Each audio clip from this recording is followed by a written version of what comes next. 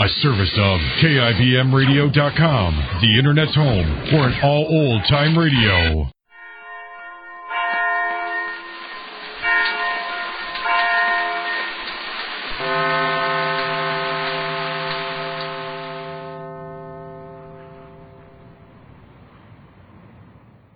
The Jack Benny Program, transcribed and presented by Lucky Strike. You know, friends, smoking enjoyment is all a matter of taste. And the fact of the matter is...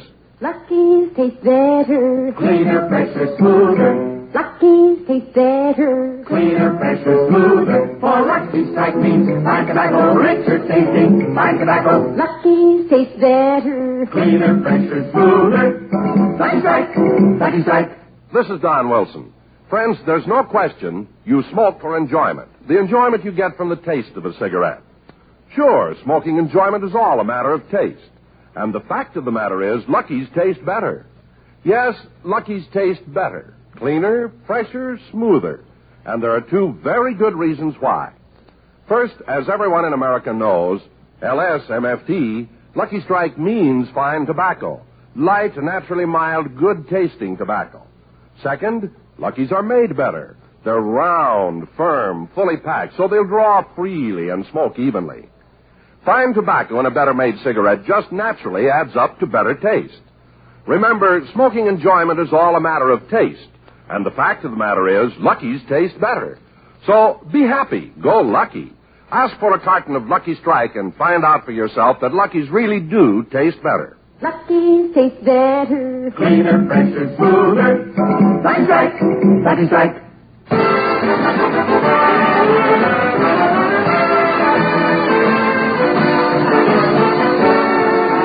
The Lucky Strike program starring Jack Benny with Barry Livingston, Rochester, Dennis Day, Bob Crosby, the Sportsman Quartet, and yours truly, Don Wilson.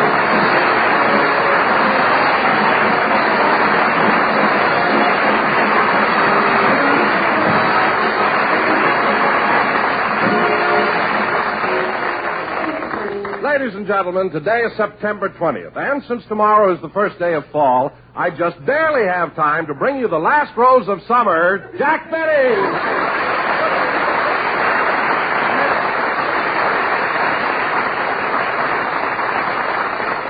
Well, thank you. Hello again, this is Jack Benny talking, and Don, if I may be so bold as to criticize your facetious introduction, I should like to point out that there's nothing funny about calling a 38-year-old man the last rose of summer.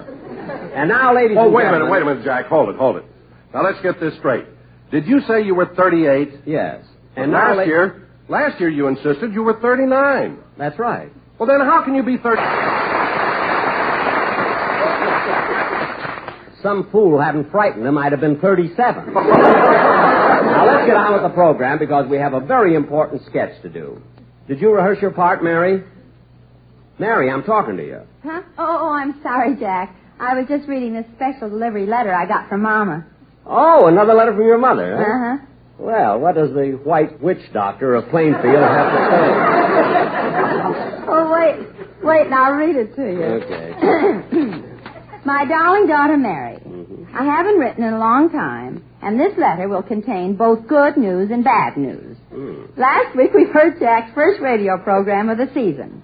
Now for the good news. Papa finally bought us a television set. Well, they've got a television set. Sunday night we sat and watched Jack's television show. I liked it, but Papa seemed quite bored until Marilyn Monroe appeared. The repairman charged us $11 to get Papa's head out of the screen. Now for some news about your sister Babe. Oh, boy, this is the part I like. Babe went to Atlantic City for the bathing beauty contest. No kidding. She entered again this year as Miss Coal Miner. No. I guess they always pick her because she looks so much like John L. Lewis. Poor Babe. She has to pay a hairdresser $10 for her eyebrows alone, you know. No other news, so we're closed now. Your loving mother, Zsa. You know, Mary, sometimes... Oh, hello, Dennis. Hello, ladies and gentlemen, the song I'm going to sing today Wait a minute, Dennis. You just came in. Why are you in such a hurry to sing your song? I've got to rush over to the hospital to have my appendix taken out. Gosh, that... Wait, Dennis. Didn't you have your appendix taken out last year? Uh-huh. Well, why do you want them to operate again? I joined the Blue Cross and I want to get my money's worth. Oh, look, kid, if you've had your appendix taken out once, you can't have it taken out again. Are you sure? Well, of course I'm sure. Well, can't they open me up and rummage around a little?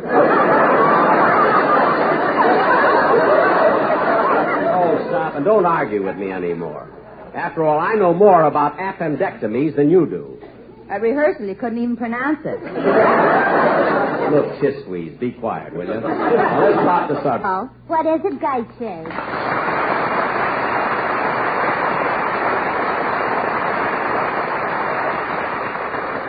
Mr. Benny's line is flashing. Yeah, I wonder what gentlemen prefer money wants now. I'll plug in and find out. Yes, Mr. Benny. Yes, sir, I'll climb right away. Oh, gosh, Mabel. Ain't it awful getting back to work after a vacation? Yeah. Say, Gertrude, where did you go this summer? Yeah, no place particular. Once, though, I went deep-sea fishing. It was awful. I was never so insulted in all my life. Well, why? What happened? When we got back to the dock, some smart aleck hung me up by my feet and had his picture taken.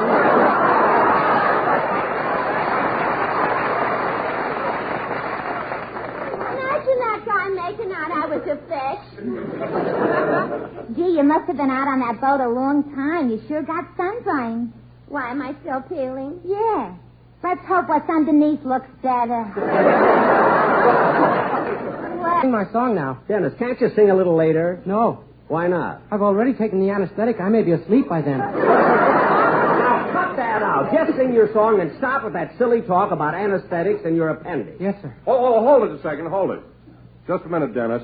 Mary, I meant to tell you I saw the latest copy of The Woman's Home Companion, and there's a swell picture of you on the cover. Well, thanks, Don. The song I'm going to sing is... Wait a minute, Dennis. Don, for your information, my picture's on that cover, too. Oh, I know it is, Jack, and I want to ask you something. Why in the world would they use your picture on a woman's magazine? Have you ever seen him walk?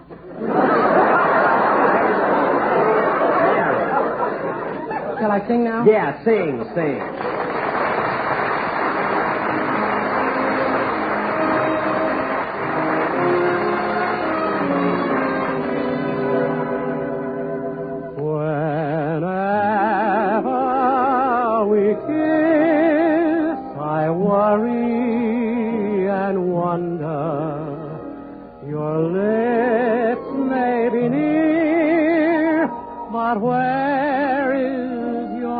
It's a sad thing to realize that you've a heart that never melts. When we kiss, do you close your eyes, pretending that I'm someone else? You must break the spell, this cloud that I'm under. So please, won't you tell, darling, where is your heart? It's a sad thing to realize that you've a heart that never melts. When we kiss, you close your eyes, pretending that I'm someone else. You must break the spell, this cloud that I'm under. So please won't you tell?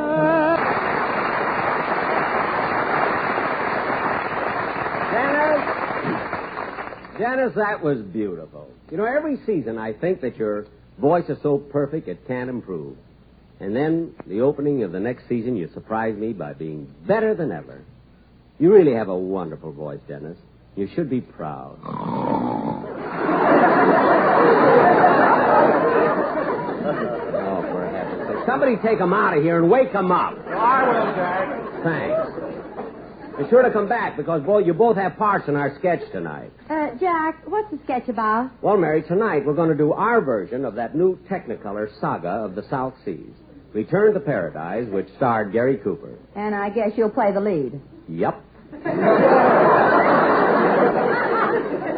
Anyway, I felt that since I had been to the South Pacific, it would give me a good reason to do the picture. He's right, Marion. It'll be a natural for me, too. Oh, hello, Bob. Hi, Jack.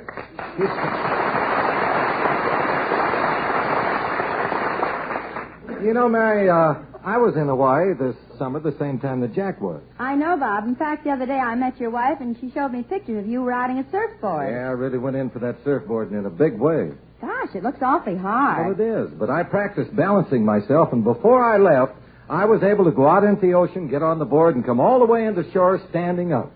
Well, that's more than your musicians can do right here in the studio. Believe me, huh?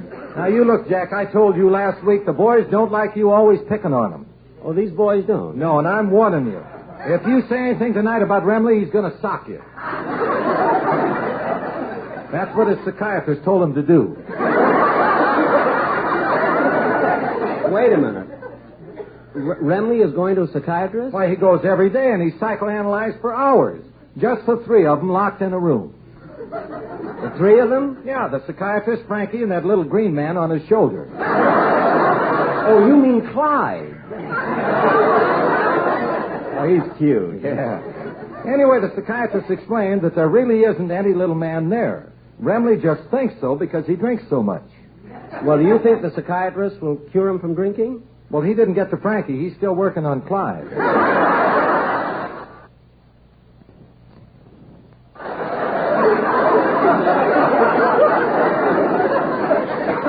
Gee, I didn't know Clyde drank.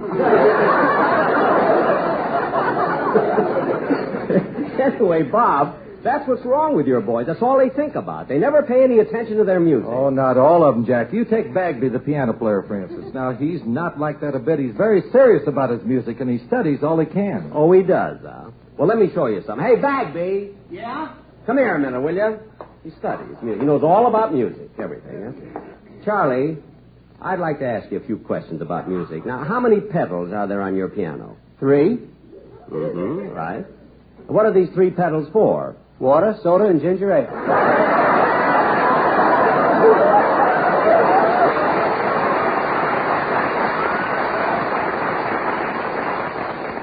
Water, soda, and ginger ale? The electric guitar makes ice cubes.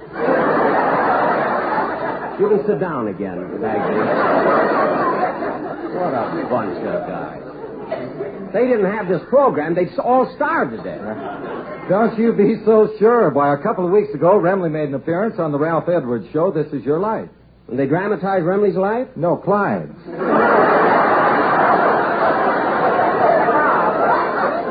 Bob. Look, I'd love to continue this intellectual discussion, but we got to get on with the show. Don, set the scene for the sketch. Don is out in the hall with Dennis. Oh, for heaven. Is Dennis still asleep? Uh-huh. What's he sleeping on? Don. Well, look, I'll set the scene myself. Ladies and gentlemen, tonight we will present our version of that current United Artists release, Return to Paradise. And in this sketch, I will play the part of... Hello? Hello, Mr. Benny. This is Rochester.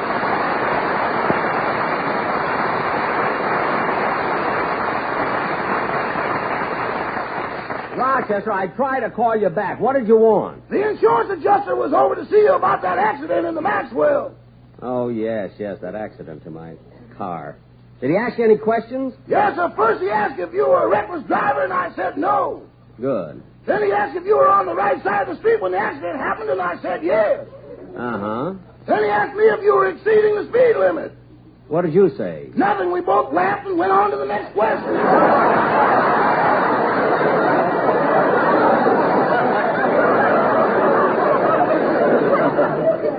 What was the next question?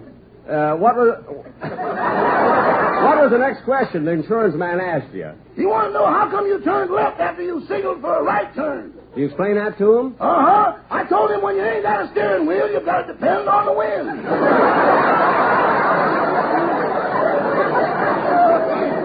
Well, certainly. Did you describe the accident to the adjuster? Yes, sir. I told him that as soon as you started to turn the wrong way, you jammed on your brakes and stopped. And that's when the man hit your car and turned it over. And it was all his fault. That's right. He had no business jaywalking.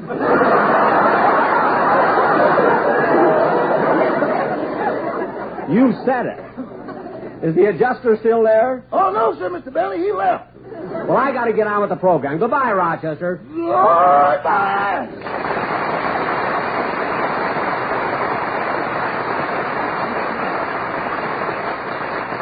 All right, Don, set the scene for our sketch. And now, ladies and gentlemen, we present our version of the Technicolor saga of the South Seas, Return to Paradise.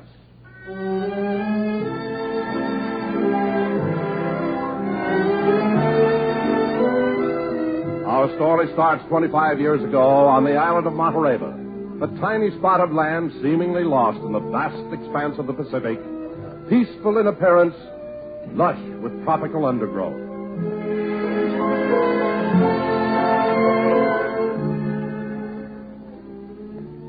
My name is Gary Benny.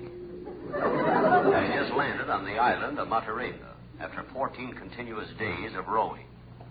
I was hungry, but that didn't worry me because I knew these tropical islands abounded in papayas. I never could figure out why there were so many papayas because I never saw any mamayas.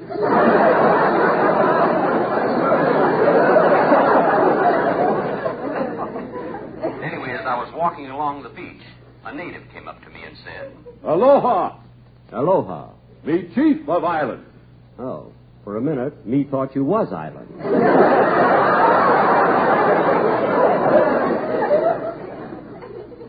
The chief said he would talk to his tribe to see if I could stay. He took me away and put me in a little grass shack.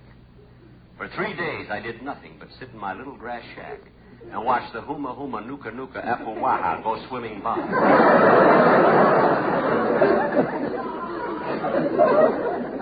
Then they told me I could stay, and in my honor, they would have a feast that night.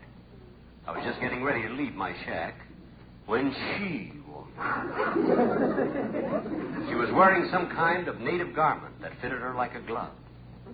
I looked again. It was a glove.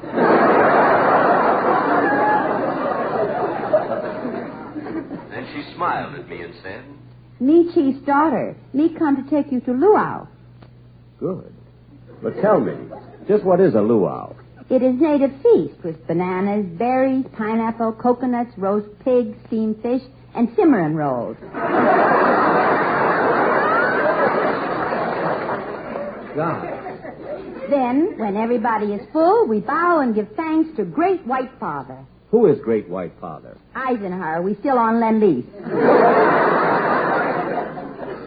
As we walked to the luau, she told me her name was Maeva. Maeva was beautiful. Not as beautiful as Sinatra's Ava. After the feast, they passed around a bowl of their native drink from which all the warriors drank. The man sitting next to me handed it to me, saying, Here, you drink. What's in it? Okula, Maluna, Opanui Nui. What does that mean in English? Monashevovitz wine.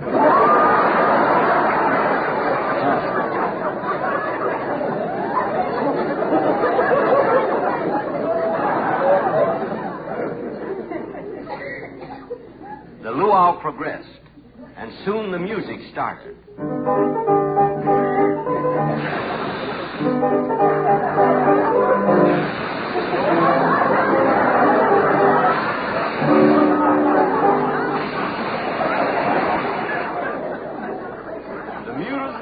The music was beautiful, and Bagby was playing the piano,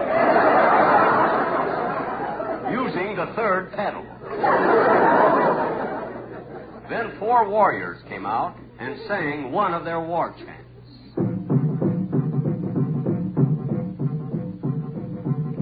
Ta-wa-ila, hey, wait-ila, pili-ko-wa-lu-ila, ooh-ta-doo-ila, eat-ta-do-ila, hanoli-po-ita-palai. Ta-we-ta-ooh-ila, ta-we-ta-ooh-ila. Ta-wa-ila, ta-wa-ila, lucky strike. Hey, wait-ila, up a Pelico, a one we like. Do-do-do-do-ah, firm and fully packed, mighty free and easy on the draw. Top-a-what-a-lot, a better taste. A-a-a-lot, a Pelico, a smoother smoke. Do-do-do-we-acco, mighty fine tobacco, on a leaf of smoke, a lucky strike. We are... Yeah. First choice. Yeah.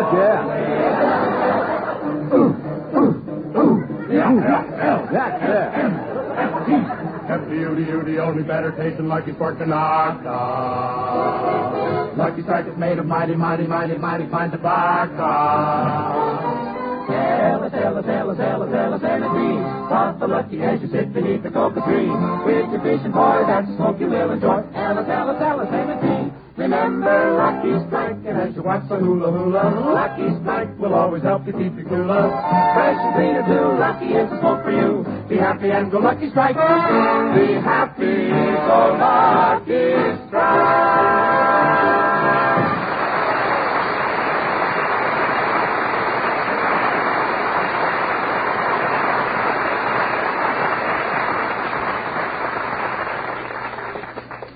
Life was pleasant on the island, and as time went on, I fell in love with Maeva. One day I went up to her and said, Maeva, will you marry me? Me no can marry you. You commoner. Me princess. Maeva had been acting this way ever since her picture was on the cover of Woman's Home Companion. But I did not give up. I continued courting her. One day we were at a picnic with the natives. The islanders were all in a happy mood as they talked to each other.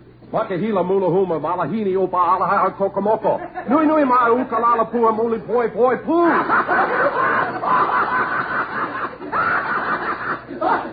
Bango ahora que la nui arratola. Apoya por nui. Ya la hula.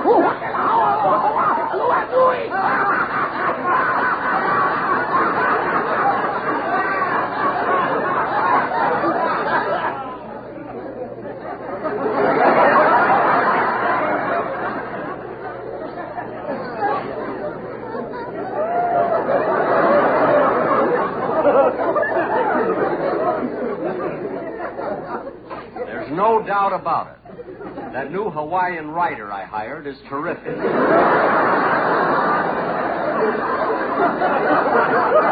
Maeva was in a happy mood, too, and once again I proposed to her. This time she told me the real reason why she wouldn't marry me was on account of the ruler of the island, a cruel dictator they called the Master. I decided to let the Master know I was coming to see him by using the jungle telephone system, the native drums.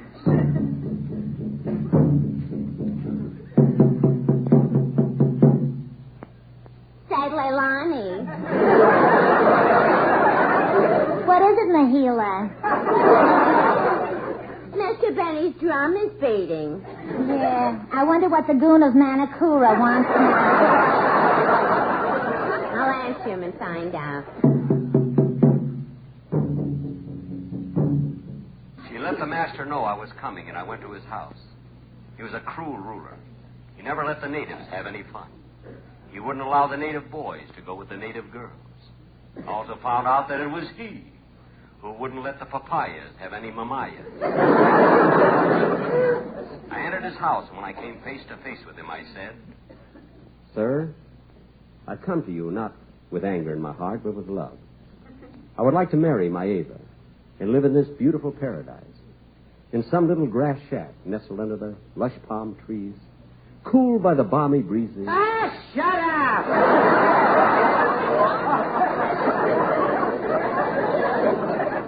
But, sir... You no can marry Maeva. Wait a minute. Why are you so harsh? Why don't you allow the natives to enjoy themselves? If me no have fun, no one have fun.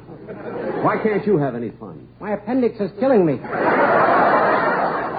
Well, look, Master, I love Maeva, and I want to marry her. Okay, me talk him over with my advisor. Malihini inui paupilikia kini popopake mane o Dorton.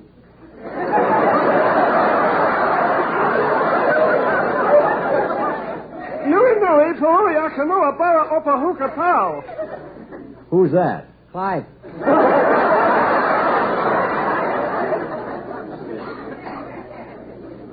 They held another consultation and sent me away from the island. They cast me adrift. As the current began to carry me away, I looked back at the distant shore, and there, standing on the beach, was my angel. I was many miles away, but I could still see her because she was standing on her 200 copies of The Woman's Home Companion.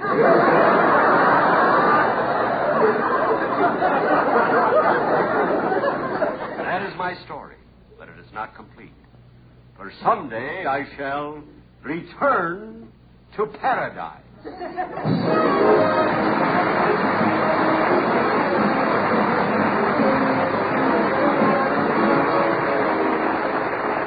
Jack will be back in just a minute, but first, a word to cigarette smokers. Lucky's taste better. Cleaner, fresher, smoother. Lucky's taste better. Cleaner, fresher, smoother. For Lucky Strike means fine tobacco, richer tasting, fine tobacco. Lucky's taste better. Cleaner, fresher, smoother. Lucky Strike, Lucky Strike. This is Don Wilson, friends. There's no doubt about it. Smoking enjoyment is all a matter of taste. And the fact of the matter is, Lucky's taste better. Cleaner, fresher, smoother. Now, freshness is particularly important. For if a cigarette isn't truly fresh, it can't possibly give you the enjoyment it should. That's why every pack of Lucky's is extra tightly sealed, to bring you Lucky's better taste in all its natural freshness. Yes, Lucky's do taste better because, first, LSMFT, Lucky Strike means fine tobacco. Then, two, Lucky's taste better because they're made better. Made round and firm and fully packed to draw freely and smoke evenly. So, friends, smoke the cigarette that has better taste when it's made and then brings you all that better taste in a fresh cigarette. Yes, be happy. Go Lucky.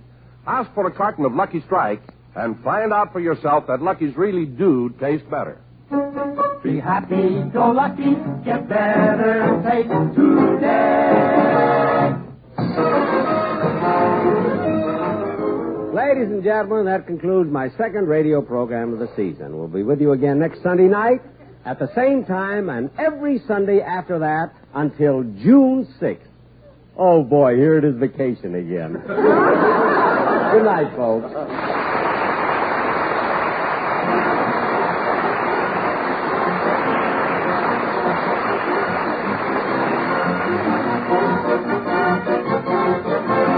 The Jack Benny Show was written by Sam Perrin, Milt Josephsberg, George Balzer, John Tackaberry, Hal Goldman, and Al Gordon, and produced and transcribed by Hilliard Marks.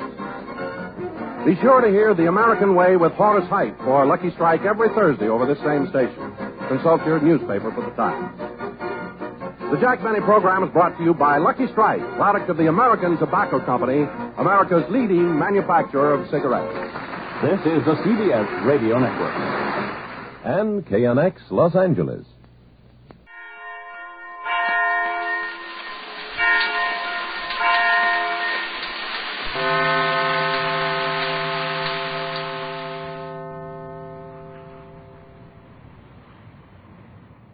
The Jack Benny program, transcribed and presented by Lucky Strike, the cigarette that's toasted to taste better.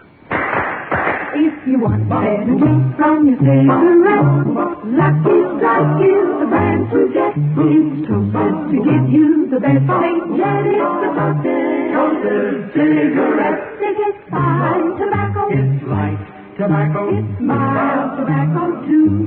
And it's toasted. Yes, it's toasted. 'Cause the toasting brings the flavor right through. So to get the better taste from your cigarette, Lucky Strike is the brand to get. It's toasted to give you the best taste. Yet it's the toasted cigarette. This is Don Wilson. As cigarette smokers, you and I know the most important single thing any cigarette can offer is taste. Better taste. And as many millions of Lucky smokers will tell you, Lucky's taste better. You know why? Because it's toasted. Yes, it's toasted to taste better. Lucky's better taste actually begins with the fine tobacco that goes into every Lucky Strike. LSMFT, Lucky Strike means fine tobacco. And then that fine tobacco is toasted. It's toasted. That's the famous Lucky Strike process that tones up Lucky's naturally mild, good-tasting tobacco, brings it to its peak of flavor, makes it taste even better, cleaner, fresher, smoother. So for better taste in your cigarette, be happy, go Lucky. buy a carton of better tasting Lucky Strike.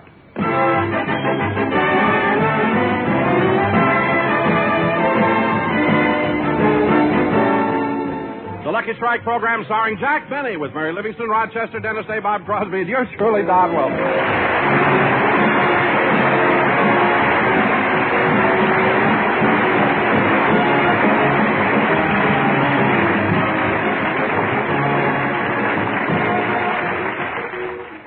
Ladies and gentlemen, every Saturday morning after rehearsal, the Jack Benny cast usually drops into the corner drugstore for a light lunch. As the scene opens, all of us, with the exception of Jack, have just entered the drugstore. Hey, we're lucky, fellas. It isn't crowded at all. Yeah, we can have our regular table. Well, let's sit down. Hey, Jack must have finished his business at the studio. He's standing on the corner on the other side of the street. I wonder what the private business was he had to take care of. Well, he went up to see Mr. Ackerman, the vice president of CBS. This is the day Jack is giving the network his ultimatum. Oh, what ultimatum? Either CBS gives him free parking or he's going back to NBC. See,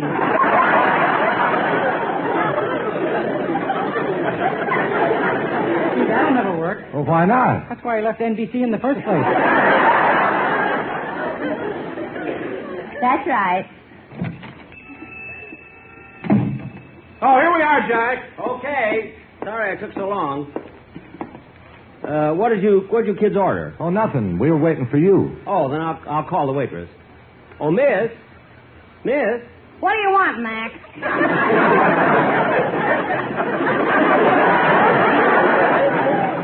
We'd like to order some food. Do you have a menu? Yeah, here. Thanks. Now, let me see. Hey, wait a minute. This is the menu from the Brown Derby. I know. The stuff on ours would turn your stomach. Say, look, miss, all I want is just an egg sandwich and a glass of milk. I'll have the same. Okay. Now, miss. What do you want, tap-on boy? Now, wait a minute, miss. Maybe I have to take those kind of insults when I'm on the radio, but I don't have to take them from you. Gee, I'm sorry, Mac. I didn't know you were sensitive. Well, I am. You don't have to presume I'm not sensitive just because I'm a big fat slob.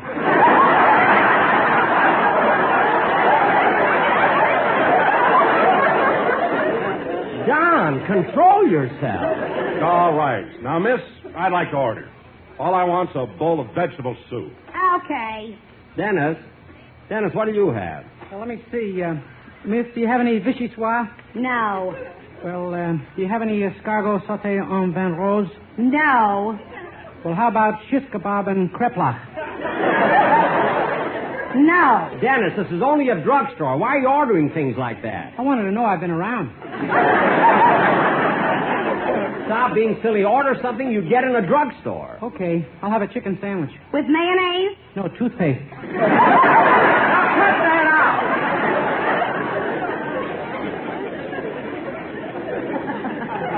Liz, just bring him a chicken sandwich, that's all. Now go get the food. Okay, Mac. I'll be back in a flash with the trash. Never mind, just go get it. You know, it's hard to believe that she used to do the commercials on the Lady Esther program. Now, look, Dennis, when we do the show... Wait a minute, where did Dennis go? I don't know. Oh, there he is, over by the jukebox. Hey, look, they got one of my records here. Well, why don't you play it, Dennis? I can't. I haven't got a nickel. Has anybody got a nickel? Oh, I haven't. Neither have I. All I have is a dime. I can change it.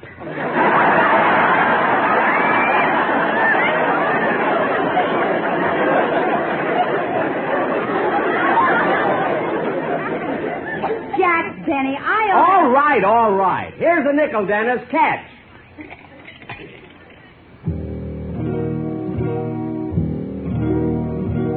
Vito mare quando è bello, spira quando tendi mente, con il cuore che tiene mente, cascedato fai suonare.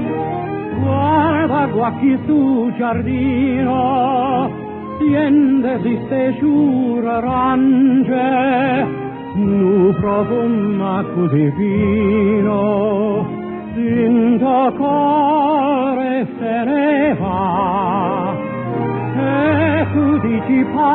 parta Dio, allontana da stu cuore della terra dell'amore. Viene cuore non torna, ma non me la fa, non dar me più tormento, torna sorrento a me com'è. Se tu dici parta Dio, allontana da stu cuore della terra dell'amore.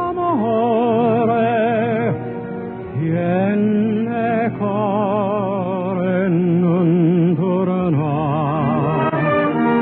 ma non me la fa, non darmi più tormento, torna sorrento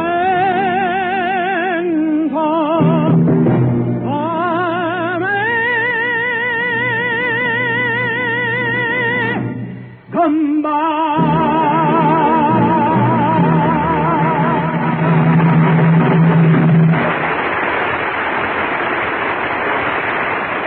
Gee, that was beautiful. It sure was. Say, Dennis, will you look in the jukebox, see if there are any... Now, where did that kid go? I don't know. He disappeared while his record was on. Oh. Say, Bob, I've been meaning to tell you how much I enjoy your CBS television show. Oh, me too, Bob. Yeah, same here. You know, Bob, I watch your shows every afternoon, and they're very good. Well, thanks, Jack. But I have a little suggestion, you know, just a little constructive criticism. I thought that if you got a comedy guest star occasionally, you'd get... you'd get more laughs on the program. Yeah, but, Jack, we don't go in for guest stars. Mine is sort of a homie show. Well, Bob, homie show or not homie, I still think it's a big lift to have a guest star come in, particularly a comedian. Well, maybe so, but, gee, we don't have much money in the budget. Well, how much can you pay for a guest star? Well, about $15. For $15, Jack can be homie. I know a lot of recipes. Anyway, Bob, it's a very good show. And... Hey, did the rest of you finish eating already? Yes, Dennis, where were you? Well, I thought as long as we were in a drugstore, I'd weigh myself. Oh. I weigh 140 pounds, stripped.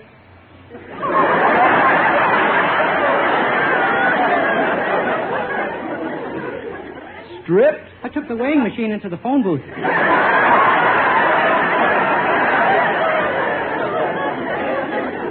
Look, Dennis. And when I put in a penny, a little card came out. Well, what did it say? Put on your pants, kid. A lady wants to use the phone.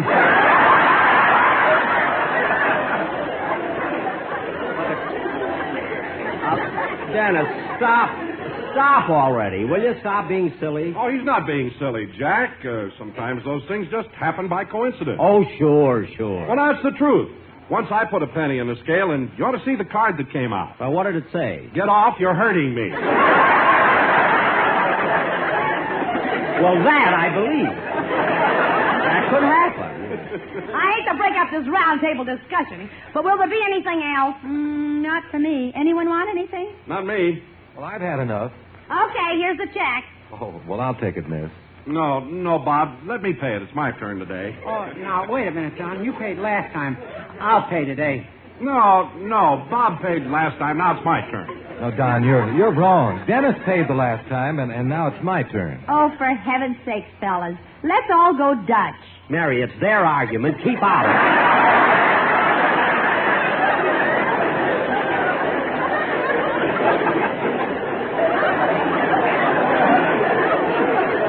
It doesn't concern you. Hey, Blue Eyes, how come you never pay a check? Did you take a pledge or something? For your information, miss, it just so happens that the last time I picked up the check. You had to. You were alone. That has nothing to do with it. Oh, miss, I'll pay it. Here, keep the change. Thanks. I got a car outside. Anybody want a lift? Oh, not me. It's such a nice day. I'm going to walk. Oh, say, Don, I've got to go over and see my brother about something, and say you pass Bing's house on your way home, don't you? Yeah, Bob. Well, would you mind dropping me off at his gate? Look, I'll drive you right up to his door. No, just drop me at the gate. I'll take a bus the rest of the way. Gee, he must have a big place. Huh? Well, so long, Mary. So long, Jack. Bye, So long, Bob. so long. See you at the show. Yeah, so long, Don. See you later. Gee, it's still early and the weather's so nice. I think I'll go out and play 9 holes of golf. Mary, that's a wonderful idea, and I'll join you. Can you drive me by the house? I got to pick up my golf clubs. Sure, my car's right in that parking lot. Good. You get the car, meet me at the corner. I want to get a newspaper. All right, see you in a couple of minutes. Okay. Gee, that Bob Crosby's a nice guy. Imagine him giving the waitress the $1 tip. Gee, I'll bet it made her feel good. I got a thrill out of it, and I was only watching.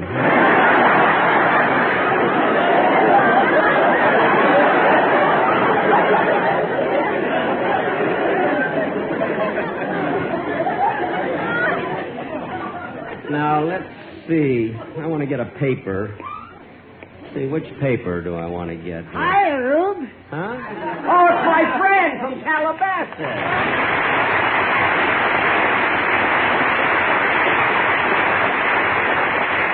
Well, gosh, I haven't seen you in nearly a year. Well, tell me, what are you doing here in Los Angeles? Huh? I came to get some supplies from a farm. I just bought an electric milking machine.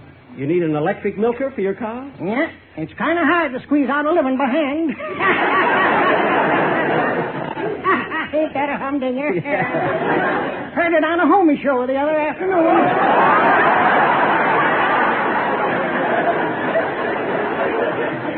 Could that have been Bob's? I don't know. Is that all you have on your farm, just cows? Oh, no. Main crop is grapes. We operate our own winery. Well, that sounds like a nice, pleasant occupation. Pleasant but dangerous, Rube. Dangerous. In fact, just a short time ago, my uncle fell into one of those big vats full of wine and drowned. Your uncle drowned in wine? Yeah. Took the mortician 5 days to get the smile off his face.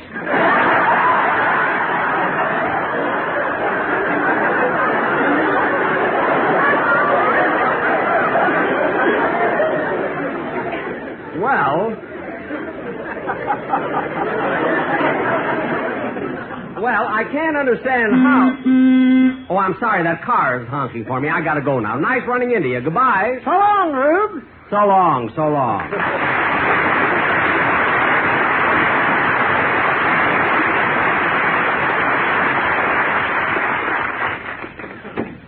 Here I am, Mary. Hiya, Rube. Oh, stop. Come on, let's get going. Gee, I'm glad we finished rehearsal early. Such a nice day for golf. Yeah. Say, Jack, what'd the headlines of the paper say? How do you like that? I kept talking with that farmer. I forgot to buy a paper. Well, turn on the radio and we'll hear the news. All right. And now for another news item. Professor Thaddeus Lambert of the University of Southern California has found a successful solution to the smog problem in Los Angeles. He has moved to Colorado.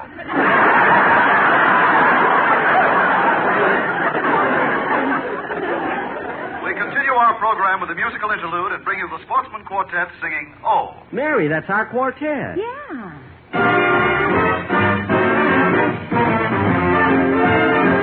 Oh, lady, oh, how she can snuggle, she's as sweet as can be. And when we're in the parlor, oh, the way she whispers pretty nothing to me. All I can do is holler, oh, it isn't what she does, but oh, the clever way she does it, especially when she meets beneath the moon above. Sweet cookie, oh, what'll I do? The way she sends me with her go-get-em eyes and puts me in a flurry, oh, doo-doo-doo, the way I fall for all her beautiful lies. To leave me, I should worry, oh, oh, oh, oh, oh, the way she beats me daffy, oh, I think she'll drive me daffy, oh, oh, oh, oh, how my super sentimental, wonderful sweetie can love.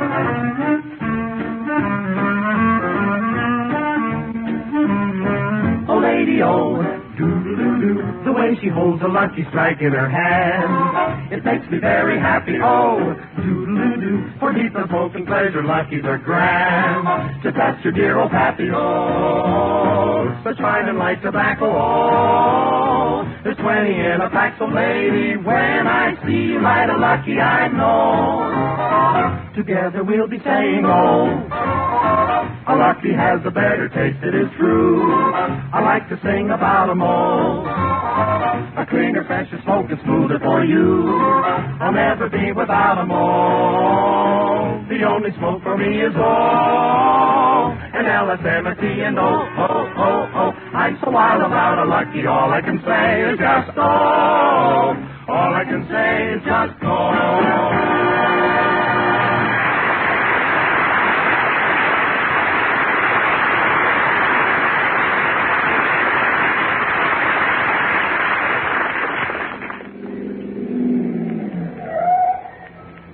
Here we are, Jack. Run in and get your clubs. Want to come in the house for a minute, Mary? No, I'll wait out here in the car. Okay. Show you my etching.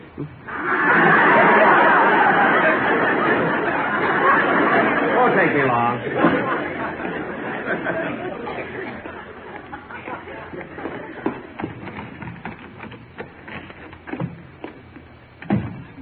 Is that you, Mr. Benny? Yes, Rochester. Would you like me to fix you some lunch? No, thanks. Wait a minute, Rochester. What are you doing with my violin? I'm going to put it back in the case. That violin's been lying around ever since you went off the air last June. That long? Uh-huh. In fact, it's got mold all over it. Well, did you wipe it off? No, sir. Why not? Boss, mold makes penicillin, and that thing needs all the help it can get.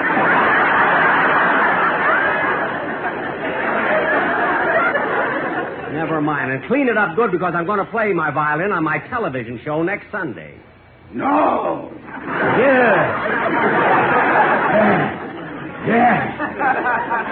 Now, look, I'm going out to play some golf with Miss Livingston. Oh, your clothes are in the closet. I know. And, Rochester, at 5 o'clock, I want you to drive out to the clubhouse and bring me home. I can't, Mr. Billy. The mechanics are working on your Maxwell down at the garage.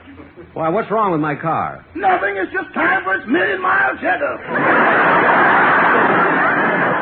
All right. I'll have Miss Livingston drive me home. Now, Rochester, don't bother about dinner tonight because I'm going out. Okay. But, boss. Yeah? Well, it's none of my business, but I think you ought to stay home tonight with Polly. With the parrot? Yeah, she's been acting awfully funny lately. She's so moody. Oh, I think you're imagining it, Rochester. Parrots don't get moody. Well, Polly is, and she's doing the strangest things. What do you mean? Remember that coconut you bought her? Yeah, did she eat it? Eat it? She's trying to hatch it. Well, maybe I better go in and take a look at her.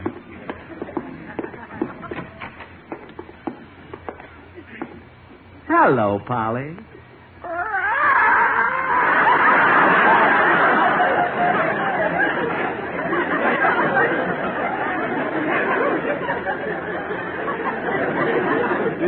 She won't look at me. Polly, it's me, Daddy.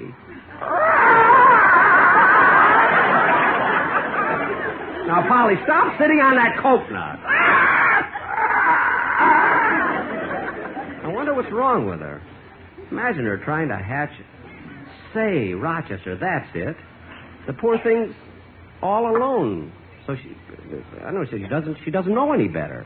I think I'll buy a mate for her. Buy a mate.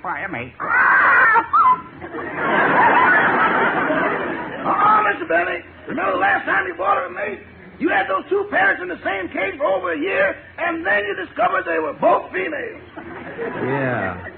I wonder how that happened. Somebody goofed.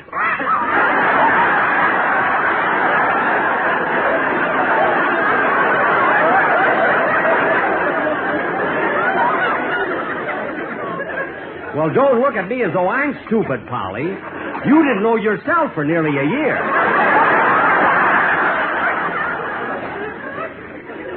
Gee, Rochester, now you've got me kind of worried. For heaven's sake, Jack, what's taking you so long? I'm sorry, Mary, but Polly isn't feeling well. Oh, that's too bad. The poor thing. What's wrong with her? Miss Livingston, she just sits around in her cage all day brooding. It's been going on for weeks now. Well, Jack, you ought to do something. Why don't you take her to a psychiatrist? A psychiatrist? Mary, this is no time for joking. I'm not joking. They have psychiatrists for animals. I know one right near here. All right. I'll get Polly and we'll go.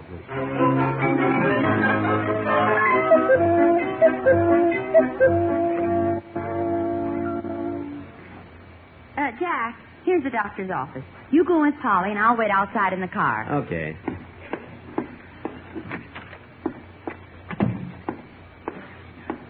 Yes, sir. May I help you? Well, are you the psychiatrist? Yes, sir. I am Dr. Hugo Browner, Ph.D. Ph.D.? Parrots, horses, and dogs.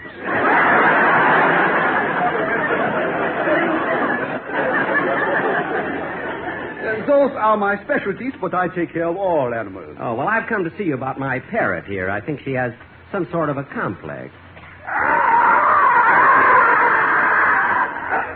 Well, what seems to be wrong with the little lady? Well, she's very melancholy lately, and today I gave her a coconut, and she tried to hatch it.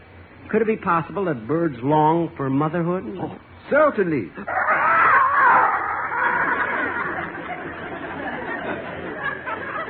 Tell me, how long has she been acting so moody? For a few weeks. Before that, she was always jolly. She used to love to listen to the radio and television. You know? A parrot that enjoyed radio and television? This I cannot believe. Paper late, pen is late, bro.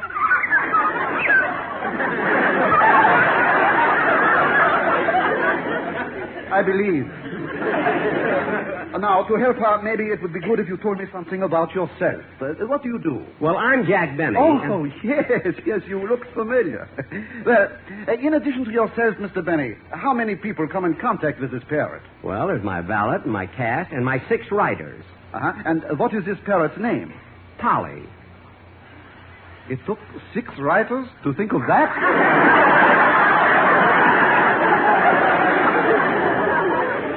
Look, Doctor. Never mind. Now, tell me, how old is this parrot? Well, let me figure it out. See, the man in the pet shop where I bought her said she was born in 1894. That would make her... 39.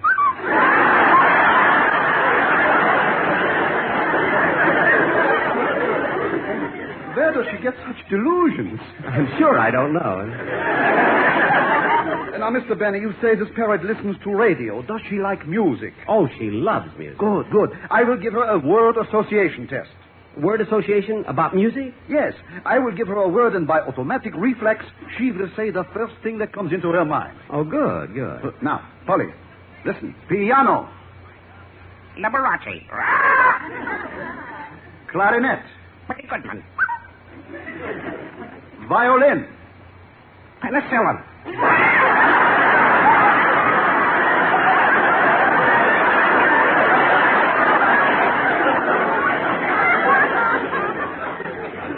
That I do not understand at all. It must have been something she heard, you know? Obviously. Now, to continue the word test. Listen, Polly. Father. Mother. Baby. Climb upon my knee, silly boy. You are only free, silly boy. You know way of knowing. You're all right. I'm for a baby. That's what I thought. Silly boy. Polly, be quiet. Doctor, I'll go to the... Polly, please. I'll go to the pet shop and get an egg. Polly, control yourself. Stop crying. Polly, we'll go right to the pet shop. We know now. It's motherhood. Polly, I'll get your egg. From heaven. No, Polly, I'll get your egg. Let's go. Polly.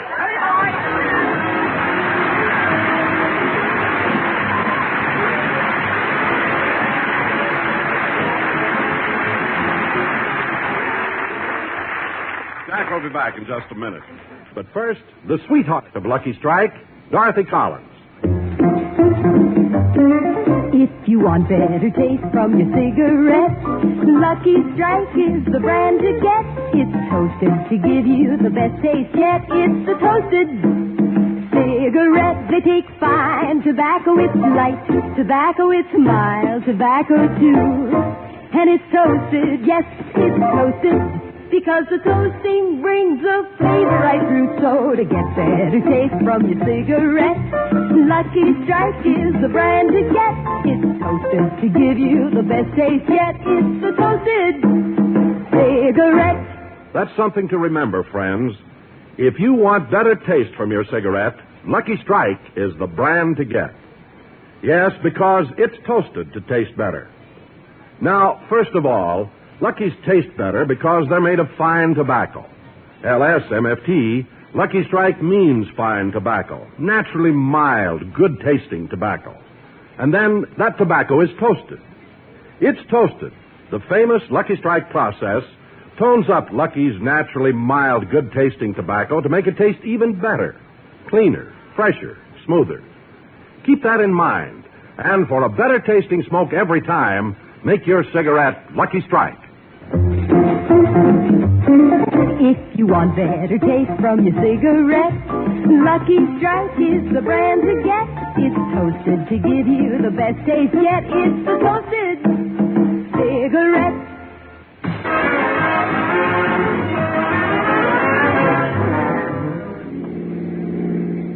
Jack, what did the psychiatrist say about Polly? Oh, she'll be all right. All birds get moody once in a while. It's a shame we missed our golf game, but maybe we can play next week. No, Mary, I'm going to be busy all week rehearsing for my television show next Sunday. Gosh, Jack, are you going to be on television that often? Mary, read that line the way we rehearsed it. Gosh, Jack, are you going to be on television that often? That's better. Good night.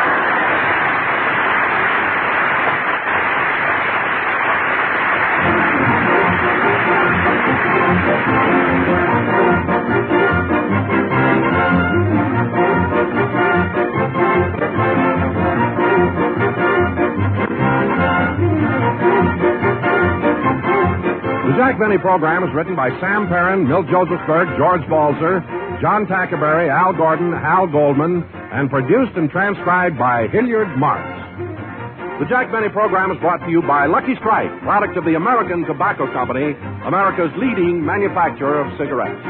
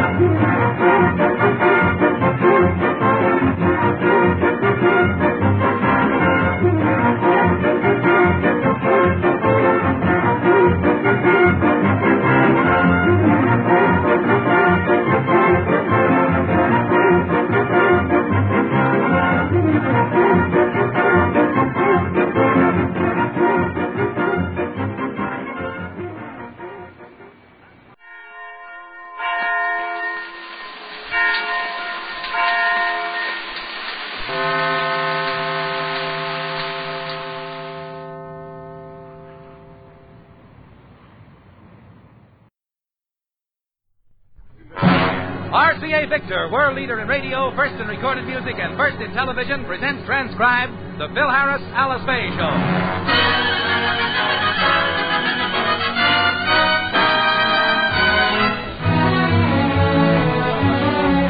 For your enjoyment, here is the Phil Harris Alice Faye Show, written by Ray Singer and Dick Chevrolet, with Elliot Lewis, Walter Tetley, Robert North, Janine Bruce, Ann Whitfield, Walter Sharp in his music, and yours truly, Bill Foreman.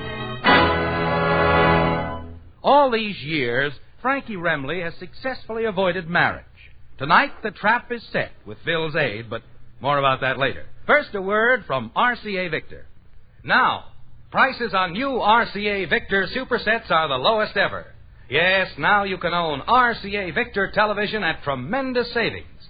So if your television plans have been nipped in the budget, see RCA Victor's new supersets now. See the new Colby, for example. The Colby is a 17-inch table model superset, and you can buy it for only $229.95.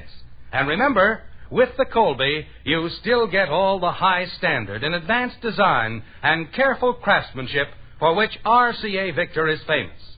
See the Selfridge ensemble, too. It's a big, beautiful 21-inch table set plus a matching consolette base. Be sure to take advantage of these unbelievably low prices. Stop in at your RCA Victor dealers tomorrow morning and ask for the Colby or the Selfridge ensemble. They're supersets made by RCA Victor, cornerstone of home entertainment for 3 generations. stars of the RCA Victor program, Alice Faye and Phil Harris.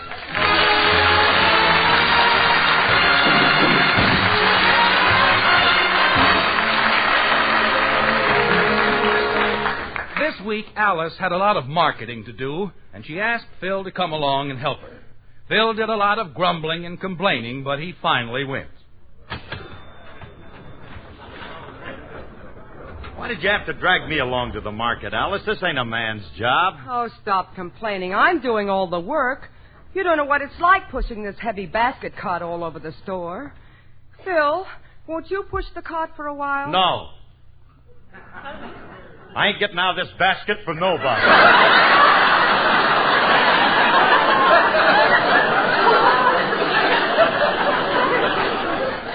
Now stop talking and steer me over to the beer rack. I'm getting thirsty. Oh, Phil, I feel ridiculous pushing you around in a basket like this. Why? I see a lot of women pushing their kids around. I don't see why I... Oh, what a cute, curly-headed little rascal. How old is he, madam? 48. Backward, but we're teaching him. Say hello to the lady Melvin. Hello, lady. You ain't shaming me out of this basket. You'll have to get out. I want you to reach up on the shelf and hand a few things down to me. All right. I'll get out. Let's see now. I want some of that Romanoff caviar on the top shelf. Okay, Caviar? Well, la-di-da. Bill, please, just get the caviar, will you? Honey, I can't reach that high with... Hey, honey. Hey, look. There's Remley over there at the counter. Oh, no. Hey, hiya, Frankie. Oh, Curly. Hi, Alice. Well, Frankie, what are you doing at the market? I'm buying some food stuff. Do all my own cooking, you know. That's a nice nauseating thought. Please. I happen to be a very good cook. Nothing fancy. I specialize in plain, healthy, everyday foods. You'll excuse me now while I order a few things for my dinner. Miss, I want a pound of juniper berries, a bottle of vermouth, a quart of grain alcohol, and a large tub. Oh, yes, and a bottle of small onions. What are you making, cream of martini soup? This has onions. I'm making a Gibson pudding. Oh. This recipe's very healthy. It's good as a tonic for the stomach. It's also good as a fuel for rocket ships. If I were you, Frankie, I wouldn't touch that concoction. Well, this is not for me. This is for my uncle. He lives on this stuff. Oh, how can he? I should think it would burn holes in a person's insides. Most people. But Uncle Goodrich has a self-sealing stomach. Of course, last year, Uncle did have a little trouble. He was rushed to the hospital for an emergency operation. Did they remove his stomach lining? No, they vulcanized it. No, they didn't vulcanize it. Well, that's the way I heard it. They told me they put a coal patch on it and it... No, they retreaded it and gave him a new stomach guarantee. Now he's just... All right, fellas, all right. Why do I listen to you? Well, then, honey, come on. Let's get out of here. I'm tired of hearing all these dames' voices anyway. I just want to go home and relax. Well, hello, Mrs. Harris. Oh, it's so good to see you. Surely you remember me. Yes, sure. Mrs. Stewart, your new neighbor. We're from Iowa, the green coupe and the three children. I haven't seen you around, dearie. How have you been feeling? Oh, I've been feeling... Oh, you look. Oh. You must have had the virus pretty bad. But then everybody gets it this time of year, don't they? But You know, when women get to our age, we have to be careful, don't we? I was just saying to Fred the other day. Fred's my husband, you know. He was married once before to a flighty little thing from Sioux City. Have you ever been to Sioux City? It's a lovely place, I always say. Is she automatic or a hand winder? Fred worked in Sioux City. He was in the underwear business. He made shorts for tall people. Of course, it was really Daddy's business. He helped Fred get started. Without Daddy, Fred would still be a bookkeeper for Foreman and Singlefinger. It isn't that Fred doesn't have gumption, but he has to have somebody to push him along. But Daddy always said that young man, why are you examining me? What are you looking for? Your label. Want to see what recording company made you. It's okay, Curly. She's an RCA Victor Platt. What's on the other side? Cohen on the telephone.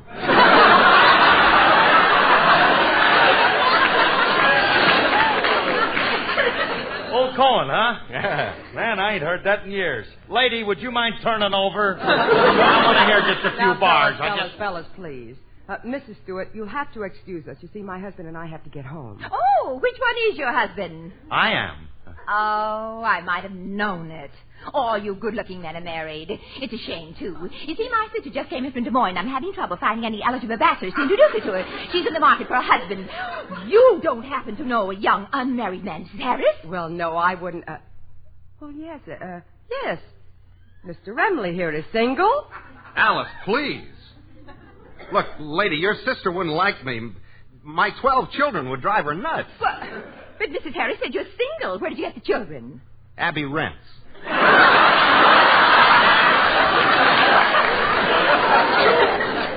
They handle everything. You're just trying to make a joke. Oh, I'll tell you what. I'll bring my sister around to meet you. Well, Oh, you'll just love Bernice. She's a charming person, so unassuming. You never think that she's a wealthy widow. Lady, I don't care. What was that last word? Widow. No, there's another one in there. Wealthy? That's the kid I'm looking for.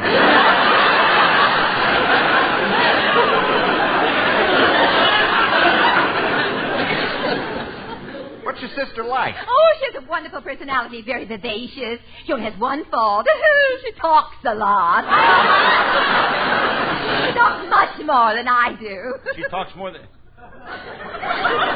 What, she got 2 mouths? Why don't you bring your sister over to our house sometime, and we'll have Mr. Remley there. Splendid. Let's make it 3 o'clock this afternoon. That'll give you a chance to clean him up a little.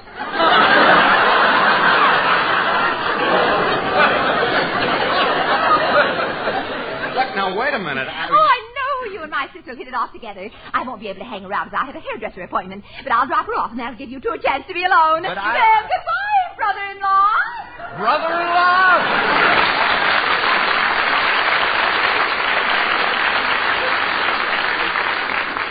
Oh, come on, Mr. Remley, don't stop there. We got to go home and practice the wedding march, you know. Oh, Frankie, this is wonderful. I'm so excited. Tell you what, I'll sing Oh Promise Me at your wedding. I don't want you to. Very well, then. I have other songs. See how you like this one.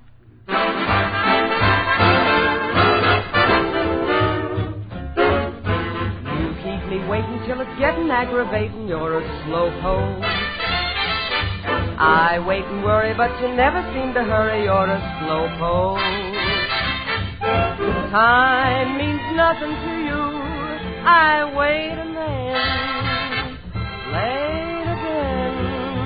8 o'clock, 9 o'clock, 9:45. Why should I linger every time you snap your finger, little slowpoke? Why can't you hasten when you see the time's a wasting? You're a slowpoke, dear.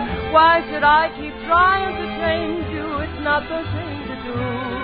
I guess I'll have to learn to be a slowpoke. Slowpoke, why take your time?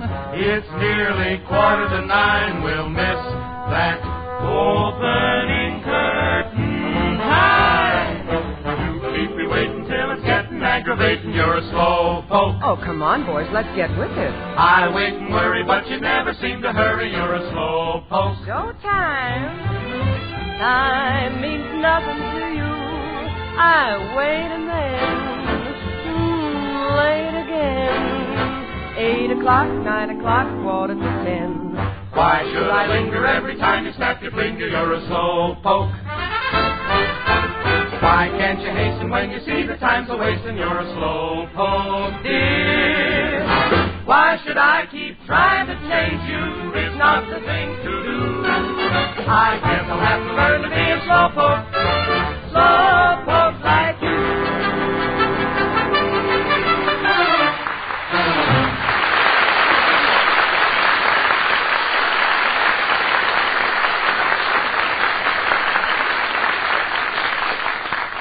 Well, Remley, it's 1 o'clock. Just think, in 2 hours you'll be a married man. May you rest in peace. Curly, I'm not hanging around your house till that dame gets here. I don't want to get married. Remley, she's got money. Yeah. Well, I guess there's no way out. If she's got money, I'll have to marry her. You wouldn't marry a girl just because she has money, would you? It's been done before. Hasn't it, Curly? Now, wait a minute. Look, Remley, let's get one thing straight. When I married Alice, I didn't know she had a penny. And after I found out, it was too late. And I have just suffered through it. Imagine it's a pretty tough thing to live with. Miserable, just miserable. Frankie, you don't know how awful it is to be married to a woman who has money. Especially when she won't tell you where it's hidden. You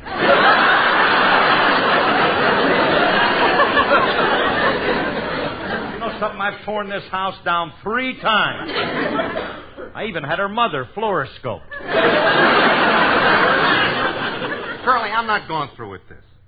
Where they're trying to marry this dame off, she must be a homely old hag. I'm beating it before she gets Oh, here. no, you're not. The girl's coming over here to meet you, and you're not going to embarrass her. I'm going upstairs now. And don't you try to leave this place, Frankie Remley. Curly, you got to get me out of this. How you going to get out of it? She's coming over expecting to meet Frankie Remley, so you're going to have to meet her. Unless you can find somebody else to palm her off on. I wouldn't palm off a dame like that on any human being. Anybody home? I brought the groceries. Curly, would you classify Julius as a human being? No. Then he's my boy. If we could just introduce Julius to this dame as Frank Remley. Yeah, I got it. The kid's so obnoxious, he'd scare any dame. Yeah. All I got to do is talk Julius into it. I'll have to be nice to him, though, because... Hiya, fellas. I left the groceries on the kitchen table. Julius, my boy. I'm glad you're here. Why?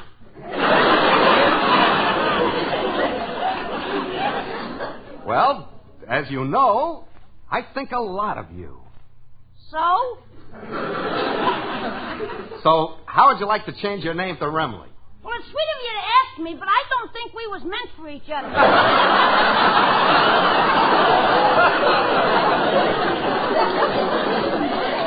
Look, Julius, No, you don't really love me. This is just a mad infatuation that will fade like a summer romance. No, Julius, listen to me. Speak no more. It's best we part this way. I'm going now. But I won't turn around, because I want to remember you just as you are. High as a kite!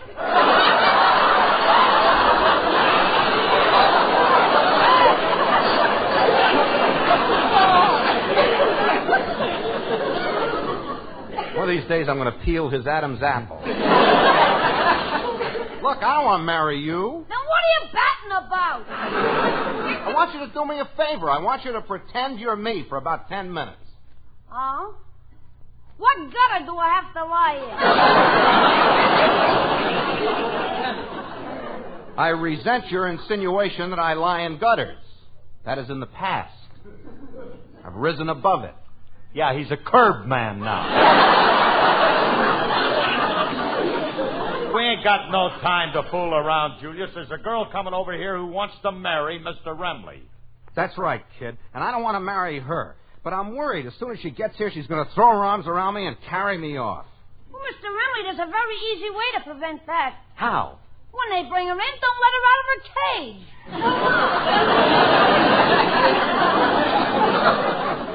Now what am I going to do? I got to find somebody to palm this dame off on. Look, Remley, I doubt if you can do that before 3 o'clock. It looks like you're going to wind up being Mrs. Stewart's brother-in-law. Please, Curly, don't say brother-in-law. Curly. You mean Willie?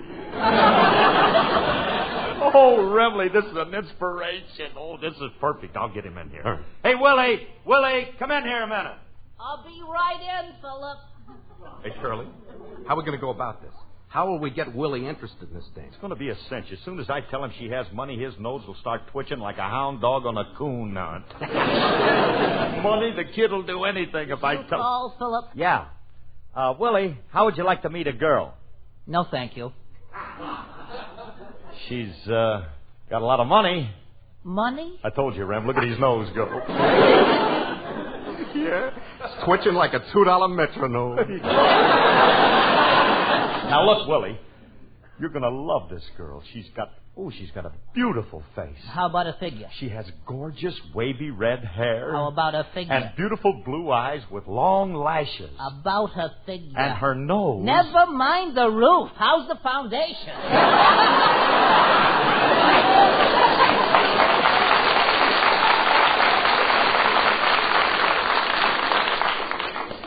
What kind of a figure does she have? How's she built? Oh, her built. Well, you ain't seen such a built. What a built. She sounds enchanting. When can I meet her? Well, look, by a strange coincidence, she's coming over here at 3 o'clock just to see you. Oh, dear. It's 2:30 now. I better go upstairs and change my clothes. Yeah, you'd better, because you want to make a good impression on this dame. Oh, of course. Well, I'll go right up and change. Oh, Philip, what do you think I ought to wear to make an impression? Wear the blue mink slacks Alice gave you for Christmas. She's got them, too. Yeah. Well, Remley, you see it worked. We're all set. Yeah, except for one thing. The dame will come over here asking for Frank Remley, not Willie Faye. I'm going to fix that right now. I'll call Mrs. Stewart and tell her something happened to you, but that Alice has a brother who's dying to meet her sister. Yeah. Come on, I'll make the call right now.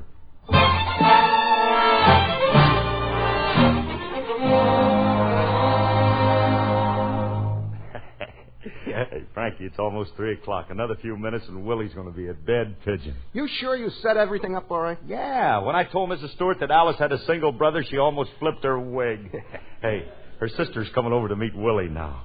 Did Mrs. Stewart ask about me? Yeah. But I told her you dropped dead. Clever, huh? Curly, that's pretty stupid. When she comes over and sees me, she'll know I'm not dead. How?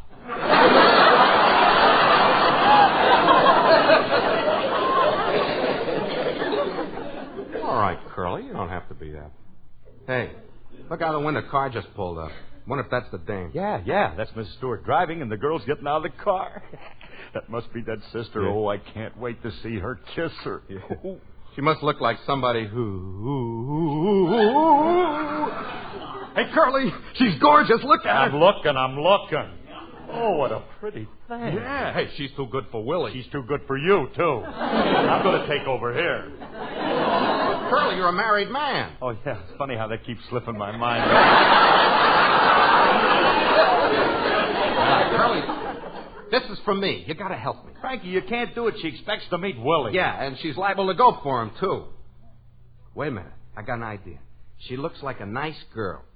She'd be scared stiff if Willie turned out to be a wolf. A wolf? He looks more like Red Riding Hood. No, you don't understand, Curly. This girl has never seen Willie. So you pretend you're Willie. When she comes in, you make a few passes at her, and then I'll rush in and rescue her. Make me a big man in her eyes.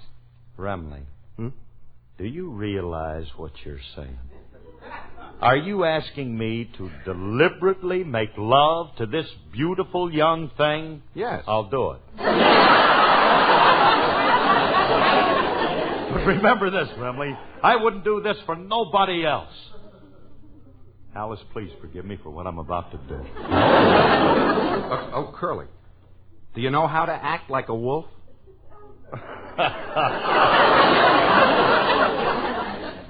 Used to be my business.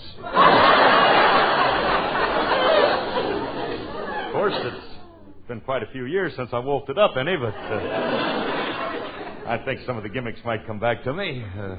Look, Remley, you go upstairs and lock Willie in his room and get him out of the way. Yeah, all right. Look, now, I'll give you a few minutes to go into your wolf act, then I'll come running in a hurry, and rescue her. Wait a minute. What? You don't have to come running in. Take your time. Don't run. Crawl in. Give a man a chance to get in a few good howls, you know. After all, I have... Oh, there's the door. Beat it, Remley. Here's where I go into my act. Yes, Oh, the way I'll lay it on this dame, she thinks she stepped into a den of Errol Flynn's. How do you do? I'm Mrs. Stewart's sister, Bernice McFadden. Are you William Faye? Yes, my dear. I am William. Step in, my little moth. Oh, thank you. And now to, shut the door.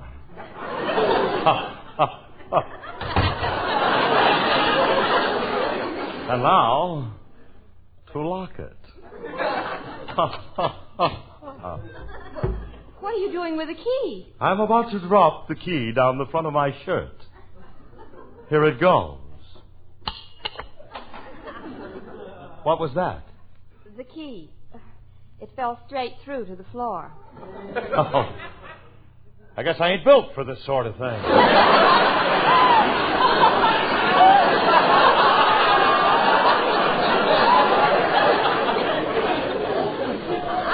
I'm afraid I don't understand. Aha, but you will, my pet.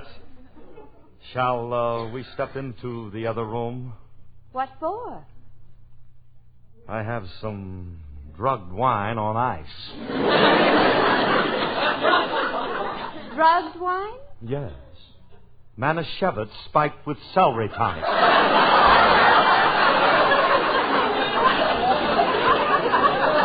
I don't think I care for any wine. Oh, my dear. Just a slipper full. Size 12, triple E. And now, my dear, come closer to me, so I may sweep you into my brawny arms and crush you like a rose petal. Aren't you a little old for this sort of thing?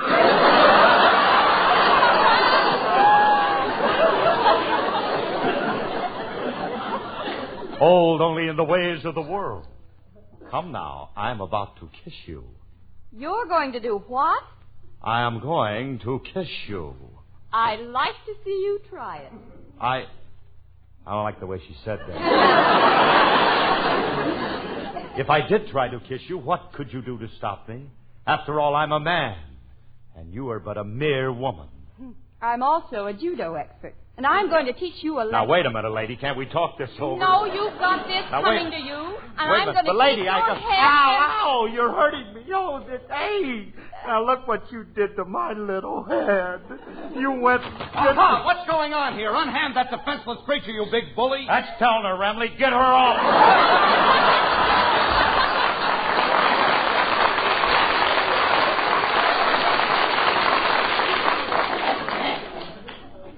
Curly, this isn't the way it's supposed to go. I'll go out and come in. Remley, please. You get busy, will you? What I get for hiring a weak wolf. Remley, don't leave me. Remley. Look, Miss McFadden, honest, I'm not really a wolf. Oh, I know you're not, Will. I knew you were just pretending. You can call me Bernice. Ooh.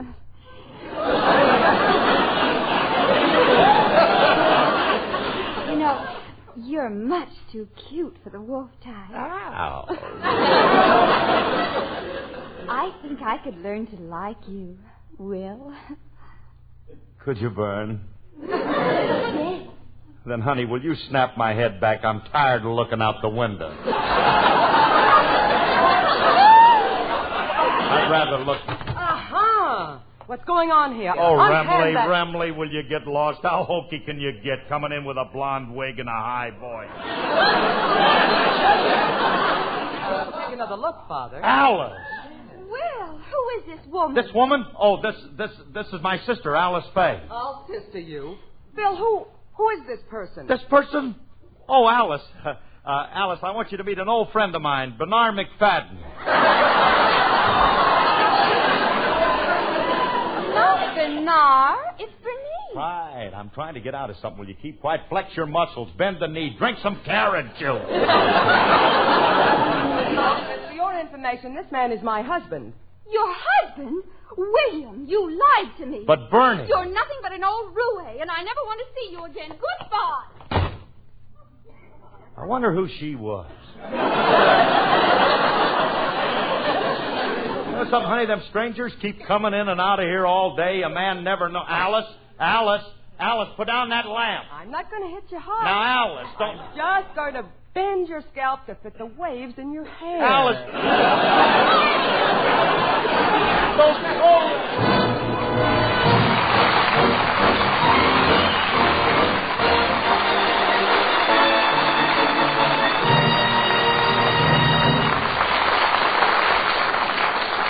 Alice and Phil will be back in just a moment.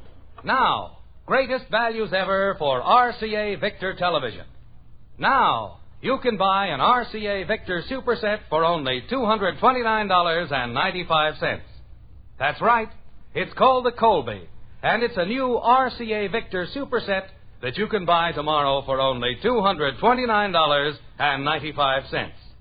So buy the fastest-selling television on the market at this exciting new low price. Stop in at your RCA Victor dealers and let him show you the Colby, a 17-inch table model Superset. Or ask him to show you the Selfridge Ensemble, magnificent 21-inch table model plus consolette base for only $379.50. And listen to this. All these prices are complete. They include federal excise tax, full-year warranty on your picture tube, and no extra charge for your favorite finish mahogany. So don't wait. Now's the time for you to get a superb new Superset made by RCA Victor. We're a little late, so good night, everybody, and thank you. Good night, everybody. This program is produced and transcribed by Paul Phillips. Remember, whether you're buying a television set, a radio, a Victrola-phonograph, or record, put your faith in the cornerstone of American home entertainment for 3 generations. RCA Victor, world leader in radio, first in television.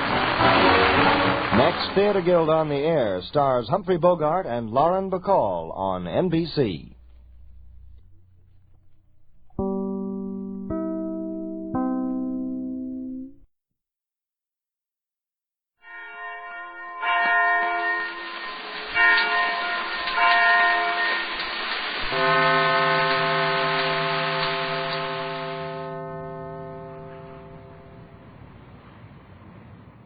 Good evening, ladies and gentlemen. The Lady Esther Screen Guild players have a surprise for you tonight. It's my pleasure to introduce the president of the Motion Picture Relief Fund, Mr. Gene Herschel.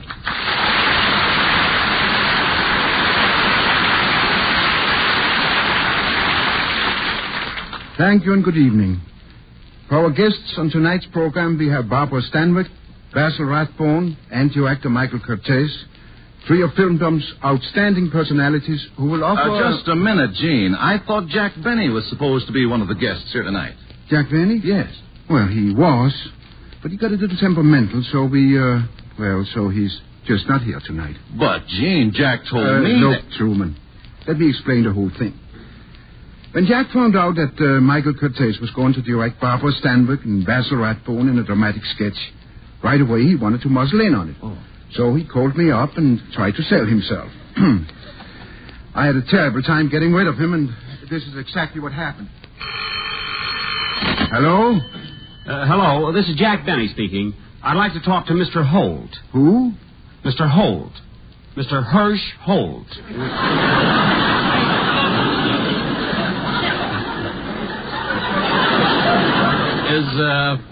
Is he in? Oh, you must mean Gene Herschel.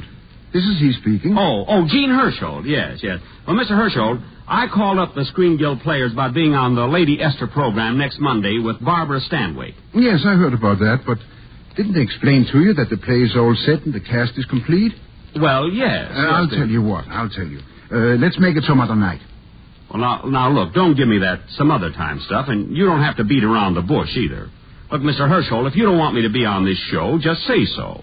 And all I want is a simple answer. Yes or no? No. Now, wait a minute. Look, I can tell from your attitude, Mr. Herschel, that this is a personal matter. I mean, what have you got against me? I haven't got anything against you, Jack, but you're a comedian. And frankly, I don't think you have enough dramatic ability to play the lead opposite Miss Stanwyck. What do you mean I can't be dramatic? Did you ever see me when I was worried? Why, I'm only 32 and I've got gray hair. You're only what? I've got gray hair, can't you hear? Now, look, who can I speak to besides you about this? Well, Jack, there's only one suggestion I can make. Get in touch with Mr. Michael Curtiz. He is going to direct the play we're doing on this program. Michael Curtiz, the director who won the Academy Award?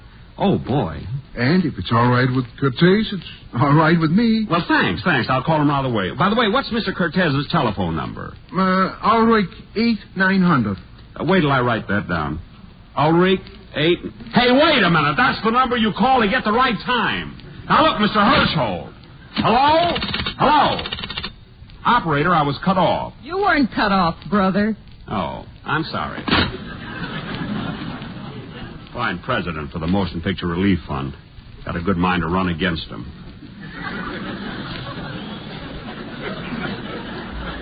Now, let's see. Where can I get Curtiz's number? Oh, here's the telephone book right here. Let's see. There's C, Curry.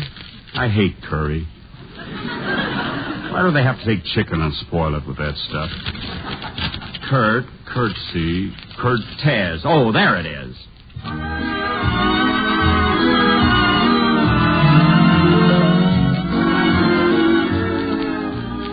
No, miss. I want to talk to Mr. Curtiz personally. Who's calling, please? Benny, Jack Benny. Yes, sir. Is it about insurance or something? No, it's about acting. Oh. Please get Mr. Curtiz on the phone. Yes, sir. Insurance yet. Haven't sold a policy since Warner Brothers picked up my option. In the first place... Hello? Oh, hello, Mr. Curtiz. This is Jack. I'm calling you about that Lady Esther show you're directing next week, and I was wondering if there was a part in it for me. Jack who?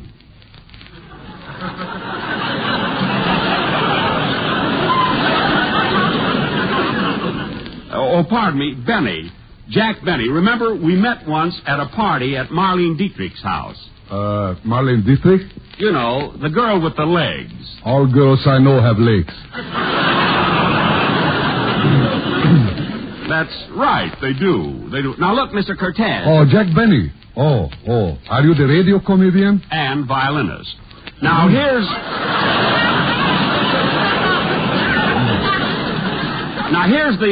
the situation, Mr. Curtiz. I just spoke to Gene Herschel, president of the Motion Picture Relief Fund, whom, incidentally, I'm running against next year. Mr. Herschel said if it was okay with you, I could be on the program. But I'm not directing a comedy, Mr. Benny. It's going to be a very serious, dramatic play. Well, gee, I can do drama. I made a picture once called The Meanest Man in the World. I didn't get one laugh in it. Now what do you say? I'm glad I missed it. Look, I don't mean that. I'm talking about acting with Barbara Stanwyck with the Lady Esther Screen Guild players. Now, Mr. Benny, I'm trying to explain it to best of my ability. You are a comedian, and it's impossible to convince anyone that you are a lover. Well, I'm too much of a gentleman to mention names, but,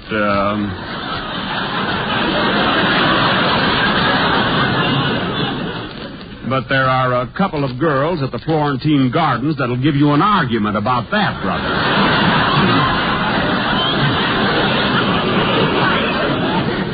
Now, just wait a moment, Jack.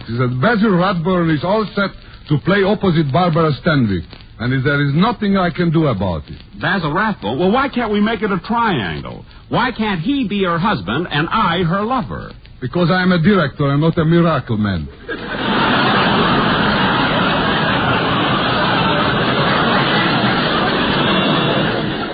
Well, I'll take care of the miracles.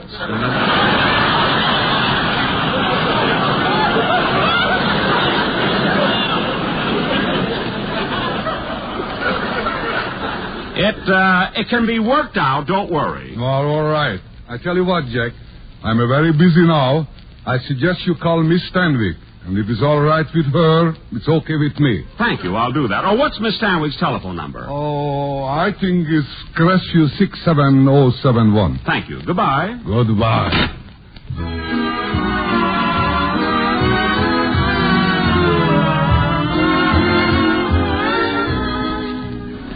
Hello? Joe's Fish Market.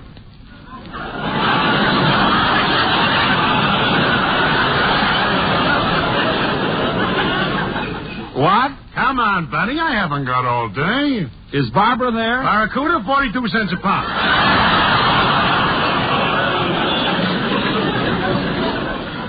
Barracuda? Who is this anyway? This is Joe's Fish Market. Oh, I don't want any fish. I've got What's wrong with fish? Nothing. Boats going out every day, taking a chance with submarines, and you don't like the fish they bring back. Look, it isn't that. I just happen to call... It's guys like you that are eating up all the cows in this country.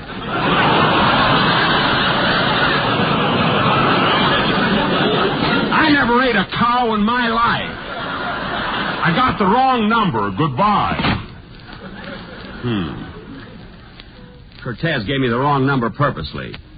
Oh, well, I'll get Barbara in the phone book, and I won't take any chances this time. I'll trap her into letting me play the part. Now, let's see. I'll disguise my voice. Let's see. Stanwyck. S-S-T, Stan, Standish, Stank. I used to go with a girl named Stank. Olga Stank. Stanley, Stanton. There it is, Stanwyck.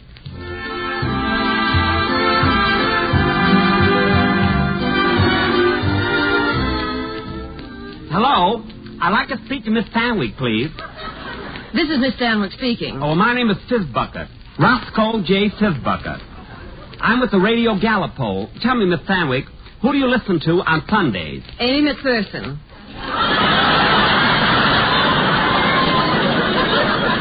I see. Well, Miss Stanwyck, do you ever listen to Jack Benny? Oh, yes, I never miss him. He's wonderful. Well, that's nice to know. Tell me, Miss Stanwyck, would you be interested in doing a play that is a love scene with Mr. Benny on the radio? On the radio, back porch, or Davenport? No.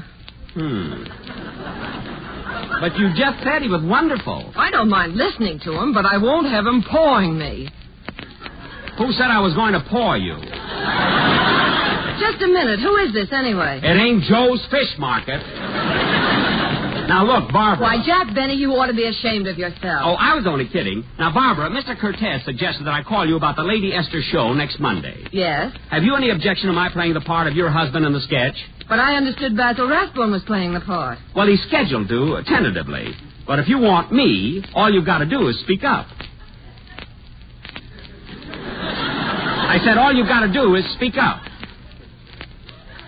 Barbara, are you there? Yes? Oh. Well, I wish you'd think this over, Barbara. But, Jack, this part doesn't fit you. It has to be someone with a lot of sex appeal. Well, I have sex appeal. Gee, I was thrown out of the Palladium 3 times for dancing too close.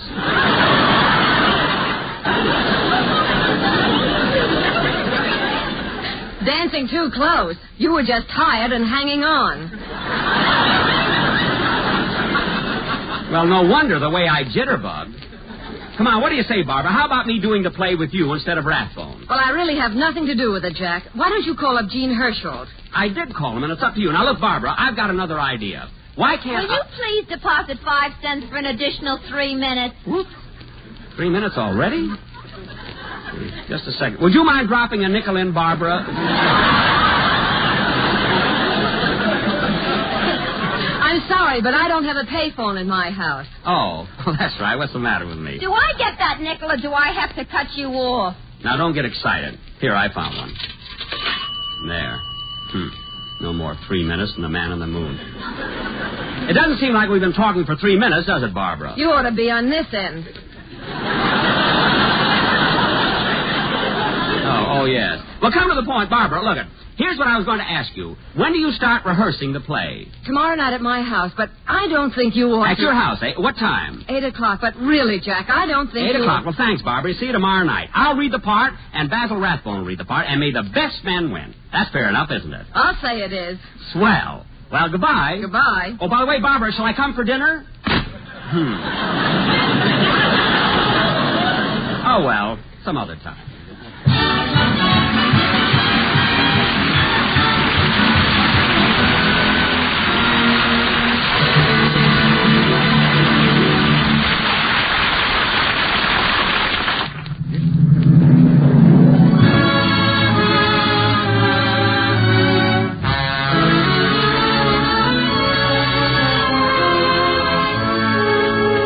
Well, Mr. Hersholt, what happened after that phone call? Did Jack Benny show up at Barbara Stanwyck's house? Yes, Truman. The next night about 7:30.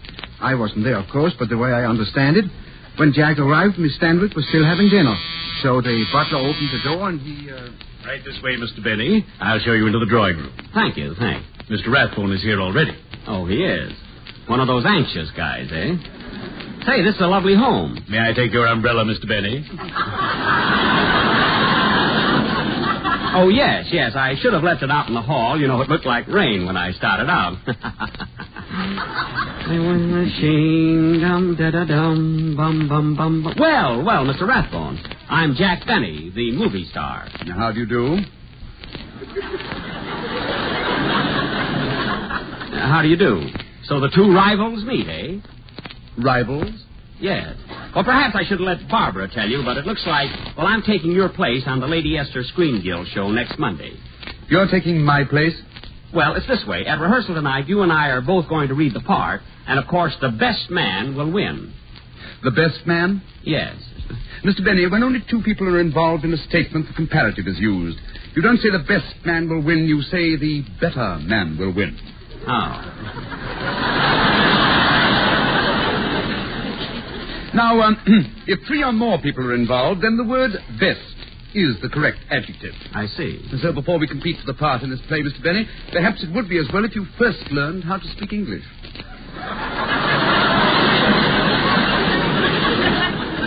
Well, for your information, Mr. Rathbone, I went to Waukegan High School 4 years, and I excelled in English.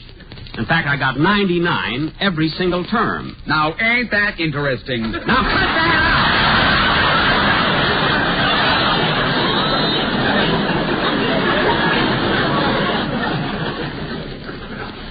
And getting back to the Screen Guild show, the way the script is written now, you play the part of Miss Stanwyck's husband. Is that correct? That is correct and final. Well, that remains to be seen.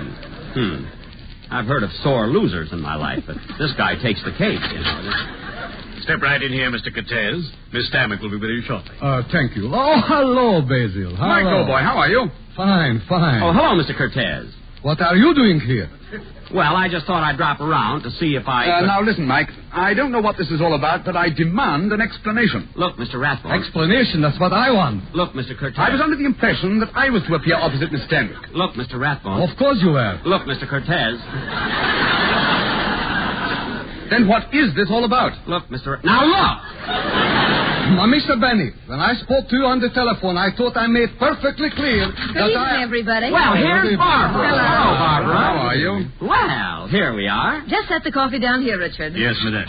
Demi-tasse, Mr. Cortez. No, thank you. Coffee, Basil? Yes, please. I'll have some, too. Here you are, Jack.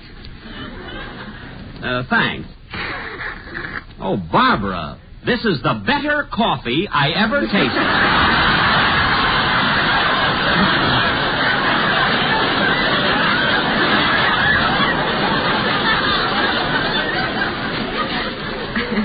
Mr. Benny, the word is best. There are only two of us drinking it. Now make up your mind.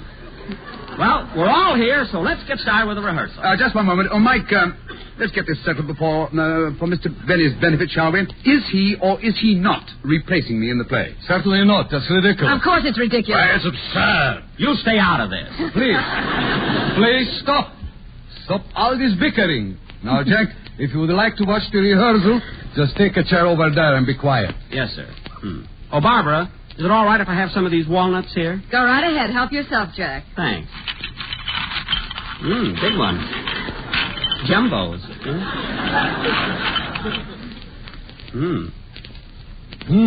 Now, Barbara, you too, Basil. If you both turn to the page 12 on the script, we'll proceed. Boy, these nuts are good.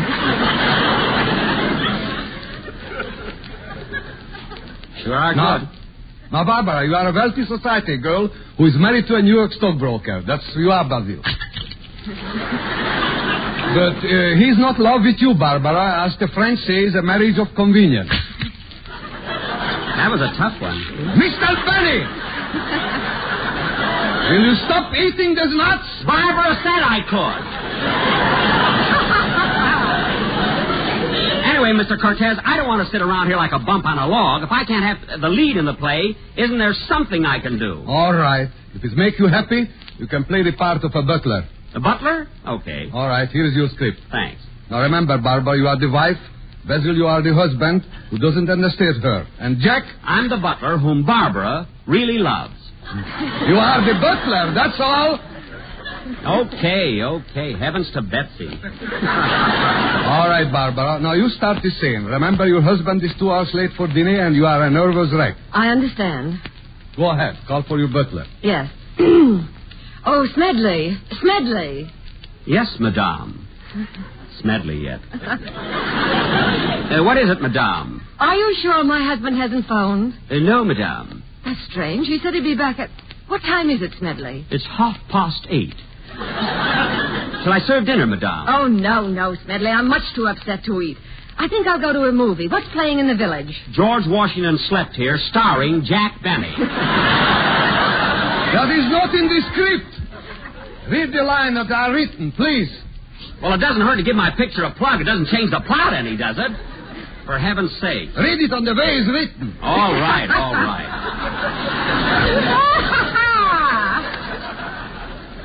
Between Hirschhold and you, I don't understand anything.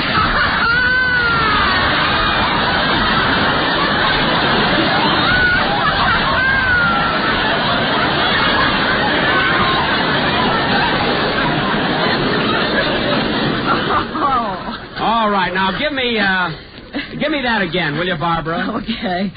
No, Smedley, I'm much too upset to eat. I think I'll go to a movie. What's playing in the village? Casablanca. How's that? What's that, sir? And George Washington Slept Here. It's a double feature. Yeah. Jack, please. All right, I'll start over again. Shall I serve dinner, madame? No, Smedley, I'm much too upset to eat. I think I'll go to a movie. Is one of my pictures playing in the village? There can't be 3 features on one bill. Shut up! All right. Now, Barbara, at this point, the husband entered the room. I'm ready, Mike. Oh, Mr. Cortez, let me ask you something. When Basil comes in, or Basil... By the way, how do you pronounce that? Basil or Basil? Mr. Rathbone. Oh, well, when Mr. Rathbone comes in... Just read the line, Jack. I handle the rest. All right. Ready? Director. Ready, Basil? Make your entrance, please. Right. Oh, good evening, darling. So sorry I'm late. Oh, Ronald, you're always late and you're always sorry. It's been like this for months. What has come between us? If I only knew, maybe we could work things out. Oh, it's nothing, my dear. It's just that I've been so busy lately at the office. Let's forget it. Dinner is served. Oh, pardon me. I came in too soon.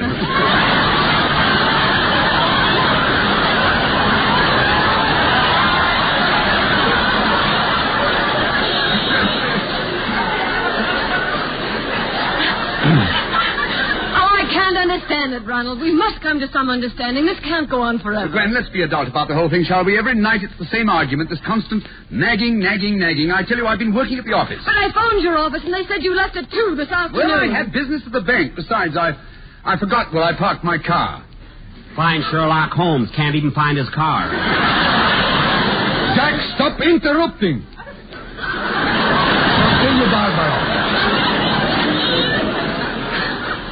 Oh, it's no use, Ronald. I know you're lying. Look at you. Everything you say, everything you do gives you away. Now, Gwen, please. What's that on your collar? Is it lipstick? It ain't ketchup.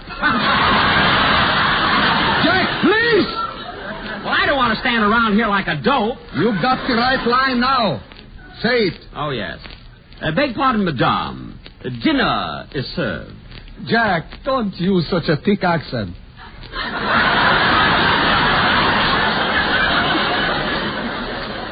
Well, now I've heard everything. Talk yet. Dinner is served. Ah, dinner. Come on, Gwen. We're not having dinner, Ronald. Not until we reach a definite understanding. Well, I'm hungry. Oh, Ronald, I can't go through another day of this uncertainty. I must know. Do you love me or not? Of course I love you. You're lying, Ronald, lying. Very well, then I'm lying. Gee. You might as well know the truth, Gwen. I've never loved you. Never. Guy must be nuts or something. And if you weren't so stupid, you'd have known it a long time ago. Ronald, what are you saying? Gee whiz. I married you for your money, that's all. Everybody else knows it. And if you weren't such a silly, blind little fool, you'd have realized it yourself. Oh, stop, Ronald, Well, stop. Gwen, now that you know how things stand between us, the sooner you divorce me, the happier I'll be. No, I'll never divorce you, Ronald. I couldn't live without you. I couldn't. Tears, woman's tears. Oh, stop the dramatic. Ronald! I'm moving to my club.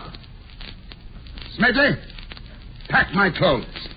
I wouldn't touch your dirty...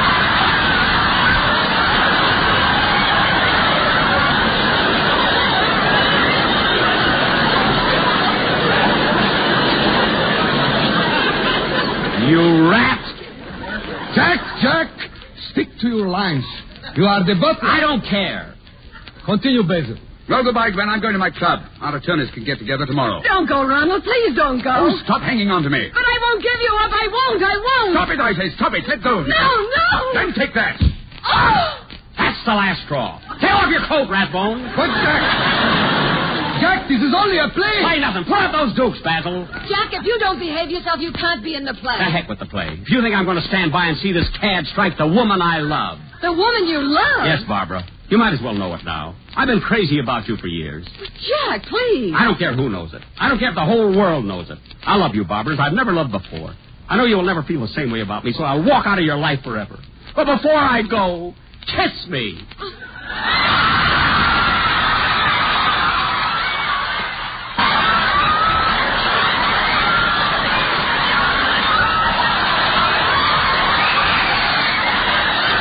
Goodbye, my love.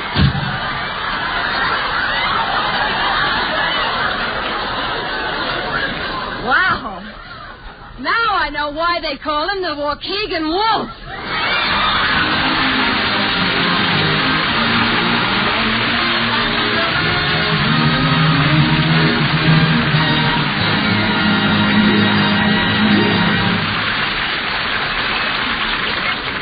But anyway, Truman, that's why Jack Benny couldn't be here with us on our program tonight.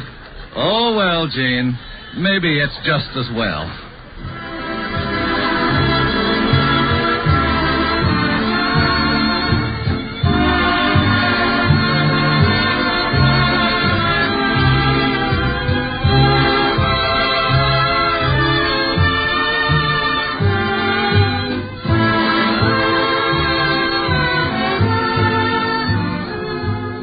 Thank you, Barbara Stanwyck, Gene Hirschholt, Basil Rathbone, Michael Cortez, and last but certainly not least, you, Jack, for appearing with the Lady Esther Screen Guild players tonight and giving us such a delightful half hour of laughter.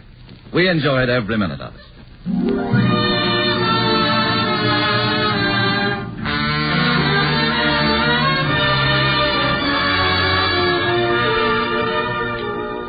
Next week, the Lady Esther Screen Guild players will present Hello, Frisco, Hello. It will star Jack Oakey, Ginny Sims, and Dick Powell. Be sure to listen. Jack Benny's next release will be The Horn Blows at Midnight. Barbara Stanwyck has just completed the picture, My Reputation. Michael Cortez, director of the Academy Award winner Casablanca, has recently completed Passage to Marseille. All Warner Brothers productions. Basil Rathbone will soon be seen in the Metro-Goldwyn-Mayer Technicolor production, Bathing Beauty. Gene Hirschholt can be heard every Wednesday night on his own radio show, Dr. Christian. Music on tonight's program was arranged and conducted by Wilbur Hatch. This is Truman Bradley speaking for Lady Esther, saying thank you. And good night, everyone. This is CBS, the Columbia Broadcasting System.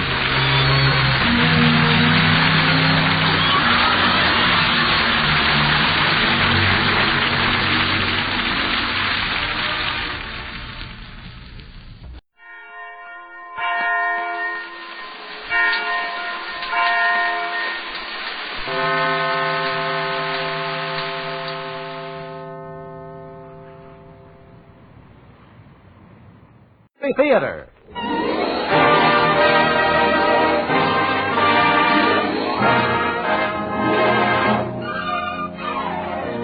Yes, it's Sealtest Variety Theater with Henry Russell and his orchestra, the Crew Chiefs Quartet, Walt Keegan's answer to Yasha Heifetz, Jack Benny, and one of America's favorite song and dance men, George Murphy. And here she is, our gal Thursday, the singing star of Variety Theater, Dorothy Lamour.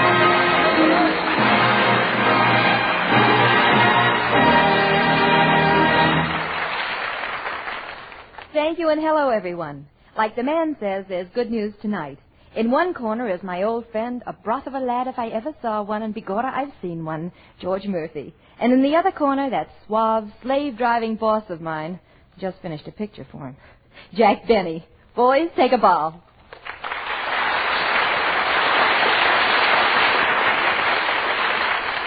Say, Dottie, did you two really just finish a picture together? Together?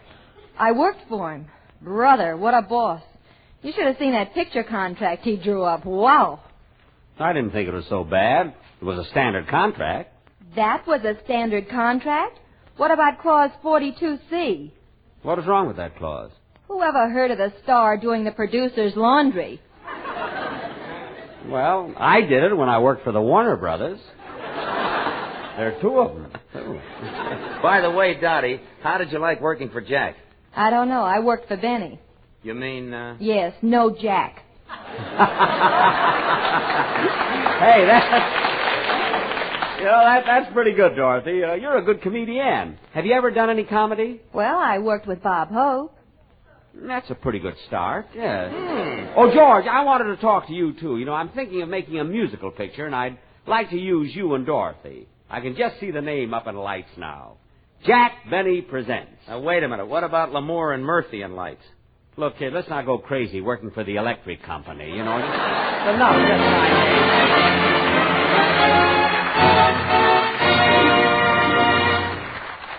Jack, George, Dottie, Tom, Dick, and Harry, Oscar, Herman, Julian, and even Stanislaus. Please stand by and spare us half a mo. No less, no mo. Get the best, get Sealtest. When the youngsters get that ice cream gleam in their eyes, you're likely to hear, I scream, you scream, we all scream for ice cream. and the biggest shout of all goes up for Sealtest ice cream. It's the top-ranking favorite with both grown-ups and growing-ups. You know why? Because, flavor for flavor, there is no ice cream that matches Sealtest for pure goodness. It's better in every way. In smooth as velvet texture, in creamy richness, in wonderful lip-smacking flavor. Next time you crave ice cream, make it Sealtest, the outstanding quality ice cream of America. Always Get the best, get Sealtest.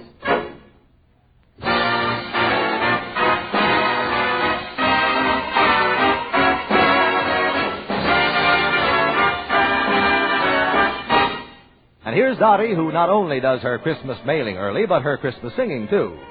So ready for the bottom of your tree is a lovely little vocal package, all tied up nice and pretty with buttons and bows. East is east and west is west, and the wrong one I have chose. Let's go where I'll keep on wearing those frills and flowers and buttons and bows, rings and things and buttons and bows. Don't bury me in this prairie, take me where the cement grows. Let's move down to some big town where they love a gal by the cut of her clothes. I'll stand out in buttons and bows. I love you in buckskin or shirts that I've homespun, but I love you longer, stronger, where your friends don't tote a gun. My bones denounce the buckboard bounce, and the cactus hurts my toes. Let's move where gals keep us in those silks and satins and linens that show, and I'm all yours in buttons and bows. Give me Eastern trimming where women are women in the high silk hose and the peekaboo clothes, the French perfume that rocks the room, and I'm all yours in buttons and bows.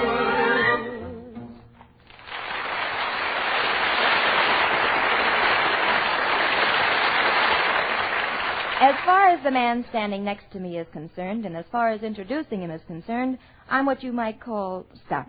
There's so much to say, especially when the guy in question happens to be a very close friend. So I'll put it this way. If you were introducing George Murphy, what would you say?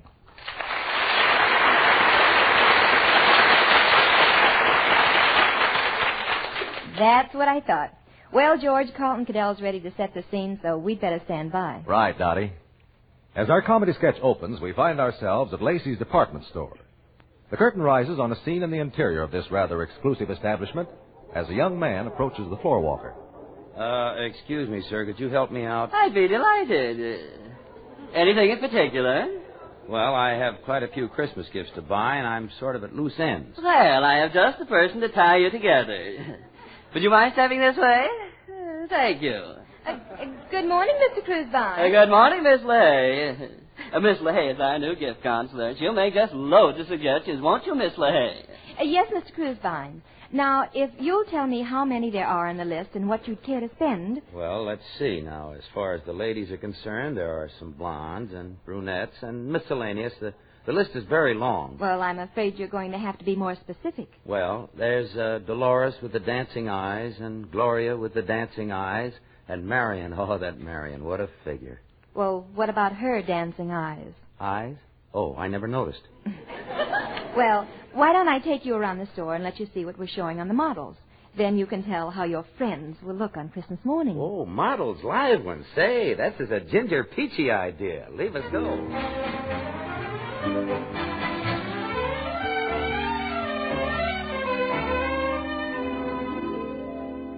Sorry, this elevator's all full. I have a good mind to take one of these elevators and run it myself. Now, what makes you think you could run an elevator? Are you kidding? The ones at Marshall Fields didn't run sideways, you know. Now, this is the fur department. We have silver foxes, blue foxes, IJ foxes, sheared beaver, cleared beaver, seared beaver, and sable. Oh, model, how much is that sable you're wearing? $15,000.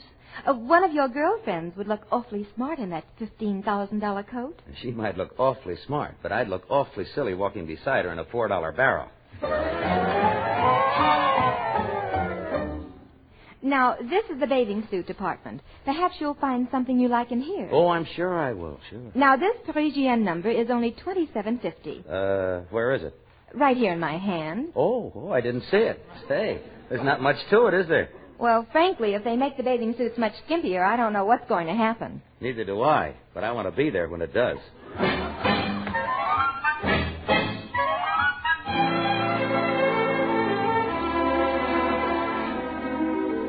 Well, it looks like you've gotten everything you wanted. That comes to 1756.32. Now, where shall I send all of them?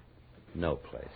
Now, look, why don't we... I said, where shall I send them? Oh, Dottie, please, You mean you've been wasting my time? You're not going to buy these gifts to send to your friends? Oh, honest, I haven't got any friends. Come on, honey, let's go home. Go home? Why, you come in here flaunt all those blondes, brunettes, and miscellaneous in my face, and then ask me to go home. Why do you think I left you in the first place? Dolores with the dancing eyes. Huh! Oh, honest, honey, I don't even know those girls. I was just trying to make you jealous. Well, you certainly succeeded.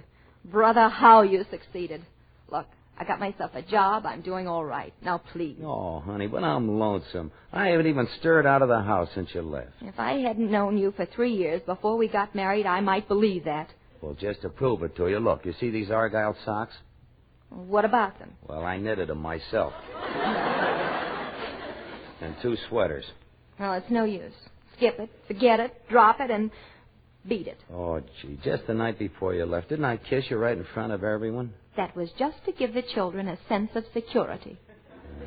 Well, how are the kids anyhow? They're fine, just fine. Gee, I miss them. I miss everything about them. The piggyback rides and the Sloan's liniment on the shoulders, and the football games and the Sloan's liniment on the back, and the 5-hour sessions at the hitching post and the Sloan's liniment. You should have thought of that when you came home with lipstick on your handkerchief. That was not lipstick. I had a nosebleed. Well, if that was blood, Sonny, your corpuscles are full of Chanel number 5. Oh, Dottie, come on. Won't you come home? Why? Do you miss my dancing eyes? As a matter of fact, darling, I do miss your dancing eyes and all the other things about you. It would have been nice, though, all of us back together again. You know, Christmas. Christmas. Yeah, wouldn't it? I wonder whether the Salvation Army takes care of lonely husbands.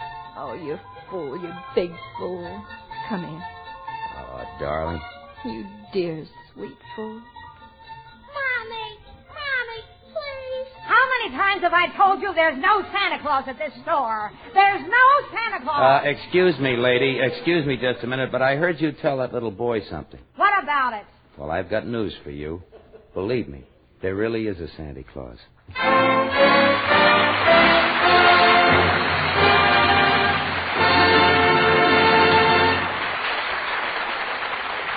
Now the seaworthy crew chief, Captain Henry Russell, the orchestra, and a bottle of soy sauce set sail for the Orient on a slow boat to China.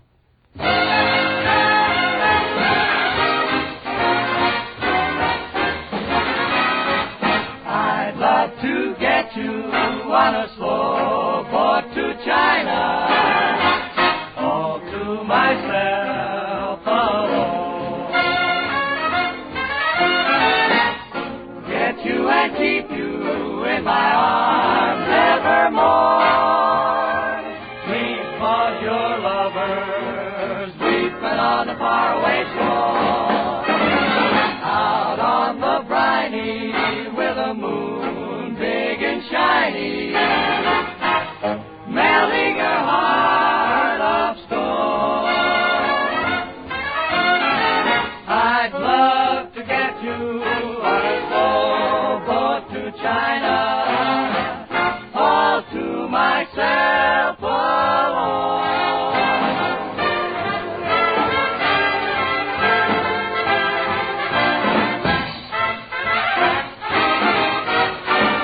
I'd love to get you on a slow boat to China, all to myself,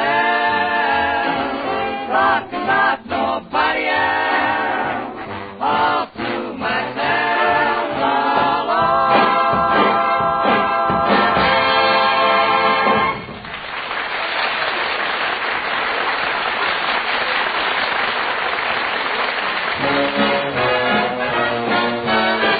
Get the best, get Sealtest.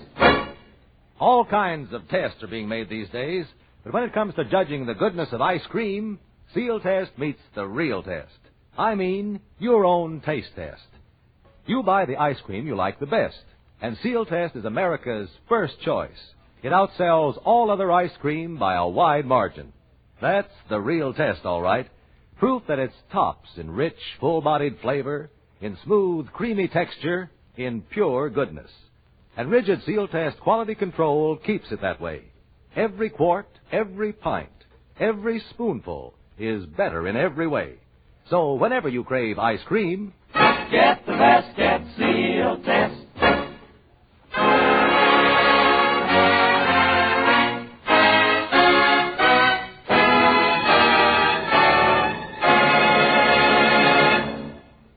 Say, Dottie, before you tell the people about the new Jack Benny, Jack Benny, the movie producer, what are you going to sing? Jack, it's a song first published on January 15th, 1930 by the Whitmark Publishing Company, 1256 Avenue, New York City, written by Al Dubin and Joe Burke, and first sung at the Silver Slipper Cafe at 1133 Broadway, New York City on May 30th, 1930, and the title is For You.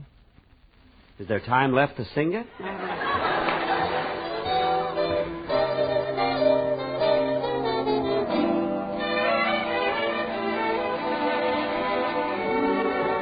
I will gather stars out of the blue for you, for you. I'll wear a string of pearls made of a blue. For you, for you, oh, o'er the highway and over the street, carpets of clover, I lay at your feet. Oh, there's nothing in this world I wouldn't do for you.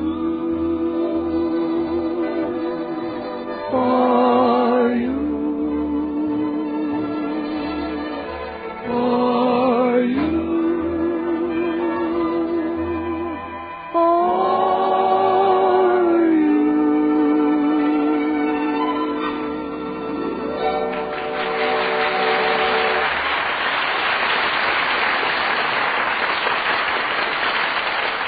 Ladies and gentlemen, you're all familiar with our next guest, Jack Benny.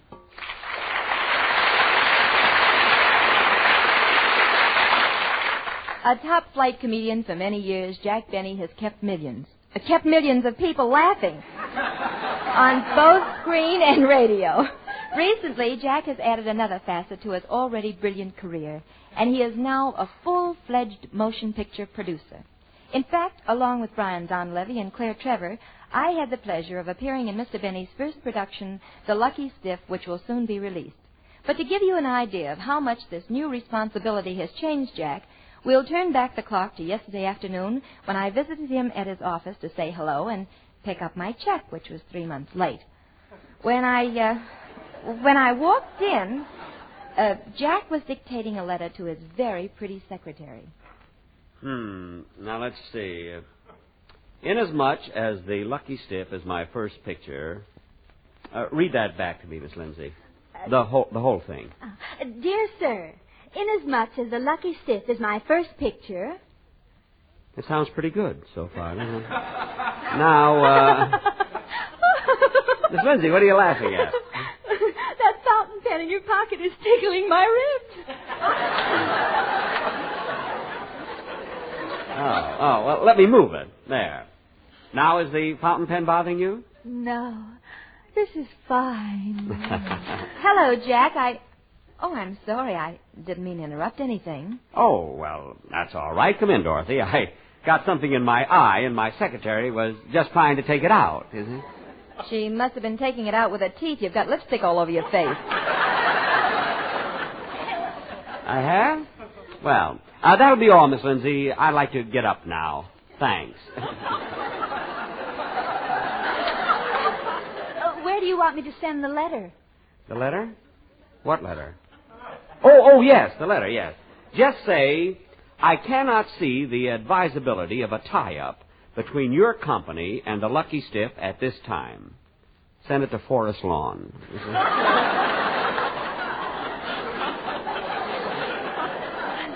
Use a 1.5-cent stamp. You see, don't seal the envelope. Just tuck in the flap, and it'll get there, you know. Yes, honey.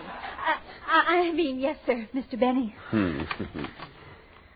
That's a very attractive secretary you have, Jack. Yeah, she's very efficient, too. She was recommended to me by Georgie Jessel.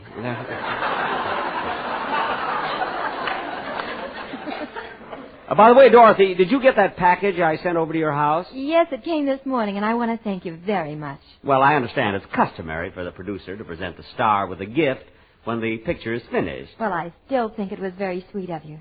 How did you know I like spearmint? Well, I just took a chance. You know, it's awfully hard to pick out a present for a girl like you, Dorothy. You've got everything, you know. Not quite, Jack. I still haven't received my last salary check. Oh, yes, it's right here on my desk. I was wondering when you were going to come in and pick it up. I was thinking maybe you'd forgotten about it, you know. Here it is, Dorothy. Thanks. Well, let go of it. Oh, I'm sorry. It's just stuck to my fingers. Oh, that's all right. You have a hard time saying corpuscles, haven't you? I was just... I didn't know. I heard it before. I didn't know.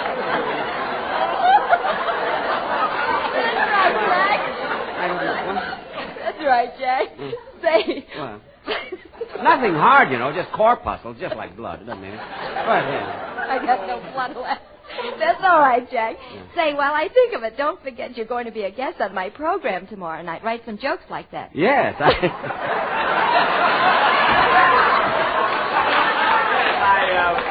I almost forgot it. I've been so busy. Look, when I come on your program, what'll I talk about? Well, you can mention that you're a producer now and how different it is. Well, I don't know whether I ought to do that, Dorothy. You see, if I talk about the Lucky Stiff, I'll have to say it's a Jack Benny production, produced by Jack Benny, a Jack Benny presentation, you know. It might sound like I'm plugging myself too much. You know. Well, maybe you'll think of something else. I doubt it.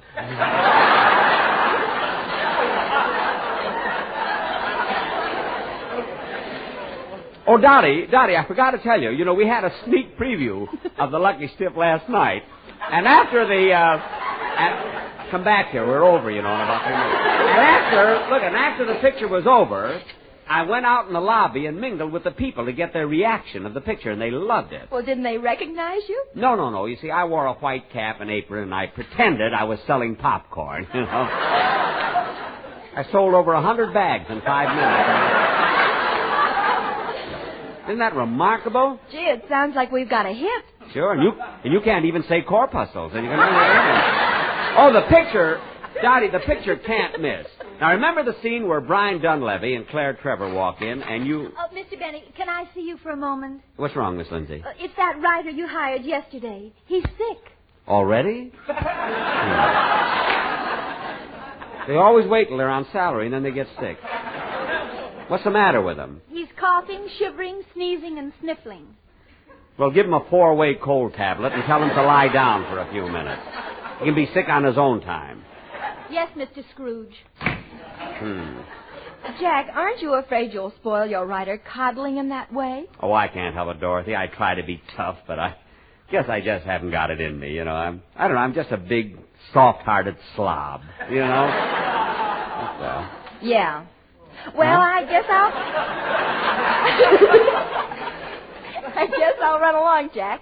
Thanks for the check. Oh, wait a minute. Don't go yet, Dorothy. There's something I want to talk to you about. A new story that I Mr. Benny, Lou Foster, your director's here. He wants to see you. Oh, yes. Send him in, by all means. Dorothy, isn't Lou Foster a wonderful director? Oh, yes. A great guy, isn't and he? he's a great director, too. Oh, pardon me. Stop jumping my lines. I've seen him handle the most difficult actors and never once lose his temper. I'll kill him! I'll strangle that Benny with my bare hands. Oh, there you are, you double-crosser. Now, Lou, Mr. Foster, take it easy now. Put down that megaphone. Lou, I'm surprised at you. I've never seen you act this way. Oh, I'm sorry, Dorothy, but you don't know what I've been through with this man. It's been agony. Oh, I don't know. Name one producer who could have done a better job in this picture than I did. Name one. Just one. Sam Goldwyn, Hal Wallace, Darrell Zanuck. You named 3. I only asked you to name one. Couldn't even name one. Now, Lou, try to control your temper. Oh, I've tried. Believe me. I didn't mind when Benny made me shoot a mob scene with only 4 people. I wanted a small mob, that's all. 1 million people for a mob scene.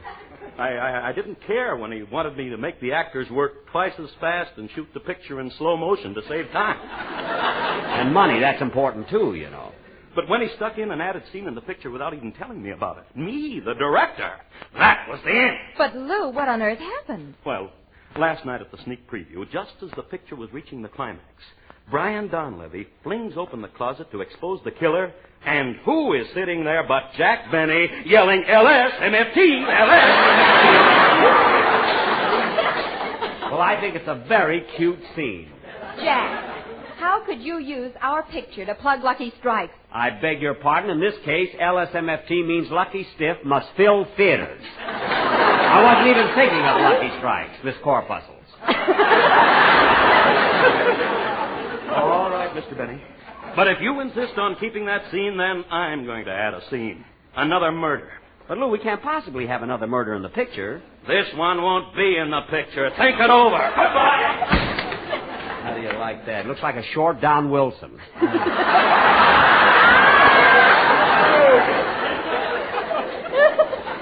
Now, Where were we, Dorothy? I was sitting here and you were hiding under the desk. Oh, yes.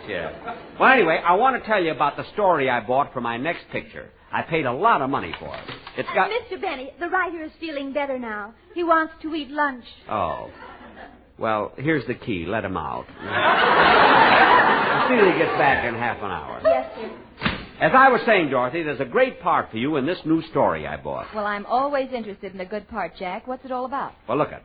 Oh, it's wonderful. Now, listen. You play the part of a deaf mute, a beautiful girl who can't hear or talk. Now, there's a villain who's responsible for all your unhappiness. But a handsome young doctor comes along and takes you out of your misery. It's a great story, never been done, and I've got a great title for it, too. Jimmy Belinda. What's the matter, Dorothy? Dorothy, don't you like it? But, Jack, that's the story of Johnny Belinda. What? I saw the picture only last week. Jane Wyman played in it. How do you like that? And I bought that story from Rochester. Wait till I get my hands on him, Jimmy Belinda.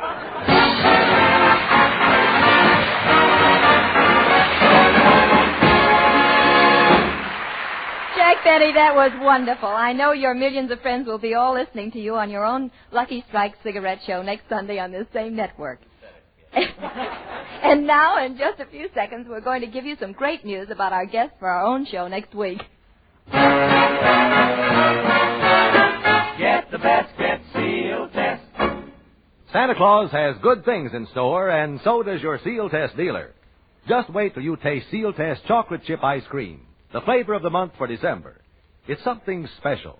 Creamy, rich vanilla ice cream chock full of real bittersweet chip chocolate.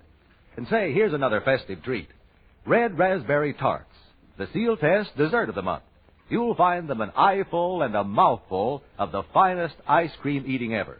Individual shells filled with wonderful Sealtest vanilla ice cream, topped with plenty of red ripe raspberries and honest-to-goodness whipped cream. A holiday green halo of it for a heavenly dish. Try both Sealtest red raspberry tarts and Sealtest chocolate chip ice cream. When you treat the family to ice cream, get the best, get Sealtest.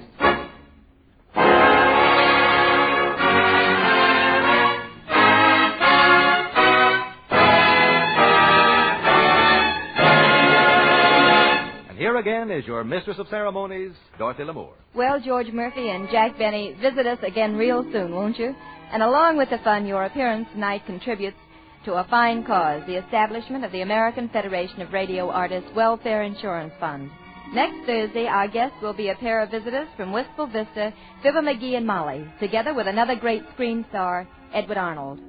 So until then, this is Dorothy Lamour saying keep well, keep happy, and keep listening.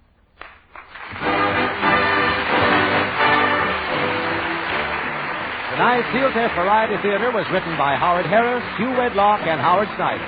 Direction is by Glenn Hall Taylor. George Murphy appeared through arrangement with Metro-Goldwyn-Mayer, producers of the Technicolor motion picture Three Musketeers, starring Lana Turner, Gene Kelly, and June Allison. Tune in next Thursday at this same time when Sealtest Milk and Ice Cream again presents Sealtest Variety Theater, starring Dorothy Lamour, and as our guests, Edward Arnold and Fibber McGee and Molly. Sealtest Incorporated and associate companies are divisions of National Dairy Products Corporation. This is Carlton Cadell speaking. This is NBC, the National Broadcasting Company.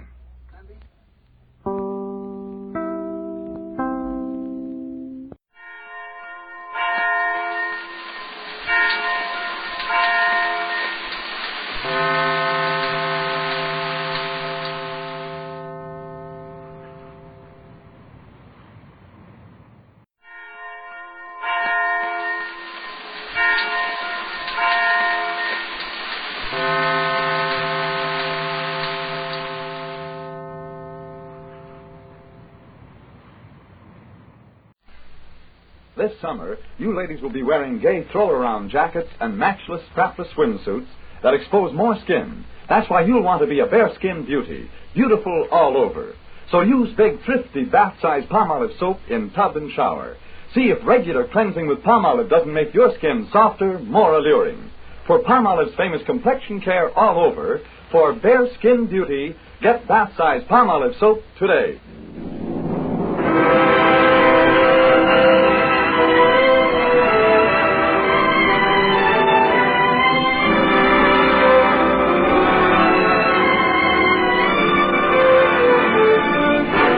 and gentlemen, Dennis Day. Oh,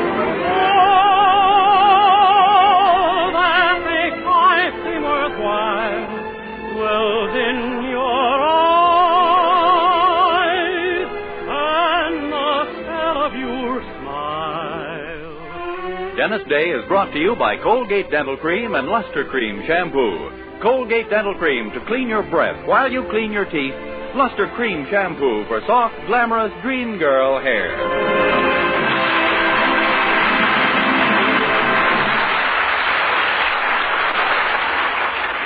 The Dennis Day Show with Barbara Eiler, B. Benaderet, Dink Trout, Charles Dant and the orchestra, and yours truly, Vern Smith, is written by Frank Galen and stars our popular young singer in A Day in the Life of Dennis Day. Here's Dennis to sing Takin' Miss Mary to the Ball. Jog along, Mr. Dobbin, and keep this carriage a-bobbin'.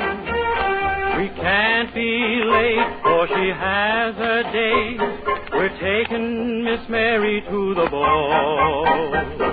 My, oh my, but she's pretty, the sweetie. How grand she'll look when her picture's took. We're taking Miss Mary to the ball. Her best girlfriend is her boyfriend's sister. He's old enough now to call him mister. He's never been personal and he's never kissed her. But when she was away, he said he missed her. Jog along, Mr. Dobbin, and keep this carriage a-bobbin'. We can't be late, for it's her first date. We're taking Miss Mary, a very merry Mary. We're taking Miss Mary to the ball.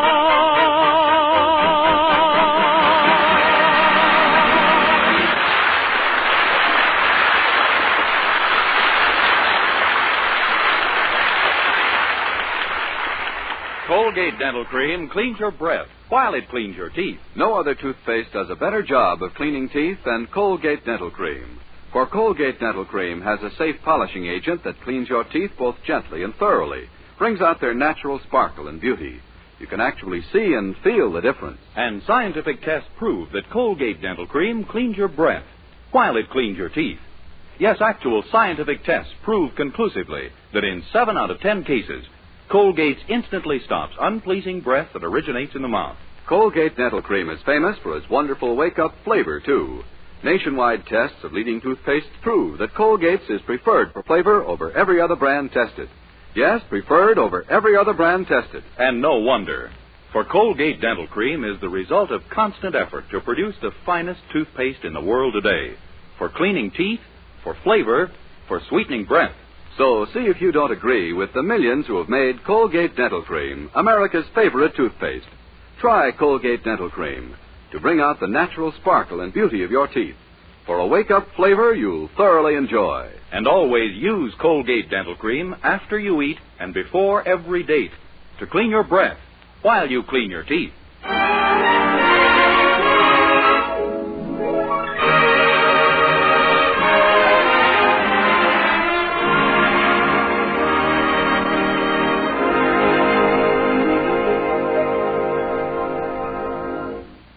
Success is a matter of psychology, a state of mind.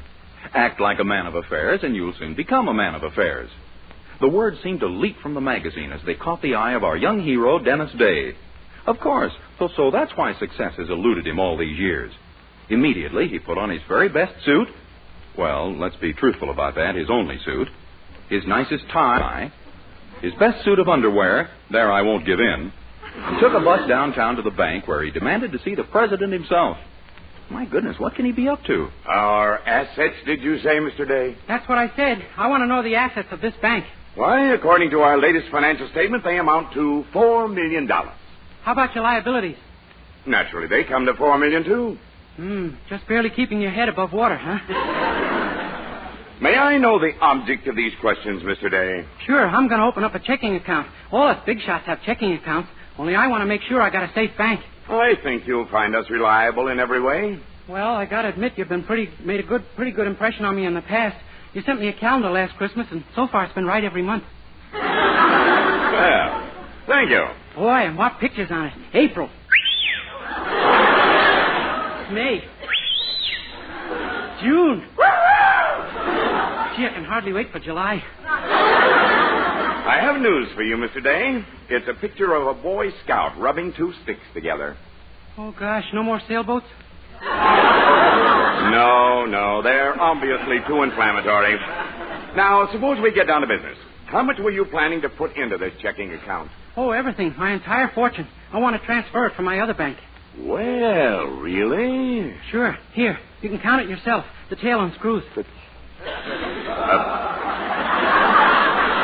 piggy bank, Mr. Day? There's almost $7 in it, every cent I have, saved up by skipping breakfast and going without lunches. My boy, I like your spirit. And I'll be glad to take your account. Here's your checkbook. Gee, thanks. I'm a big shot at last. Only, you're sure that the bank won't fold up on me? Son, I have my own account here, and if I trust it, I'm sure you can. Why, I'll bet the cigar I'm smoking costs more than you've made all week. Oh, yeah? I wouldn't be too sure of that. How much does it cost? Well, maybe I was a little hasty. 50 cents. Maybe I was a little hasty, too. You win.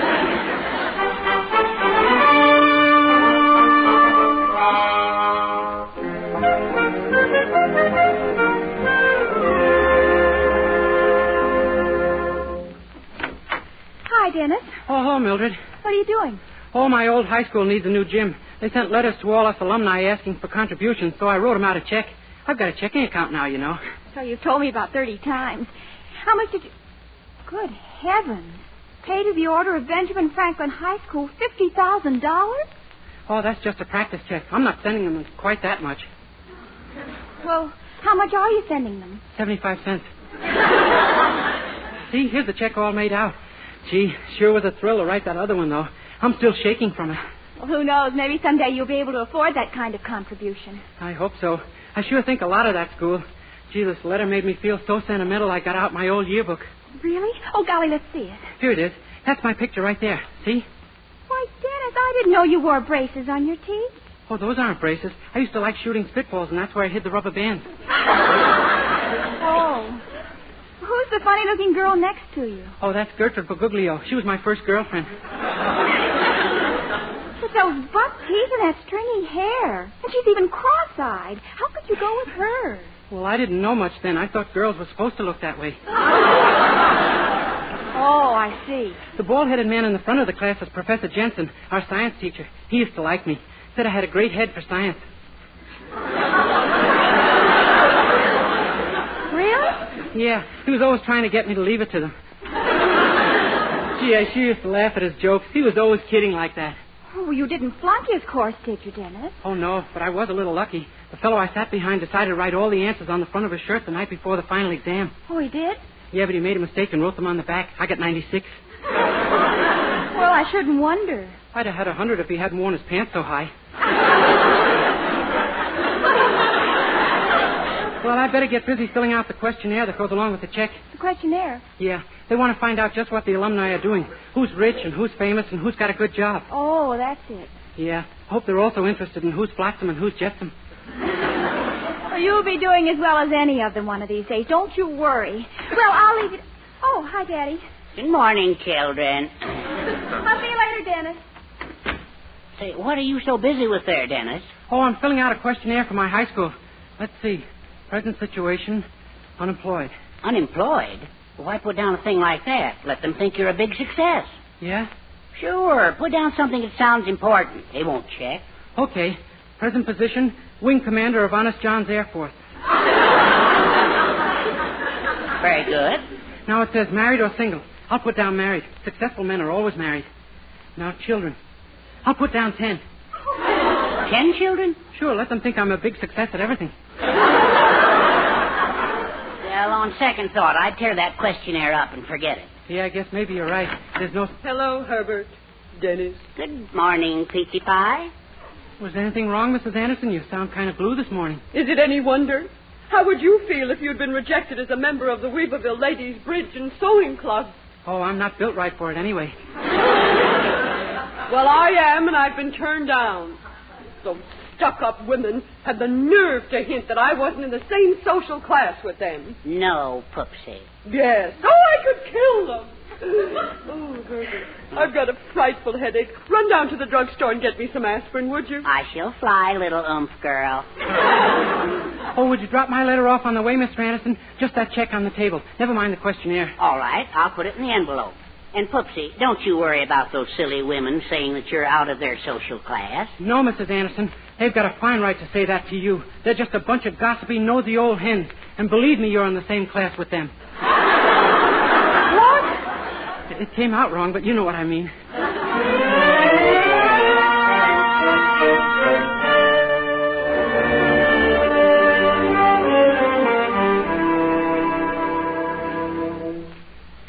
Well, it looks like the new girls' gymnasium is still as far away as Everdeen, Hotchkiss. Is that the last of the contributions? Well, just one or two more, I'm afraid. Here's one from a Dennis Day. Dennis Day. How much did he contribute last year? 50 cents. And the year before? We sent him $1. Let's see.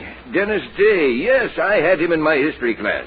I'll never forget his final examination paper as long as I live. One question was, what did the United States gain from the Louisiana Purchase? His answer was, do-wah-diddy. Well, we may as well add his few pennies to the collection. Yes. Huh, a check. Well, that's funny. Good heavens, look at this. Great Scott. $50,000. Why, it's impossible. I remember this day vividly. He was the only boy here who, after 4 years of high school, had just enough credits to get into junior high.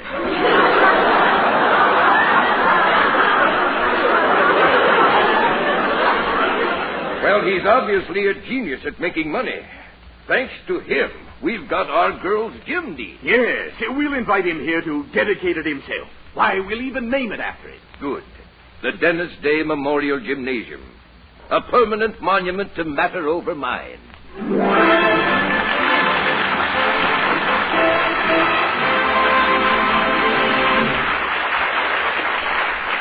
We'll continue this day in the life of Dennis Day in just a moment. Meanwhile, here's Dennis to sing I Went Down to Virginia.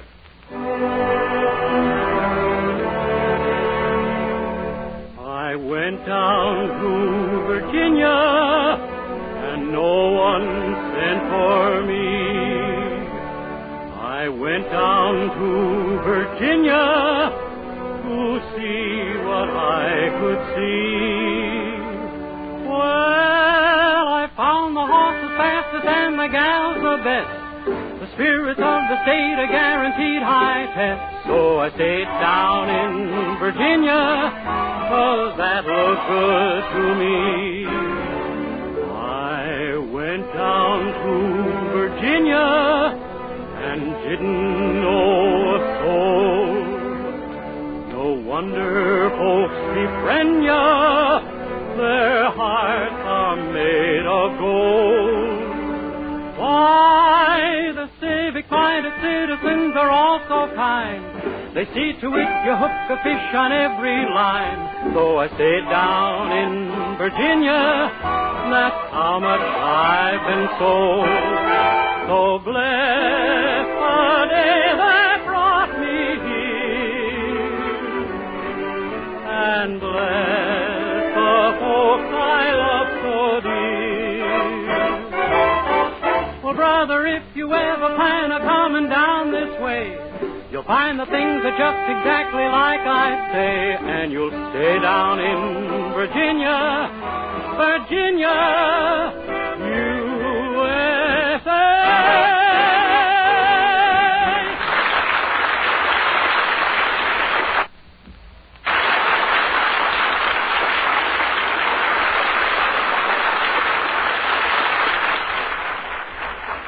Well, it looks like having a checking account of his own was a little too much for Dennis. By mistake, a practice check he had written for $50,000 was sent to his high school as Dennis's contribution toward a new girls' gymnasium.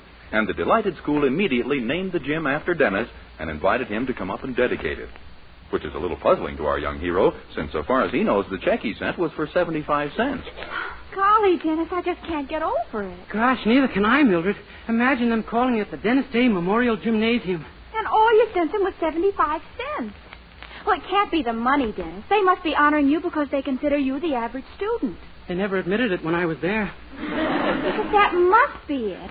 And they're trying to show that money means nothing. It's just... Oh, Mother, have you heard the news, Dennis? I know. Your father just told me. I'd like to speak to Dennis alone for a moment, if you don't mind. Why, of course, Mother. I'll see you later, Dennis. Dennis. Yes, ma'am? You know that I've always loved you, don't you? No, ma'am. I do, Dennis. I adore you. Oh, Mrs. Anderson, this is very embarrassing. I'm stuck on your daughter.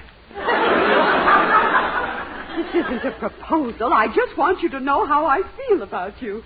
You see, there's a little something you can do for me. Oh! Yes. You see, those snooty women in the Weaverville Bridge Club I told you about this morning, well, they might not be quite so snooty if I had a gymnasium named after me. You mean you'd like it if they named it after you instead of me? Oh, it's such a little thing to ask, Dennis. But, Mrs. Anderson... Haven't I been like a mother to you, Dennis? Who cleans your room? Who washes your clothes? Who cooks your food? Your husband. But who makes him? Yeah, that's true. Well, gee, if it means that much to you, Mrs. Anderson... Oh, you dream boy, you doll face. Oh, I only wish there was something I could do for you in return. Well, if you really mean that... Oh, I do. Well, I've been wanting to talk to you for a long time about the mattress on my bed. What about it? Could I have one?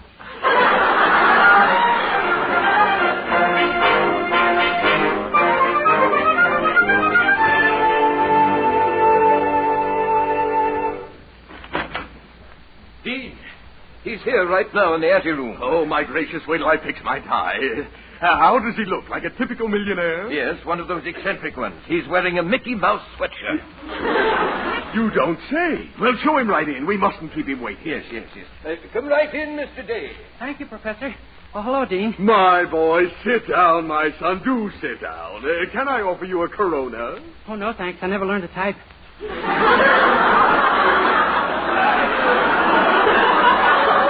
I meant a cigar. Oh, no, thanks. Well, this is just like old times back when you were in school, isn't it, Dennis? Here I am on one side of a desk and you on the other. Yeah, all we're missing are my mother and father pleading and crying in between. Oh, we've had our little difficulties, but I never doubted for a minute that you'd make good. I knew it from the excellent marks you used to get in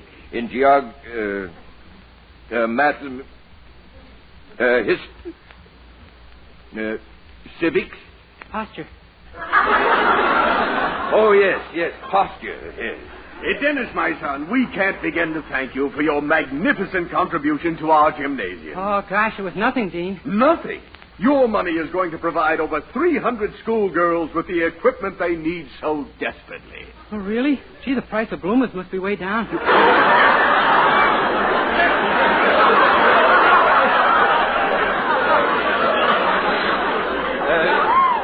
We're very glad to see you taking it so lightly, my boy. I assure you your donation is more than we teachers could make in 10 years. Honest?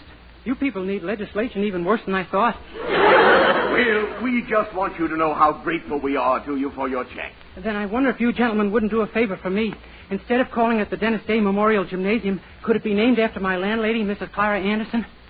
Your landlady? Well, why not?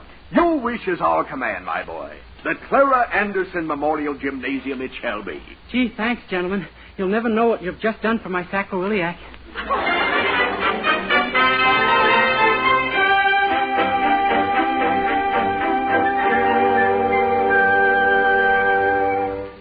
Well, we're nearly ready for the ceremony, Dennis. Mrs. Anderson's out there on the stage now, waiting for it to begin. Swell. This is going to be a big day in her life, all right. Pardon me, Mr. Day? Yes? I'm a reporter on the school paper. Donald Harrington, 49.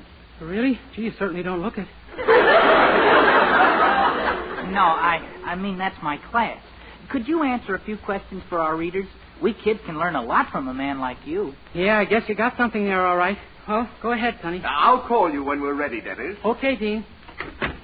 Now then, Mr. Day, when did you enter and leave this school? 9 in the morning and 3 in the afternoon. No, I mean, what was your senior year? Oh, 1939 to 1942. I see. Do you think the high school boy should go to college? Oh, no, I think you should leave that to the college boy. Yeah. Do you believe in sex education in high schools, Mr. Day? Certainly not. I believe every boy and girl should know what sex they belong to before they come in here.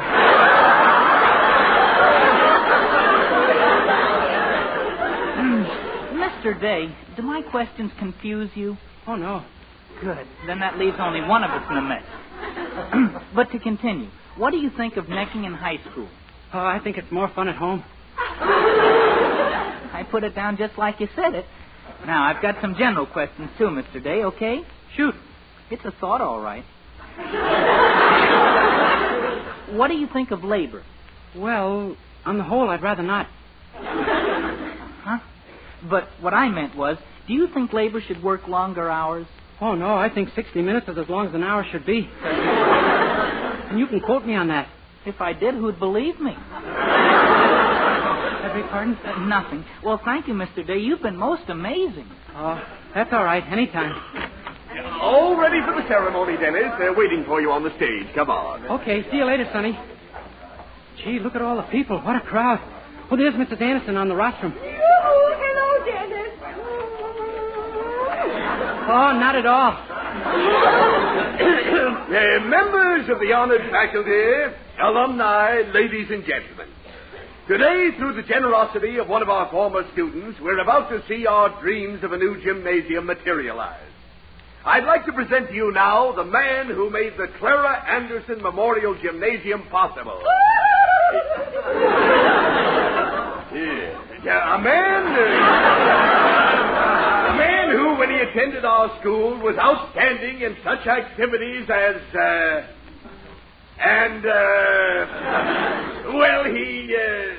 I give you Mr. Dennis Day. Dean Hotchkiss, members of the faculty, students, ladies and gentlemen.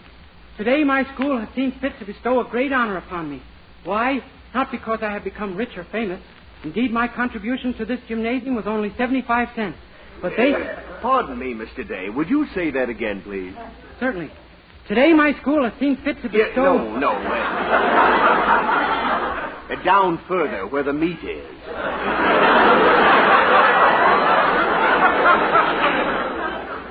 You mean the part about my giving 75 cents? You did say that, didn't you? And what's this check of yours I hold in my hand for $50,000? Careful, Dean. You're dropping it. Oh, that's all right. It'll bounce right up again. This is your check, isn't it, Mr. Day? Oh, sure, but that's just a practice check. It's no good. You mean you don't have $50,000 in the bank? Oh, no, not quite that much. Have you 40,000? No. 30,000? No. 20,000? We'll get there a lot quicker if you start with $1 and work up. Oh, no. Well, there goes our gymnasium. But my cornerstone with Clara Anderson engraved on it. You mean you're not going to use it now? Oh, we can't afford to waste anything now. We'll use it for the smaller building we plan to build around in the back. Oh, no, Dean, don't do that. Well, why not? What kind of a building is it? Mrs. Anderson. I want to know what kind of a building it is. Mrs. Anderson, don't get excited. Just think how proud you'll be when they burn the first load of garbage in the Clara Anderson Memorial Incinerator.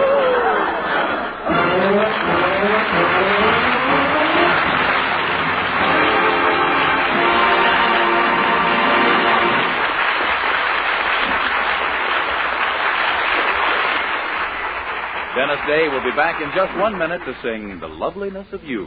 But first...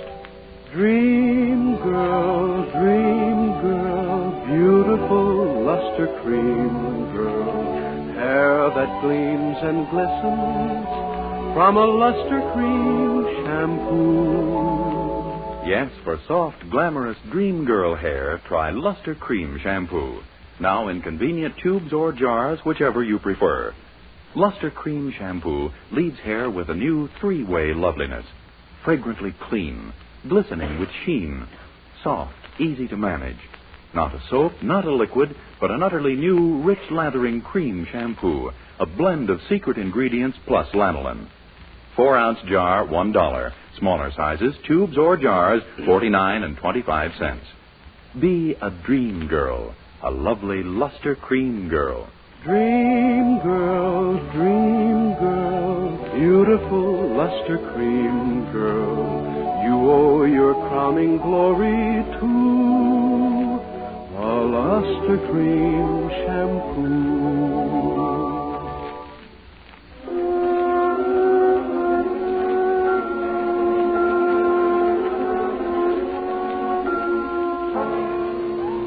With Charles Dant and the orchestra, here's Dennis to sing The Loveliness of You. The loveliness of you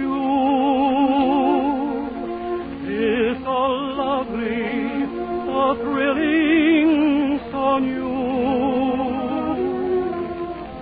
I'm filled with tenderness at the thought of our first sweet caress.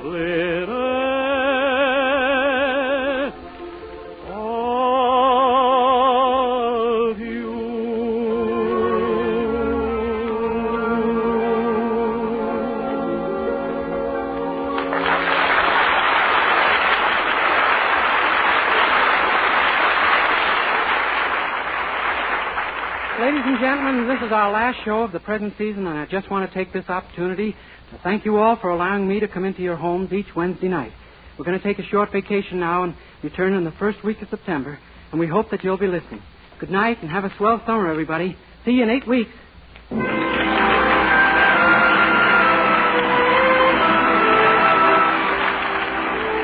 Dennis Day returns to the air again the first week in September. Meanwhile, may we remind you to use Colgate Dental Cream to clean your breath while you clean your teeth, and Luster Cream Shampoo for soft, glamorous dream girl hair. And don't miss the August issue of Movie Star Parade magazine for a picture story of an episode in A Day in the Life of Dennis Day. Vern Smith speaking. Good night.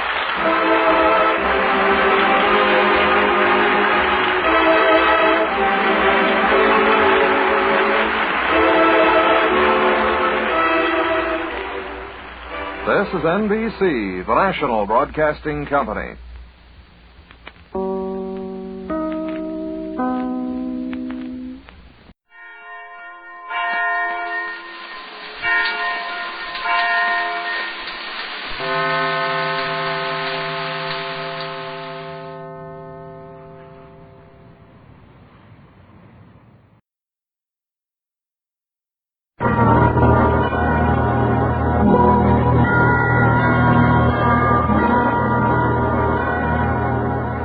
The Voice of America presents The Halls of Ivy, starring Mr. and Mrs. Ronald Colman.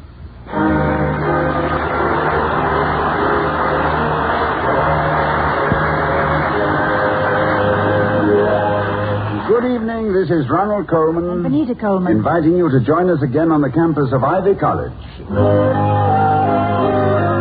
now, the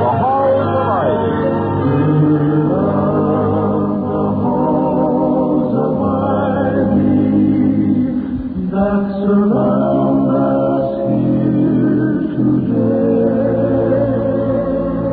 Welcome again to Ivy College, that is, in the town of Ivy, USA. This evening, Dr. William Todhunter Hall is attending a Board of Governors meeting, leading his wife Victoria to preside at number 1 Faculty Row.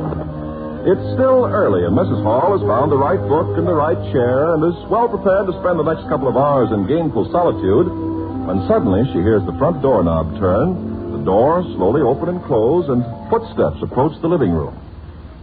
Who's there? Don't make no trouble, sister. This is an inside job. Oh, well, come right inside. You'll find the petty cash in the cookie jar in the kitchen and the silvers in the sideboard. Pardon me, Vicky, but in the interest of accuracy, I must inform you that there is no petty cash in the cookie jar. What? I raided it this morning.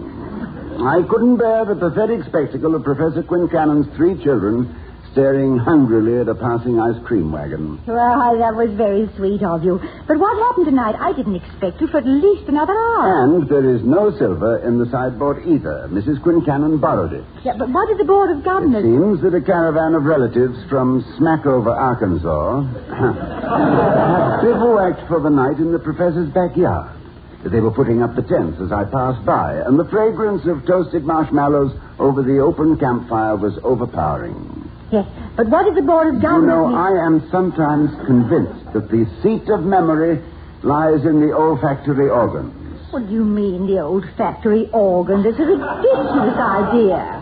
Now, organs in factories, even in old factories, may be good psychologically and increase production, but who Victoria... knows where it will all end? Organs, brass bands, square dancing, people leaving their machines to form quartets in corners. Victoria... The organist playing the can in the bottling department. Roll out the bottle in the in the canning department.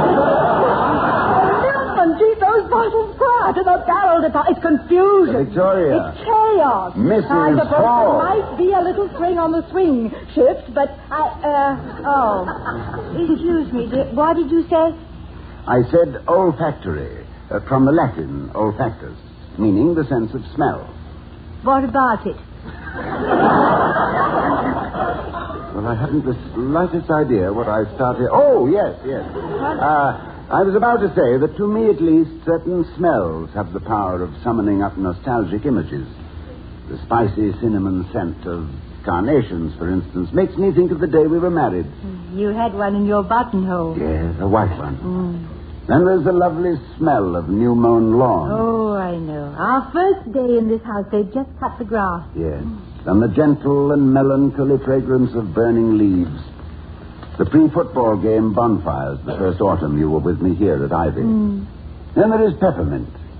It always reminds me of the little sweet shop in Yorkshire where we took refuge from the rain. Yes.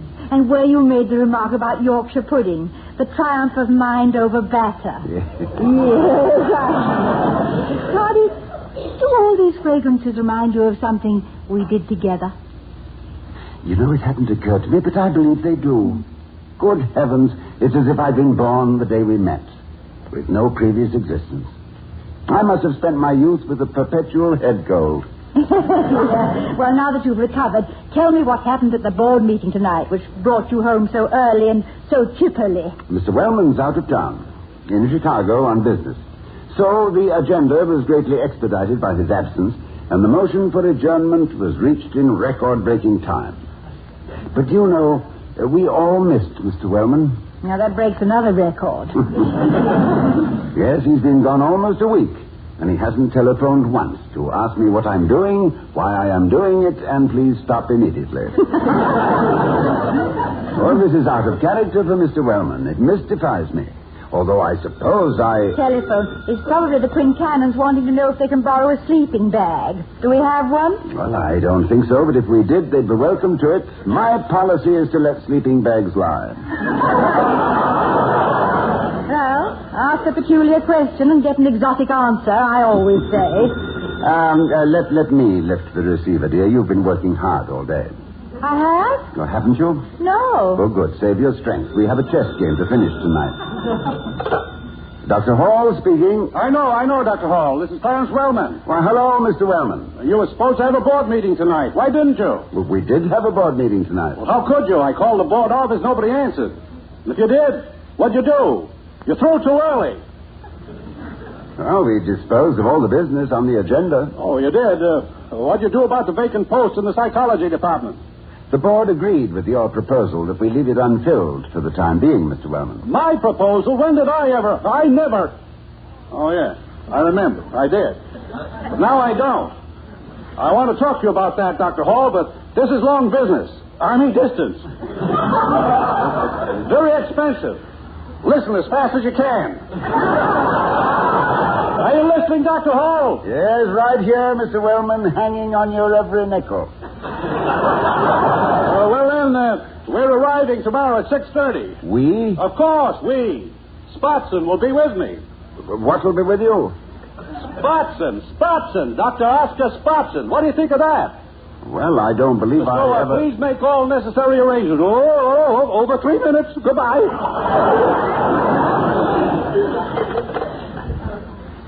Vicky, is there something I should know about a certain Spatzman?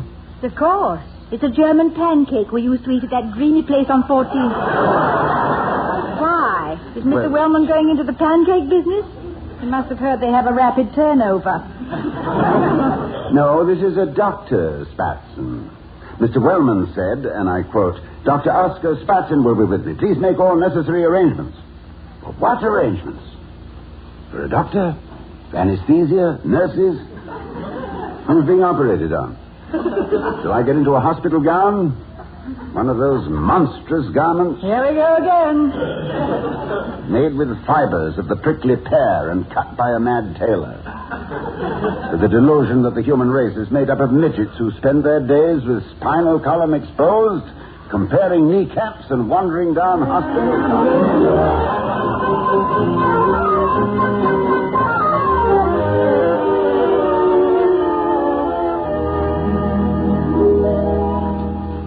And what did you think of Dr. Spatzman, Mr. Merriweather? Sort of what? Cute. Good heavens. What kind of a doctor is he? Oh, psychology. Well, thank you for calling, Charles. Yes, I'll tell her. Goodbye. Tell me what? That he's mad about you and that any time you get tired of me, just set fire to the house and he'll be here on the first hook and ladder. But how about Dr. Spatzman? Well, Dr. Spatzman has arrived with Mr. Wellman, who is all smiles and full of old Heidelberg courtesies. Mr. Merriweather says Dr. Spatzman speaks some 25 languages and has 32 degrees. Well, you should try for 64. He's freezing. No, he's basking in the warmth of Mr. Wellman's approval. He's obviously Clarence's candidate for the vacancy in our psychology department. Oscar Spatzman, psychology. I should be able to place him, Vicky. Lie down on the couch. It might help you to remember. Now, what's the first thing that comes into your mind? German pancakes. That's all I can think of. However, I believe the little bird will tell us himself. What little bird? Spatzman, which is German for sparrows. Oh. So let's welcome this Dr. Sparrow who has dropped into Ivy from out of the blue. For as Hamlet said, there's a special providence in the fall of a sparrow. If it be now, 'tis not to come. If it be not to come, it will be now. If it be not now, yet it will come. The readiness is all.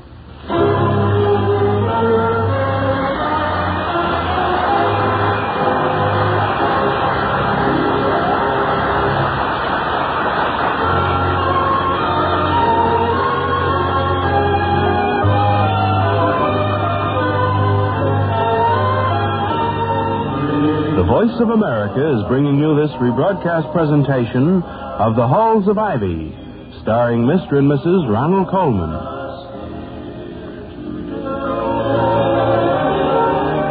And now to return to The Halls of Ivy. It's the next afternoon, and Dr. and Mrs. Hall are expectantly awaiting the arrival of Mr. Wellman and his celebrated guest, Dr. Oscar Spatzman. Did Mr. Wellman give you any more of a dossier on his protege? No, my sweet. At this point, Mr. Wellman is completely incoherent. All he can say is that everything is gemütlich and that I will be delighted with Dr. Spatzman's Weltanschauung. Isn't it a shame our only recording of the Blue Danube's broken? I have a feeling that this is an occasion which calls for suitable background music. And I have a feeling that I'd be much happier if I could identify Dr. Spatzman. Yeah. I've checked with several members of the department, and they don't seem to know him either. But then, psychologists are specialists and are apt to confine themselves to their own schools. You can't imagine, for instance, any self-respecting Freudian speaking politely to a Jungite. Even if the Jungite was gemütlichkeit? And yet, despite their violent differences in theory, there is actually a good deal of agreement on basic conclusions. Well, I have only one theory. If you have anything on your mind, get rid of it. You may wind up with an empty mind, but you won't have ulcers.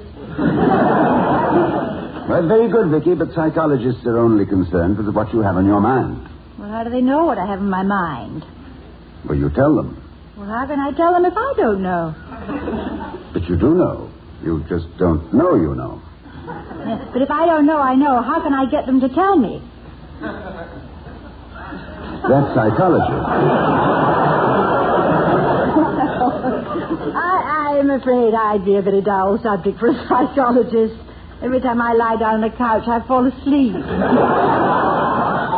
Well, my darling, you are that rare person who is completely uncomplicated and possesses a delightful equanimity of spirit and a joyous consonance with reality. Well, thank you very much, Doctor. Anytime, dear.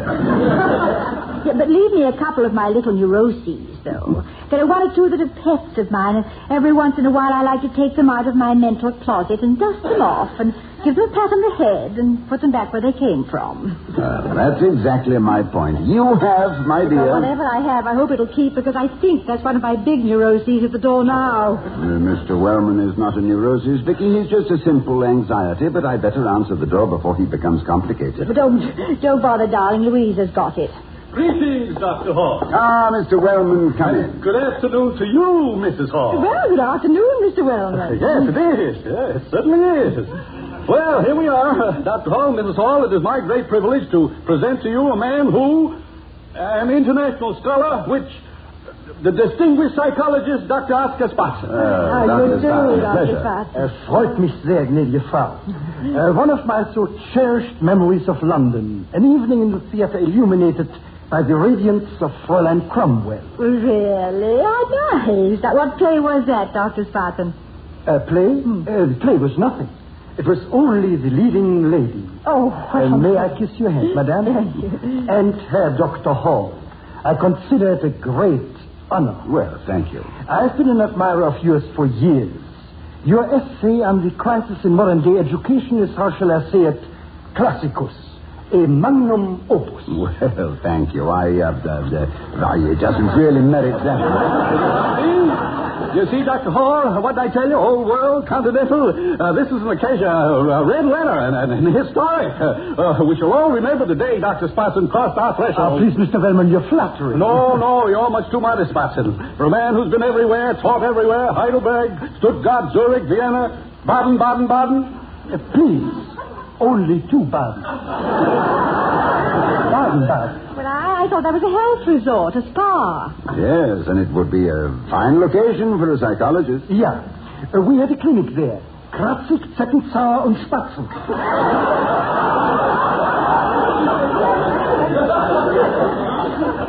Kratzig, not Otto Kratzig. You know him? Well, naturally, I've heard of the great Dr. Kratzig. Unfortunately, I've never had the opportunity Who's talking about Kratzig? Dr. Hall, wait until you hear about Dr. Spatzman's merry-go-round. It upsets all the, from the ground up. That is, go on, Doctor. Tell them about it. A merry-go-round at Baden. Did you have a carnival there as well as a clinic? Very good, Mrs. Hall. If we had more carnival in our life, we would have less clinic, nicht wahr? But Mr. Wellman is referring to the Spatzman psychology theory, by which I mean the mind is a kind of merry-go-round, a carousel. Carousel, Spatzman, carousel. Yes, thank you, a carousel. A carousal with mirrors reflecting the world above. Well, that's a novel portrait of the mind. And I suppose whenever you have a good idea, it's like catching the brass ring. Yeah. Also, it is like a telephone exchange. Like a telephone exchange receiving licht reflexes, that is, light reflexes, and then sometimes it is die Trübungen des Meerwassers, the ocean waters, which reflect on the superganglia. But all these are mere details of my basic theory of Einfühlung and Zeitgeist. In feeling and world spirit, am I correct? Yeah. Maybe I'm dizzy from riding on the merry-go-round, but when did Einfühlung and Zeitgeist get on? Mrs. Hall, this is no time for jokes. Oh, it is no joke, Mr. Wellman. It is brilliant. Simply brilliant. The carousal must stop for the Einfühlung, or we have no Zeitgeist. As we say in Latin, vobistulis, vobistular. Yeah. Vobistulis, vobistular. My very words, but that's all right. I was through with them anyway. Well, die Umhüllungstrikot Cerebrospinalflüssigkeit in every living marine culture is sometimes mixed with microscopic exercitio spiritualia militaria, which layman simply calls a headache. Nothing that any silly aspirin couldn't handle. Yeah. Magna est veritas et prevalebit. Or as the French put it, onis swaki malitans, or in Old Greek, homeda rais anthropos ou paidoitai. Well, the Greeks seem to have had more than one word for it, whatever it is. I suppose a rough translation of that phrase would be that unless a man has been pushed around a bit, he is not educated. Am I right, Doctor? Yeah, but I did not realize you were a Greek scholar, Dr. Hall. Oh, I'm not a qualified polylinguist such as yourself, but I picked up a phrase or two here and there. Excuse me, gentlemen. Hello? Oh, yes, he's here. It's for you, Mr. Wellman. Thank you. Yes, what is it? I thought I told you. Well, he did? Well, tell him I'll be right over. Oh, you have to leave, Mr. Wellman? Yes, the way they depend on me the minute I step out, everything goes... Well, if you'll all excuse... I will come with you, Mr. Wellman. No, you stay here. Talk, get acquainted. Dr. Hall, will you see me to the door? Why, of course, Mr. Wellman. Auf Wiedersehen, Peter. Auf Wiedersehen, Oscar. And goodbye, Mrs. Hall. Goodbye, Mr. Wellman. And don't you worry about Dr. Spatzman. We'll take good care of him for you. Impressive, isn't he, Dr. Hall? Well, Mr. Wellman, I must confess... Look, I ran into him in Chicago. He seemed to take a liking to me right away. Now, this is what I suggest you do. Tell him about the opening in the psychology department next year. But don't offer him too much money. Charm him, Dr. Hall, charm him. A lot depends on how you handle him. Oh, yes, Mr. Wellman, a lot depends on how I handle him.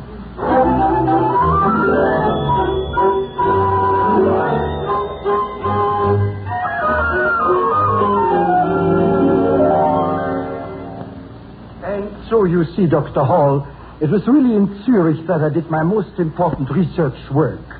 Such a lovely city. Tell me, Dr. Spatzman, since you spent so much time in Zurich, you must know Professor Emil Grausbach? Grausbach? Oh, Emil. Oh, dear friend, marvelous man. Of course, our theories conflicted somewhat. Oh, naturally, since he's not a psychologist. His field is medieval history. History? Oh, yeah, of course. That's such a fine companion. We spent many wonderful nights together in our favorite cabaret. Now, would that by any chance be that delightful place in Zurich called Das Puppenspiel? Das Puppenspiel? Yeah, you know, right around the corner from the Hanswerksgasse, you know. Oh, das Puppenspiel von der Hanswerksgasse, ja.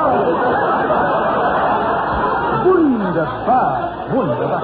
Never can I forget the Schnitzel à la Holstein. Und die Strauße Walzer. Ja, und der Strauße, der Violinspieler. Well, Dr. Spatzman, I mentioned Professor Grausbach for another reason. After all, wasn't he the brother-in-law of your associate, Otto Kratzig? Was he? Oh, Ja, brother-in-law. Else Brausbach married Otto Kratzig, ja. Oh, no. It was Clara Kratzig who married Emil Grausbach. Oh, no. It couldn't possibly. Yeah. Imagine, I forgot that. I shouldn't wonder. The whole thing's a little complicated. But Clara Kratzig. Oh, du bist wie eine Blume. I remember the first time I ever saw her. Early one summer in the Bavarian Alps.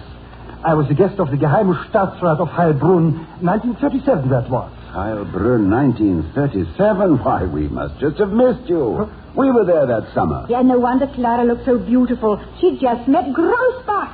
Yes.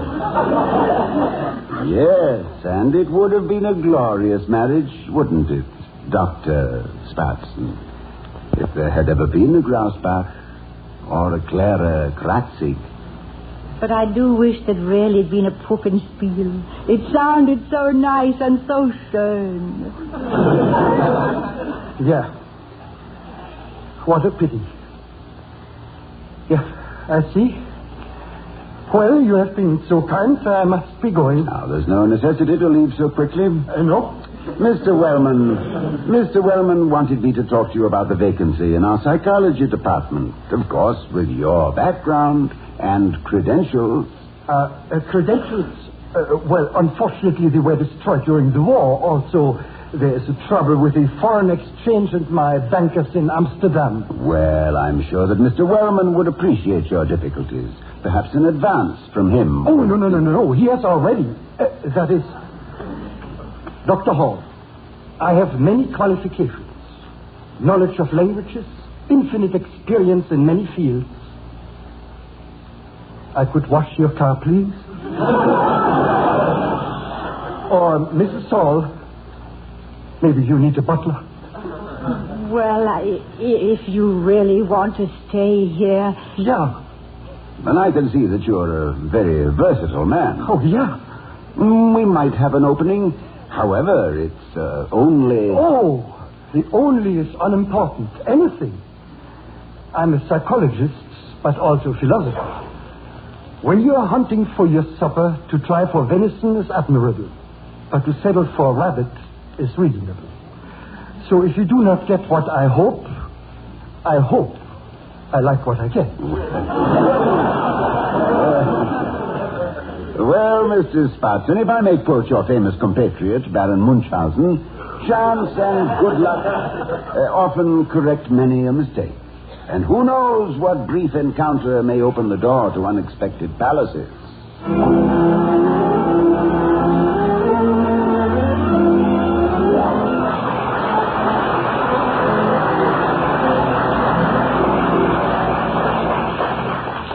I got back as fast as I could, Dr. Hall. But where's Dr. Spatzman? What have you done with him? He's gone, Mr. Wellman. Gone? You mean to say? Slipped right through your fingers. After all, He's gone to work, Mr. Wellman. What? Gone to work? Where? Here at Ivy. Oh, that's impossible, Dr. Hall. The vacancy in the psychology department isn't open until next year. Well, he's found an opportunity in a new field, and he seems to be very happy. New field? What new field? What are you talking about? Now, Mr. Wellman, your friend felt that he wanted to do some research here at Ivy. And when I suggested a certain project, he accepted my offer with alacrity. How much did you have to give him? I think you'll find it's a very reasonable salary, Mr. Wellman.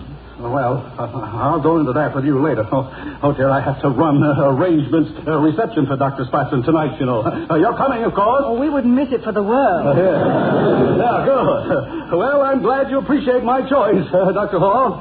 Dr. Spatzman is going to be a great asset to Ivy. Yeah, see you tonight. Goodbye. Goodbye, Mr. Wellman. We should have told him. He'll just pop when he finds out. Well, I think Oscar will be able to cope with him.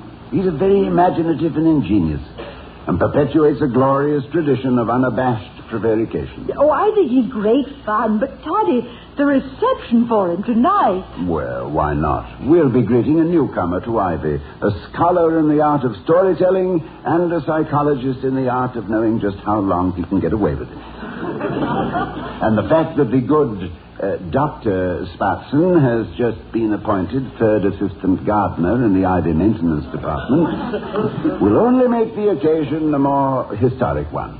Nothing like a new broom to sweep away your Weltschmerz. And if he has any gratitude at all, he'll go out tomorrow and send us a dozen long-stemmed neuroses.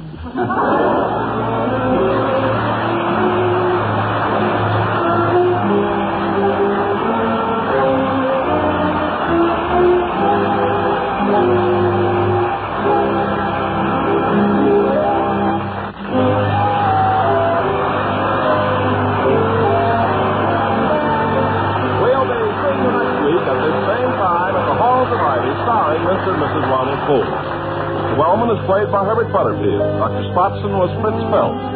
Tonight's script was written by Barbara and Milton Merlin and Don Quinn. Music was composed and conducted by Henry Russell. Ken Carpenter speaking.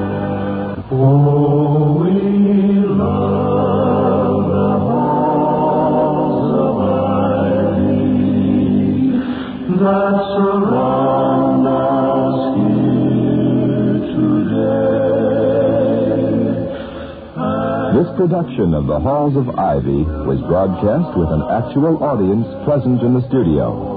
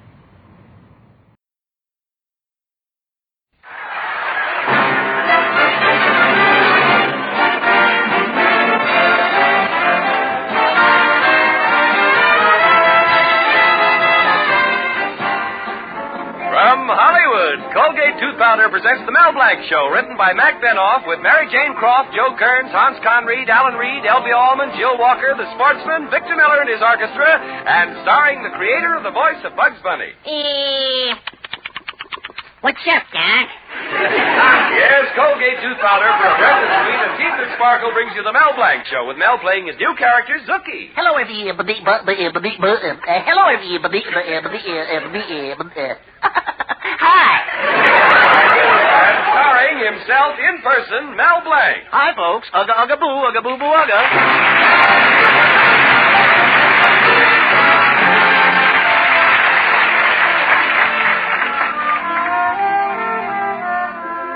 Tonight, one of the biggest events of the year takes place in Mel Blanc's little town. The Loyal Order of Benevolent Zebras holds their annual beauty contest to select Miss Sugaugaboo of 1947. And as the girls in Mel Blanc's town model their bathing suits for their boyfriends, we realize what advances have been made in bathing suits throughout the years. In 1900, this conversation took place. Michael, what do you think of my new bathing suit? Oh, they're making them shorter every year. And in 1920, this conversation took place. Tommy, what do you think of my new bathing suit? They're making them shorter every year. And in 1947, this conversation between Betty Colby and Mel Blanc took place. Mel, what do you think of my new bathing suit? They stopped making them. What's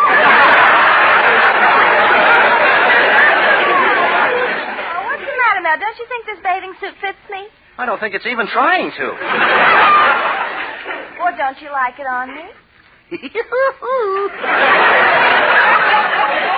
Hey, look, Betty, here's a write-up about the contest in the paper. Oh, yes. Here are the rules for the contestants.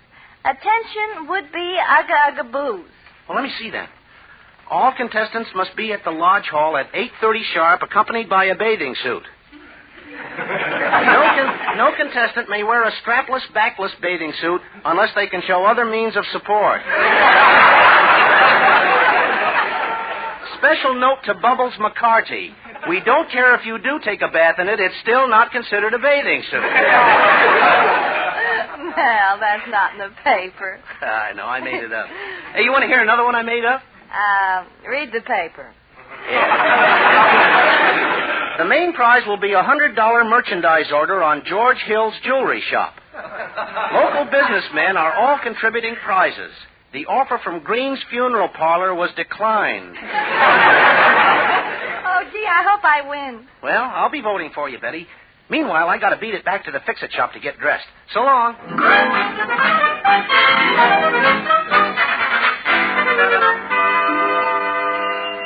Hello, Mel. Professor Prochnik, my favorite piano teacher.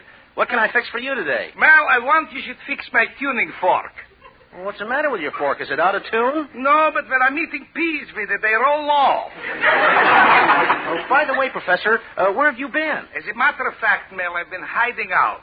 You know, every day for the last 3 months, I've been coming to a beautiful blonde's house to give her piano lessons. Now her husband found out about it, and he's sore. Why should he be sore? They haven't got a piano. Say, Professor, are you going to be at the beauty contest tonight? Yeah, of course. Isn't it awful the bathing suits are going to wear? Yeah. Terrible.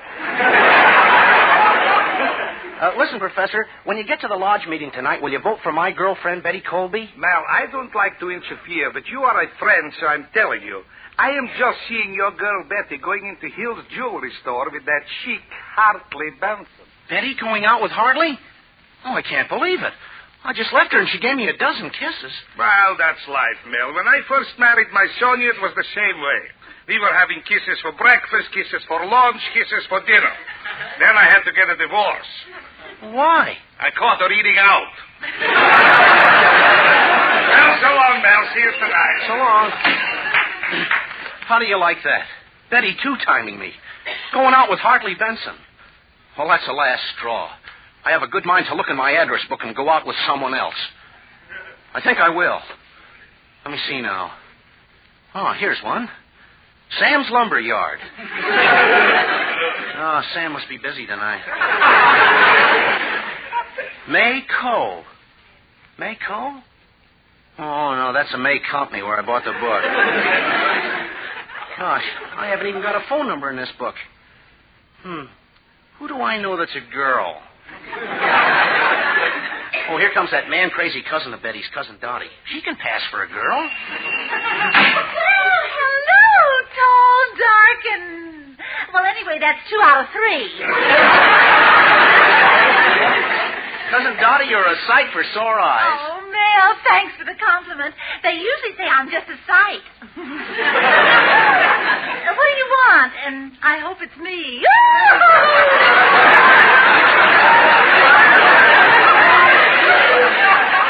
Cousin Dottie, there's something I'd like to find out. Just how much do you know about Betty? Oh, Mel, you're asking me about my nearest and dearest cousin. And before I say a bad word about Betty, may lightning strike this fix-it shop. Mel, do you carry any fire insurance? Sure. Well, she's the meanest, most terrible girl I've ever met. Well, I've heard that Betty is two-timing me. Do you know anything about it? Well, I'm not the type to say. And I'm not the type to spy, but last night I happened to be walking past the keyhole on my knees.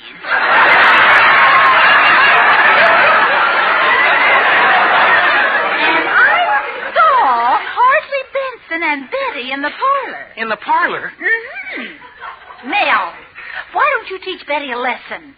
I wish I could, but how? Well, I'm going to be in the contest tonight. I'll bet if I were elected. That settles it. Cousin Dottie, I'm going to see to it that you're elected Miss Sugaugaboo tonight instead of Betty. Oh, how wonderful.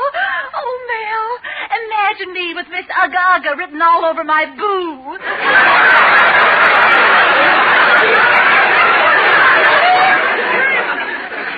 Well, wait a minute. I can tell all the lodge members to vote for you, but will you look good in a bathing suit? Well, certainly. Back home, I was good enough to be put in a beauty ad. Really? Yes. Underneath my picture, it said, "She's lovely. She's engaged. She should live so long."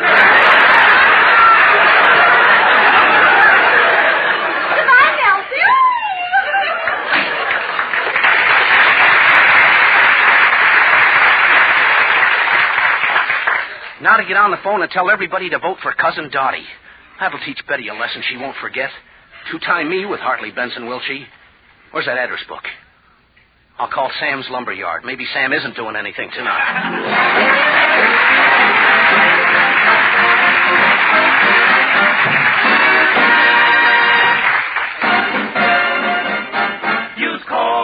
Tooth powder, keep smiling just right.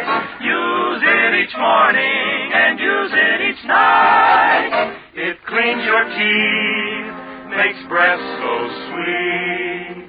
Use Colgate tooth powder. Want teeth that sparkle and dazzle, a breath that's fresh and sweet? Then try Colgate tooth powder. For the new all-purpose Colgate tooth powder cleans your teeth and sweetens your breath. Yes, this new all-purpose tooth powder produces an amazingly rich, active foam that's marvelously effective. Every time you brush your teeth with this new all-purpose Colgate tooth powder, your whole mouth feels clean, sweet, fresh. Your teeth regain their natural sparkle. It's been proved in 7 cases out of 10 that Colgate tooth powder instantly stops unpleasing breath that originates in the mouth. And as for cleaning, you can depend on Colgate tooth powder revealing the natural brilliance of your teeth. Yes, Colgate tooth powder, the new all-purpose tooth powder, does everything you can expect or ask of a dentifrice. Try Colgate tooth powder today for teeth that sparkle and a breath that's sweet. Use Colgate tooth powder. And now, Victor Miller, the sportsman, and the Piccolino. By the Adriatic waters, Venetian sons and daughters are strumming a new tune upon their guitars.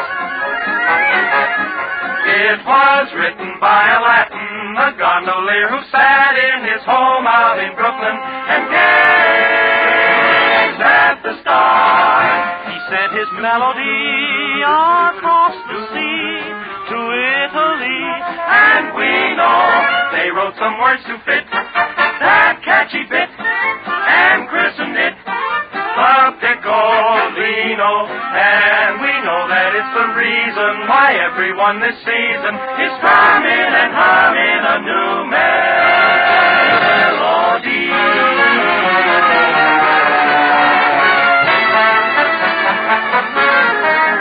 Won't you come to the casino and hear them play the Piccolino? You will dance with your bambino to the strains of the catchy Piccolino. You will drink your glass of vino, and when you've had your plate of scallopino, make them play the Piccolino, the catchy Piccolino, and dance to the strings of that new melody.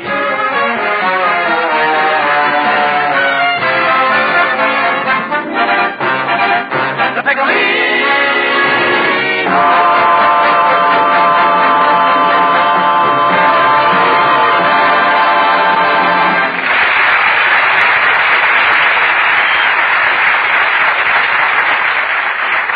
Well, back to Mel Blanc. Tonight, the Loyal Order of Benevolent Zebras selects Miss Sugaugaboo of 1947. And strangely enough, Mel isn't voting for his girlfriend, Betty Colby. Instead, he has thrown his support to Cousin Dottie because he thinks Betty has fallen for the town Beau Brummel, Hartley Benson. Mel is miserable enough, but to add to his misery, here comes Hartley Benson himself in person. Hello, Hartley. What's up? The temperature of every woman who sees great, big, adorable me. In fact, Mel, when a girl looks at me, it's really a shame it takes 17 firemen to put out the flame. Car!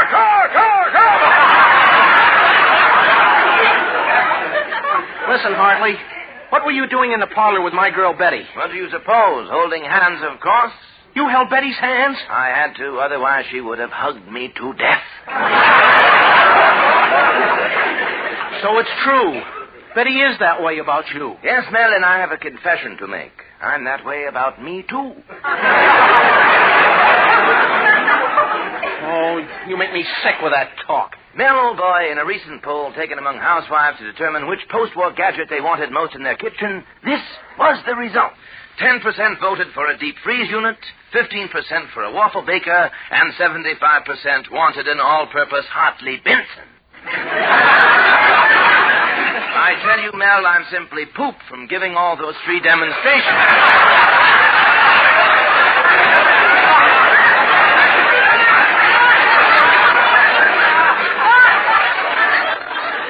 So you see, Mel, I'm essential to every kitchen. So is a garbage can. Hartley Benson, I don't even want to talk to you. Go talk to yourself. By George, that's a wonderful idea. How are you, Hartley, old boy? I just couldn't help noticing you in the mirror this morning when you were shaving. You know what I said? I said, Gad, we make a lovely couple. Well, Hartley, time to be saying cheerio to this buffoon Mel Blanc. Well, cheerio, Mel, old boy. I'm so divine, I'm making me mine. Well, nice seeing me.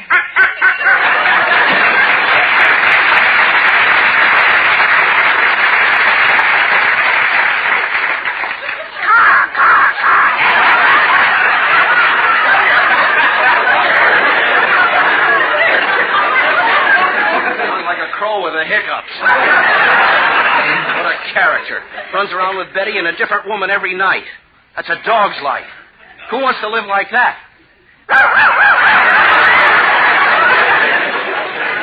Gosh, where's my lodge president? He's supposed to take me down to the lodge hall, and he still isn't here yet. Would I love to see Cousin Dottie win that contest. Hello, Brother Zebra. Oh, there you are, mighty potentate. Ugga, ugga, boo, ugga, boo, boo, ugga. Well, let's get down to the hall, Mel. I got the old junk pile waiting outside. But I thought you got a new car. Mel, I'm talking about my wife. She's entering the beauty contest. Mel, did you see her last year in a bathing suit? It's strapless and backless. Oh, how'd she look? Skinless and odorless. The thing, Mel, when I married her, she was like a slender birch. And now? Knotty pine. What an effect it's had on me. Every night when she lays down to go to sleep, I yell, Timber! What a woman. You sound a little disgusted, mighty potentate. Well, Mel, the other day my wife and I were out pruning in the garden, and she kept yapping, pull the potatoes, thin the onions, spray the lettuce. I just stood there with a sickle in my hand. My wife leaned over and she said, oh, John, I want you to cut off that withered old cabbage hair.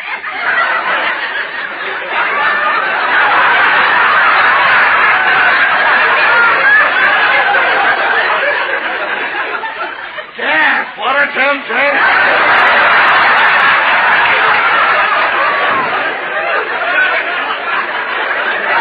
Well, I don't know why I'm telling you all this. It's just that I've got low in the cause. Mighty potentate, I want you to do me a favor when we get to the meeting. I want you to vote for Cousin Dottie. I've just decided that I'm not going to marry Betty. Now you're coming to your senses. Well, let's get on to the meeting, Mel. Okay, mighty potentate, and don't forget to vote for Cousin Dottie.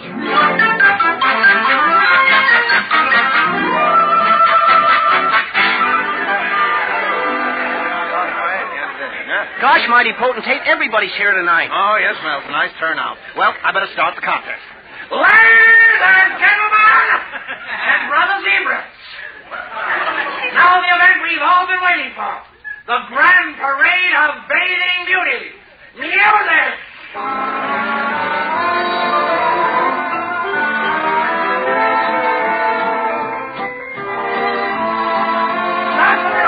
Stop the music, brothers, please. No dancing with the contestants. All right, you next.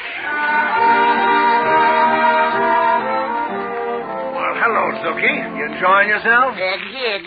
Greetings, mighty potentate. I think I'll join the Elks. Well, hello there, Brother Cushing. Hello, Suki. Oh, hello, Mr. Cool. Holy. I was coming to that. Suki, there's my daughter, Betty. How do you like her in that bathing suit? She's wearing a strappler, a bare midriff, a loke cook. She'll catch cold. Oh, and look, there's Kay Gibb. Oh, she's terrific. She's marvelous.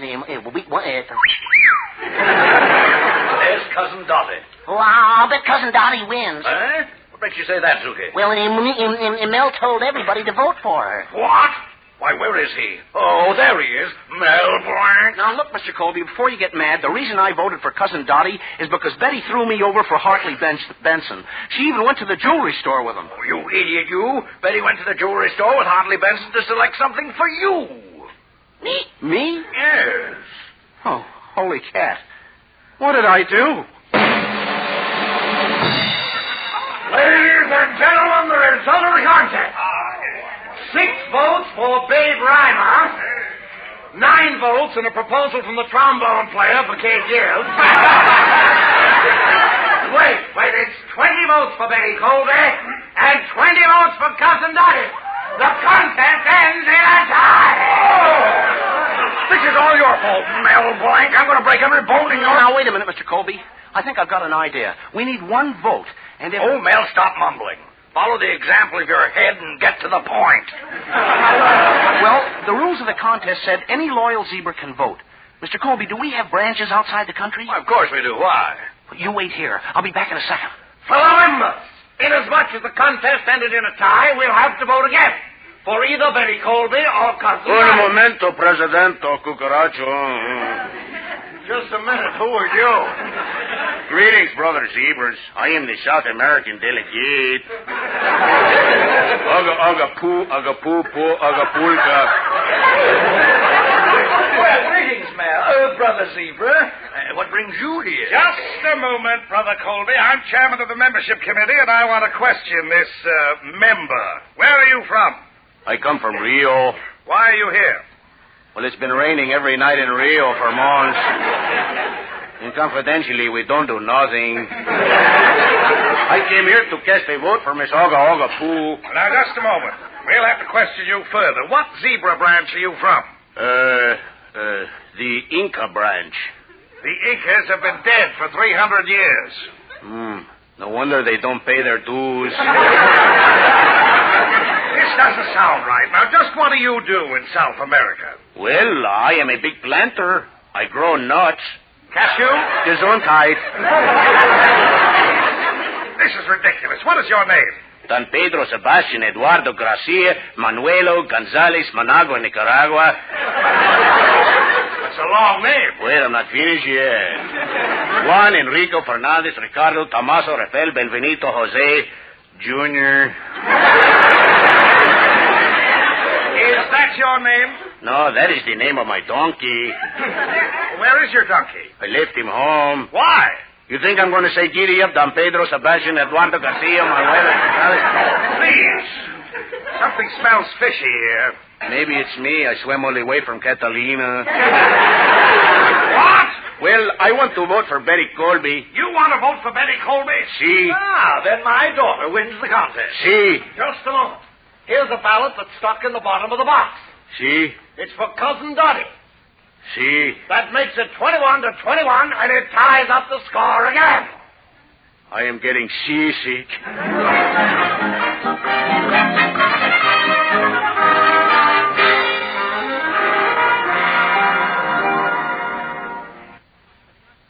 Gosh, Betty, I'm sorry about everything, but you shouldn't have run away. You should have stayed until the end of the meeting. Mel Blanc, you're still a moron. Oh, Father, it was all due to a misunderstanding. Now, you take that back. All right, I'm sorry if he's a moron. That's better. My goodness, you'd think I was one on purpose. Betty, let me tell you what happened at the meeting. The contest was run over again with Hartley Benson as judge. So Hartley awarded the prize to the one he thought was the most ravishing creature there. Well, now, tell me, who won the beauty contest? Hartley Benson.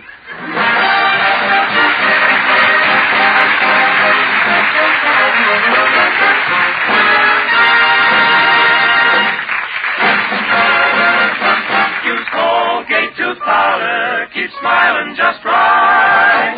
Use it each morning and use it each night. It cleans your teeth, makes breath so sweet. Use Colgate Tooth Powder. What a treat to brush your teeth with the new Colgate Tooth Powder, the all-purpose tooth powder. So lively, so freshening, so out-and-out cleansing. Its sparkling foam dances into every corner of your mouth, leaves your breath fresh and sweet.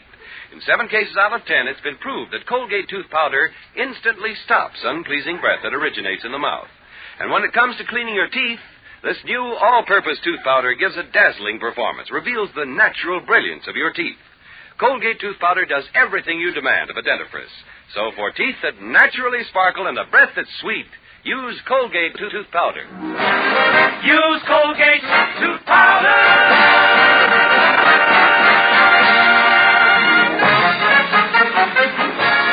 This is Bud Easton reminding you that Colgate Tooth Powder for a breath that's sweet and teeth that sparkle brings you the Mel Blanc Show every Tuesday at this time. Be sure to join us again next Tuesday night for more fun with Mel and the people you'll meet in Mel Blanc's Fix-It Shop. Say hello to Halo Shampoo for naturally bright and beautiful hair. Remember, even finest soaps and soap shampoos hide the natural luster of your hair with dulling soap film. But Halo Shampoo contains no soap, therefore leaves no dulling soap film. Even in hardest water, Halo makes oceans of rich, fragrant lather, quickly banishes loose dandruff and dirt. Halo needs no lemon or vinegar rinse. Say hello to Halo and goodbye to dulling soap film. Get Halo Shampoo at any cosmetic counter. Remember,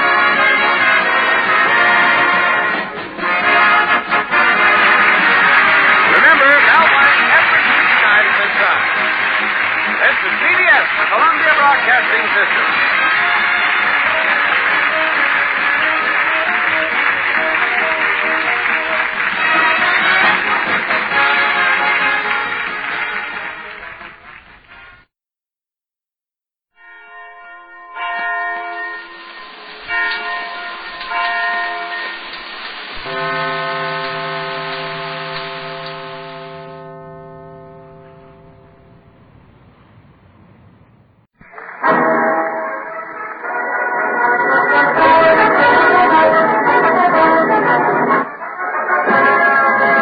Ford Dealers of America presents the Fred Allen Show.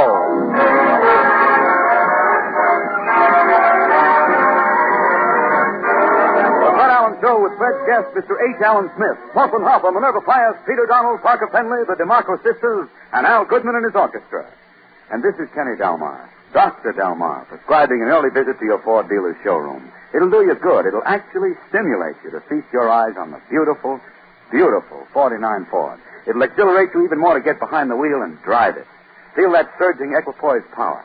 Feel how the king-size magic action brakes operate 35% easier. Feel how the hydrocoil and Tarflex springs soak up the bumps. Feel the comfort of the midship ride. Take the doctor's advice. For a thrill that will stir your pulse, see the new Ford this week.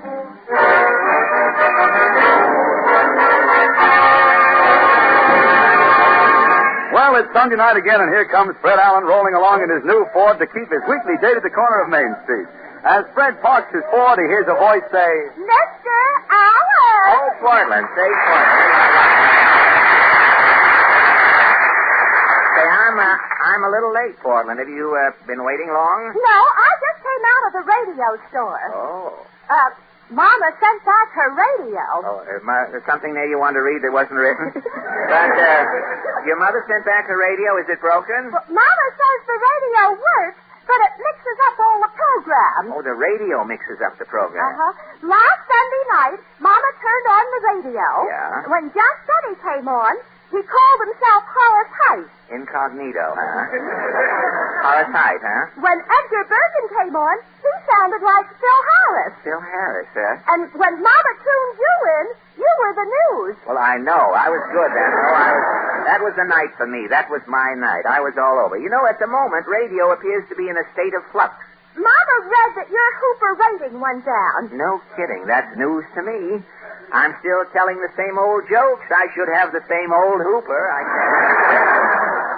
What is the Hooper rating? Well, the Hooper rating is a so-called service that allegedly tells you approximately how many listeners the average radio program theoretically has. Well, how do they do it? Well, there's a little mystery involved there. There are 60 million radio sets in America today, and they say Mr. Hooper makes around 1,500 phone calls. Well, sir, after calling about 1/40,000th of the number of the radio homes, Mr. Hooper tells you down to the first decimal how many people listen to your program. And when he finds out what the 1,500 people listen to, he multiplies it by 40,000? Yes. It's like taking a bite of one roll and telling you how many poppy seeds there are in the entire company. Entire country instead of company. I ad-libbed there, but it didn't help. Where's the I didn't recognize the country in the shape it's in at the present.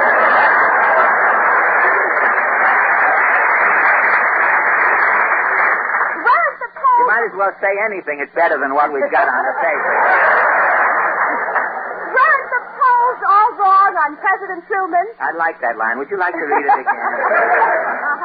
Weren't the polls all wrong on President Truman? Yes, but they had months to work on the polls for the presidential election. The beauty of the Hooper rating is that it comes out every 2 weeks. They don't have time to be wrong, you see. They're in. Well, enough about the great statistical figment, Portland. I guess I'll get a paper and read some authentic news. Well, I'm coming, too. Sure, come on. Let's take a walk down Main Street. All right. Come on.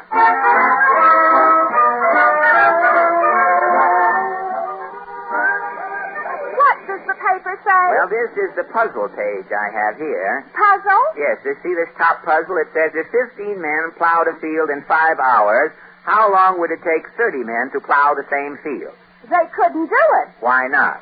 Because the 15 men have already plowed the field. Oh, well, I'll write in and explain that to them. They'll probably be glad to hear it. Say, here, look here. On this next page, a book review, The Way to Be Happy by Lawrence Gould. This must be some book, Portland. Look, it tells you how to be happy. Well, what is the best way to be happy? Well, I guess different people have different conceptions of happiness. Now, let's ask a few strangers as we walk along Main Street. This man coming with the dimmer on his shiny blue serge suit.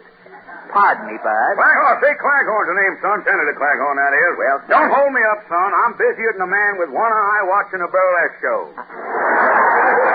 You're busy? Yeah, I'm going around to Republican neighborhoods explaining the president's message on the State of the Union. Oh, well, what did you think of the president's message? Little old Harry covered everything like a lunch wagon chef in fly time. Well, what about the farmer? Well, us politicians is working close with the farmer. Good. While the farmer's down on the farm raising his crops, yes, the politician is down in Washington raising the farmer's taxes. What about housing? Well, how can men build houses when women are using all the foundations? If we don't get the foundations, housing is in bad shape. And if you do get the foundations? You ain't going to know your wife from a bundle for Britain. Well, what about balancing the budget, Senator? Well, raising the liquor tax. Why? Let the man who drinks carry the load. Senator, what about the Wagner Act? Well, son, Harry's planning a lot of things, but he ain't bringing back vaudeville. Well, what is this fair deal? Vaudeville's still dead, isn't it?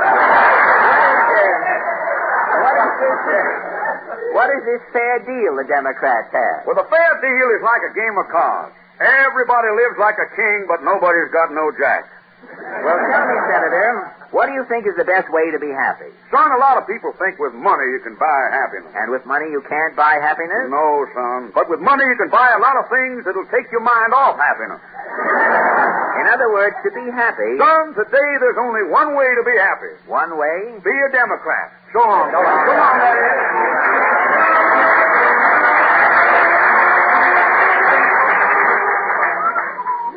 Say, it sure is a nice night to stroll down Main Street, Portland. Look at this side of the milk bar. Milk bar? It says, fresh milk, we squeeze to please. Say, look who's coming out. The milk business has begun, too.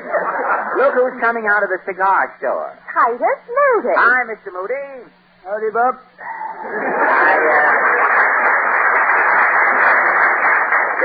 Just saw you. Happened to see you coming out of the cigar store there. I know. I was in sending my brother Huber some eating tobacco. Your, Huber? Huber, yeah. He lives in a small town. Oh, how small is the town? You've heard of One Man, Illinois? That's a town? The population's 1 man. And your brother lives in One Man, Illinois? No. Huber comes from a suburb of there. Oh, a suburb of One Man. It's called Boy, Illinois.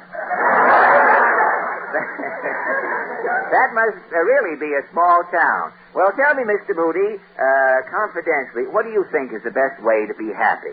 Oh, I don't hold too much of being happy. You don't? When a fellow comes up to me and says, "Smile, brother," Yes? I'm apt to knock him on his fritter. Haven't you ever been happy in your whole life? Why, let's see. Only once. Uh-huh. One summer, I was selling King Kong handy-dandy feather dusters. Yes? I was wearing a thin seersucker suit. Uh-huh. I had a big sample case full of these feather dusters. Yes? In the end of the sample case, there was a hole. A hole? Sometimes I'd get tired and I'd sit down on my sample case. Yeah? Through my seersucker suit, I would feel them feathers. And you were happy? Why, I wasn't exactly happy. No? But I sure was tickled. So long, then.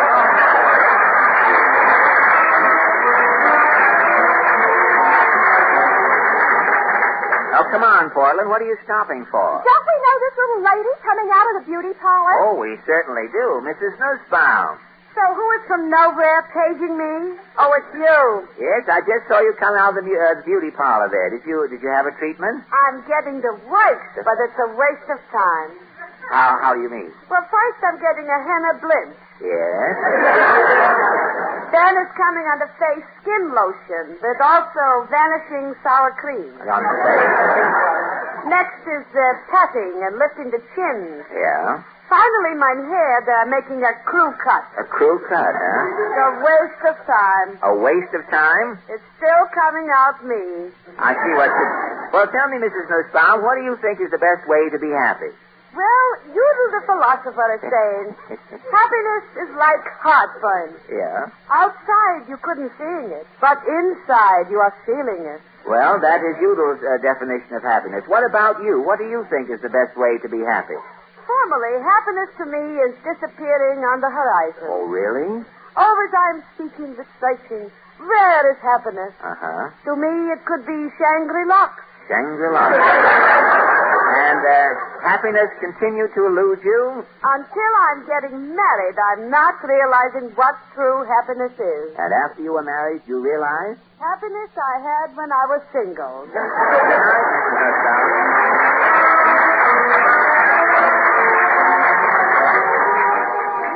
Gosh, you sure meet some prime hoi polloi on Main Street, Portland. You haven't found out much about the real way to be happy, have you? No, I'll try one more character, though. This little man coming along with the monogrammed ferret running up and down his lapel. Pardon me, chum. I rejoice, brother. My name is Humphrey Titter. Humphrey Titter, eh? I'm the joy boy. Stand back, brother. Give me room. I'll let go a bluebird. Yes, Titter, you write unusual greeting cards and jingles. Yes, everybody sends cards to debutantes who are coming out. And you? I send cards to people who are going in. People who are going in? You stole a car. When you were caught, you set the car ablaze. You're going up the river, bon voyage, for 30 days. Say, that's a novelty. Rejoice, brother. Be like the hyena. Get down on all fours and laugh it up. Well, look, Mr. Titter, what about the way to be happy? I shall toss off a jingle. Write this down. What is the title? Are you happy? Are you happy? I've got it. Okay. Are you happy, little man, as at the world you gander, with nations at each other's throats and diplomats yelling slander, with taxes rising every year to heights you can't envision, with the shows you hear on radio and see on television, with housing still a problem, with families still in huts? If you say you're happy, little man, I gotta say you're nuts. So long, Mr. Titter. Rejoice, brother. Let go of bluebird. Yes, I'll take you. Well, come on, Portland. Wait a minute. The man in the music store is going to demonstrate a record. Really? What record? It's Al Goodman and his orchestra with the 5 DeMarco sisters. Not too many details, Portland. What's the song? Bella, Bella Marie. Bella, Bella Marie. There's a story told from a lover born, and a lovely melody keeps playing. Bella, Bella, Bella Marie, you're the fairest of my Bella Marie. Bella, Bella, Bella Marie,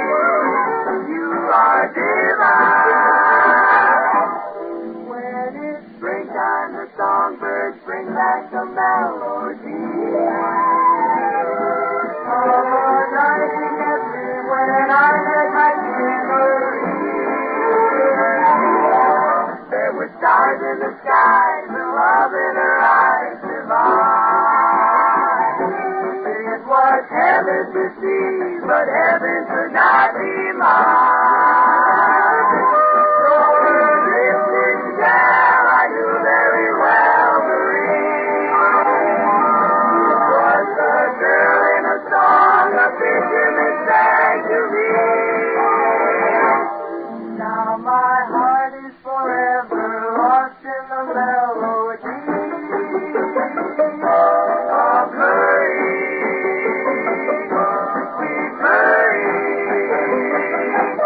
Bella, Bella, Bella Marie.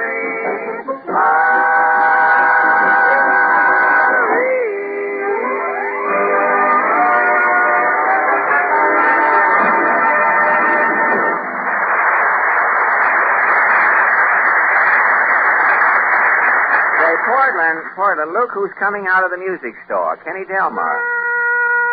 Kenny, what is that thing you're blowing? A dill piccolo? No, I just bought a pitch pipe, but I always, need a pitch pipe when I start to sing one of my songs. I think you do better with a dill piccolo, instead of the pitch pipe.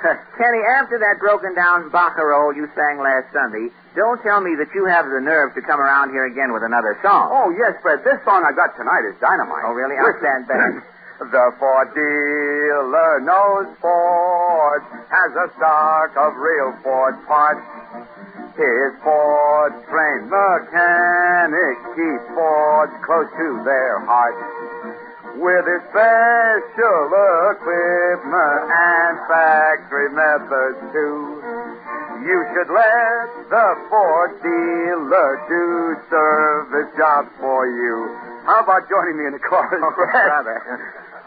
He can save time and money wherever you may roam. When it comes to Ford service, there's no place like home.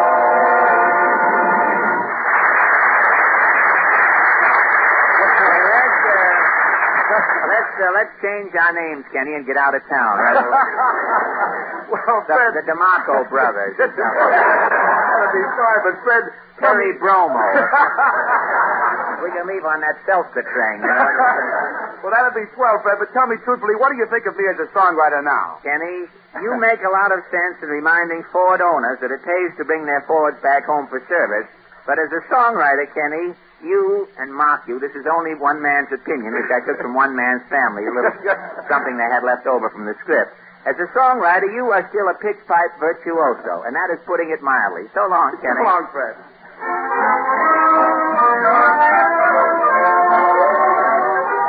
Well, this is my, that paper boy's yelling louder every Sunday, isn't it? This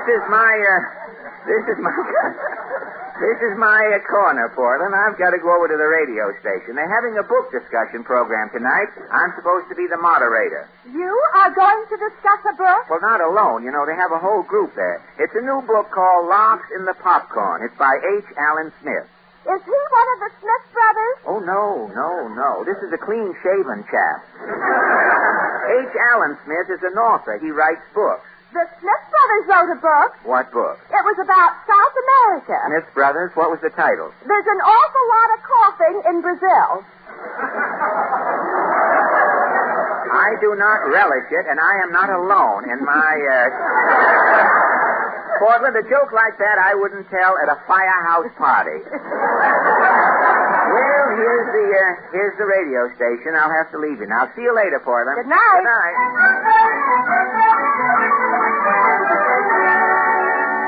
Well, here's the studio, 6-8. Say, I'm just in time. Program's going on the air.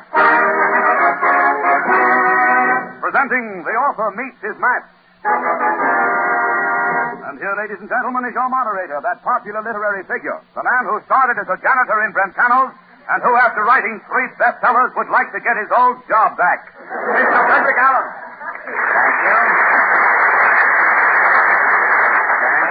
Thank you, and good evening, fellow bookworms. Tonight, in addition to being broadcast from coast to coast, for the first time in its history, our program is standing by and will be televised if the ice melts during the hockey game. The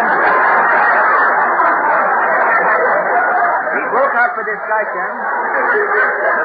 discussion this evening is Locked in the Popcorn, written by H. Allen Smith and published by Doubleday. We have a brilliant panel assembled. Now I'm going to ask the critics to introduce themselves. First, I am Dr. Wolfgang Holstein.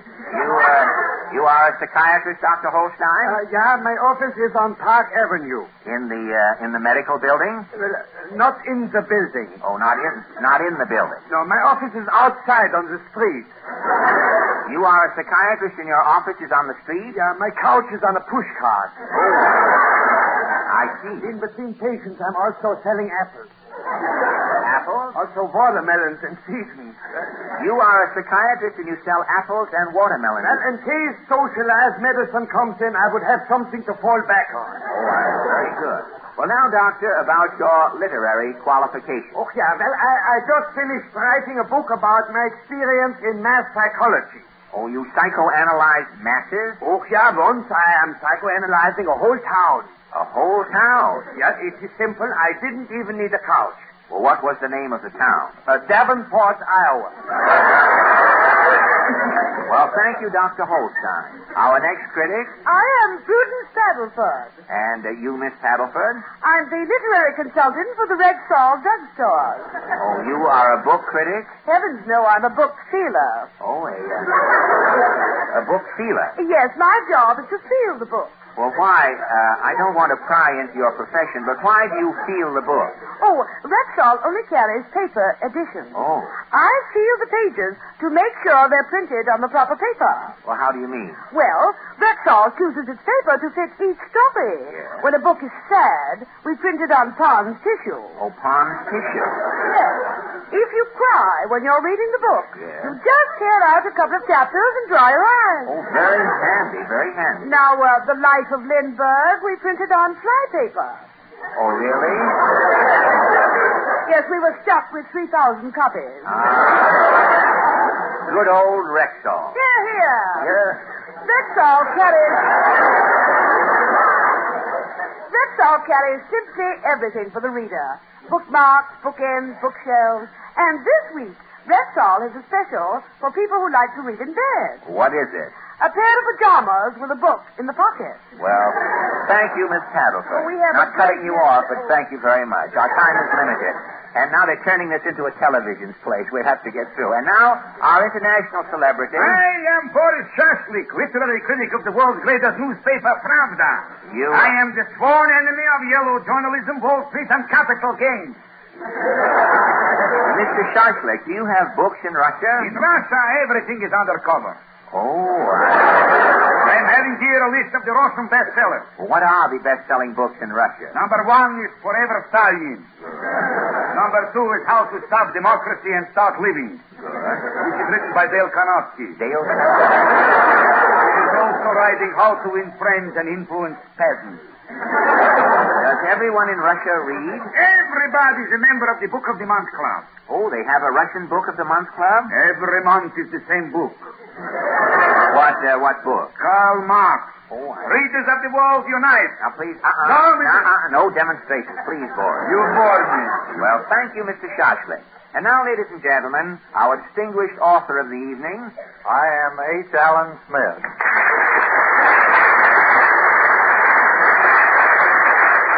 Mr. Smith, you are an author. Well, I'm wearing spats, Mr. Allen. That's good enough for me.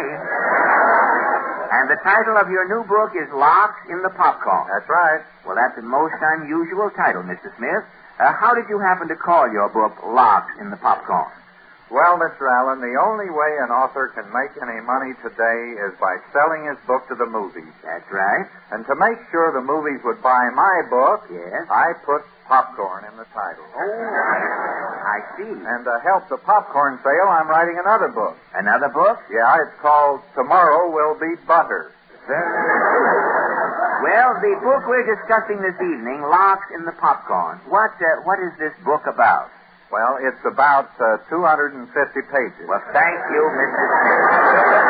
Well, there, ladies and gentlemen, you have our exciting lineup for tonight. Our author, Mr. H. Allen Smith, versus our three competent critics. And now, critics... excuse me, please. Yes, Dr. Holstein? Mr. Smith's book is called Larks and the Popcorn. That's right. Speaking of larks, it reminds me I had a patient once who thought he was a bird. He thought he was a bird? Yeah. He would not lay down on the couch. He hopped up on the sink. Well, did you cure this patient, Doctor? Gradually, I am reducing his bird delusion. Fine. When he came to me, he thought he was a big duck. Always he was trying to sit in puddles. And you gradually reduced him from a big duck? Yeah, today the patient thinks he is a little canary. Good, good. Yeah, he is almost all better. But he still thinks he's a canary. Yeah, but lately I'm not hearing a peep out of him. Yes, Miss Paddleton. Oh, when I think of birds, I think of Rexall. This week we're featuring an autographed picture of Walter Pigeon. Oh, very good. Very good, Miss Paddleton. And Rexall's pet department carries live canaries, parrots, lovebirds, and in our downtown store, we have a seagull. A seagull? Sam Seagull, he's the manager. Oh, I Oh, canaries, birds, two and birds. Now, please, Mr. Shoshler. The bird is the symbol of capitalism. And American money is the eagle. What's wrong with that? The eagle is worrying about capitalism. He is losing his hair. That's why he's a bald eagle. Now, please, Mr. Aha, that's one for our side. Are you listening, Joe? Now, please.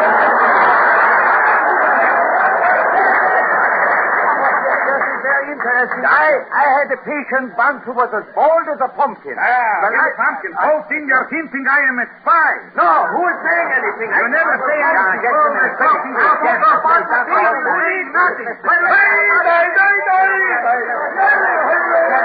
I must call order, gentlemen. We are discussing this new book written by Mr. H. Allen Smith. Is Mr. Smith in our audience tonight? Well, look, I'm right here at the table. Oh, yes. I'm sorry, Mr. Smith. Now, Mr. Smith, would you mind telling us what your book is about? Well, I used to live in Jackson Heights, but I moved out west to Westchester. In a covered wagon? In a station wagon. Oh, I see. My book is mostly about a city boy's experiences in the country. I bought a house. Yes, Doctor. Yes. Speaking of houses, I had a patient once who thought he was a house. Your patient thought he was a house? Oh, yeah. To him, his best button was the doorbell. Yeah. And his pockets were windows, and he always wore his union suit backwards. Why did he wear his union suit backwards? So he could have a front door. Why? Yes, Miss Paddleton. Miss Paddleton. House reminds me. Yes. Rexall carries everything for the house. Oh. This week we're featuring a combination waffle iron and clothes presser. Oh, how does this combination waffle iron and clothes presser work? Well, when you press a suit, it comes out looking just like a waffle. It's very handy. Handy, huh? Yes. When you spill syrup on your vest, nobody will notice it. What happens when you make a waffle? Well, it looks like a waffle. It tastes like a waffle, but it has sleeves on it. Delicious. As I said, Rexall carries everything for the house. Houses in America are only two houses. Two houses? The bankers are living in one house, the house of Morgan. Yes. The workers are living in the other house, the poor house. Yeah. Well, as a psychiatrist, I think Shoshlik should live in the nut house. You're a Trotskyite. Who asked you? You're an old bloomer girl. Now, revive Miss Paddleton, if you will. Please, gentlemen, order. I must remind you, critics, we're here to discuss Mr. Smith's book. Mr. Smith, I read in a review in the Hobo News, I believe, a review that part of your book is devoted to your pet dog, Rufus. That's right, Mr. Allen. You know, this is also very interesting. I had a patient once, Johann Eigen, and he thought he was... This fellow Eigen, he thought he was a dog. He kept punching himself in the nose. Punching himself in the nose? Yeah, he thought he was a boxer. Oh, I see. Did you cure him, Doctor? Oh, yeah. In 3 treatments, he stopped punching himself in the nose.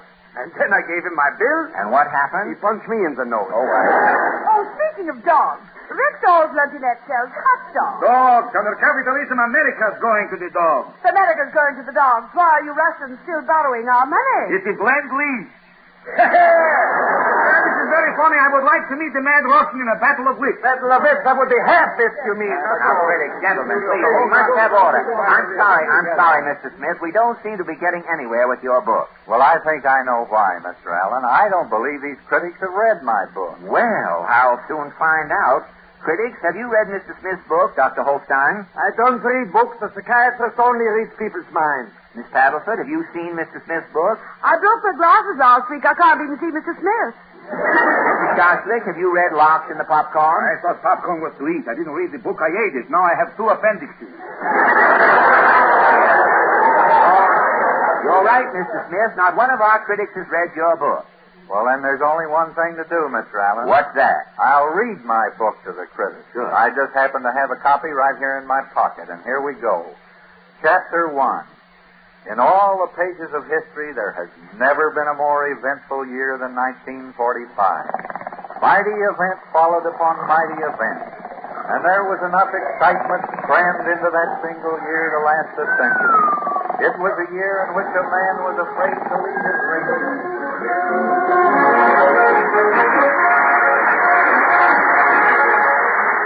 Next week, our guest will be Charles Foyer. Your 4 dealers asked me to leave this thought with you. The better we can learn to understand our American economic system, the better it will work. Thank you and good night. Sugaugaboo Gary Moore. Just a minute, you're going to hear a program called Stagecoach. And in 90 minutes, I'll be on, a whooping and a hollering over NBC, the National Broadcasting Company.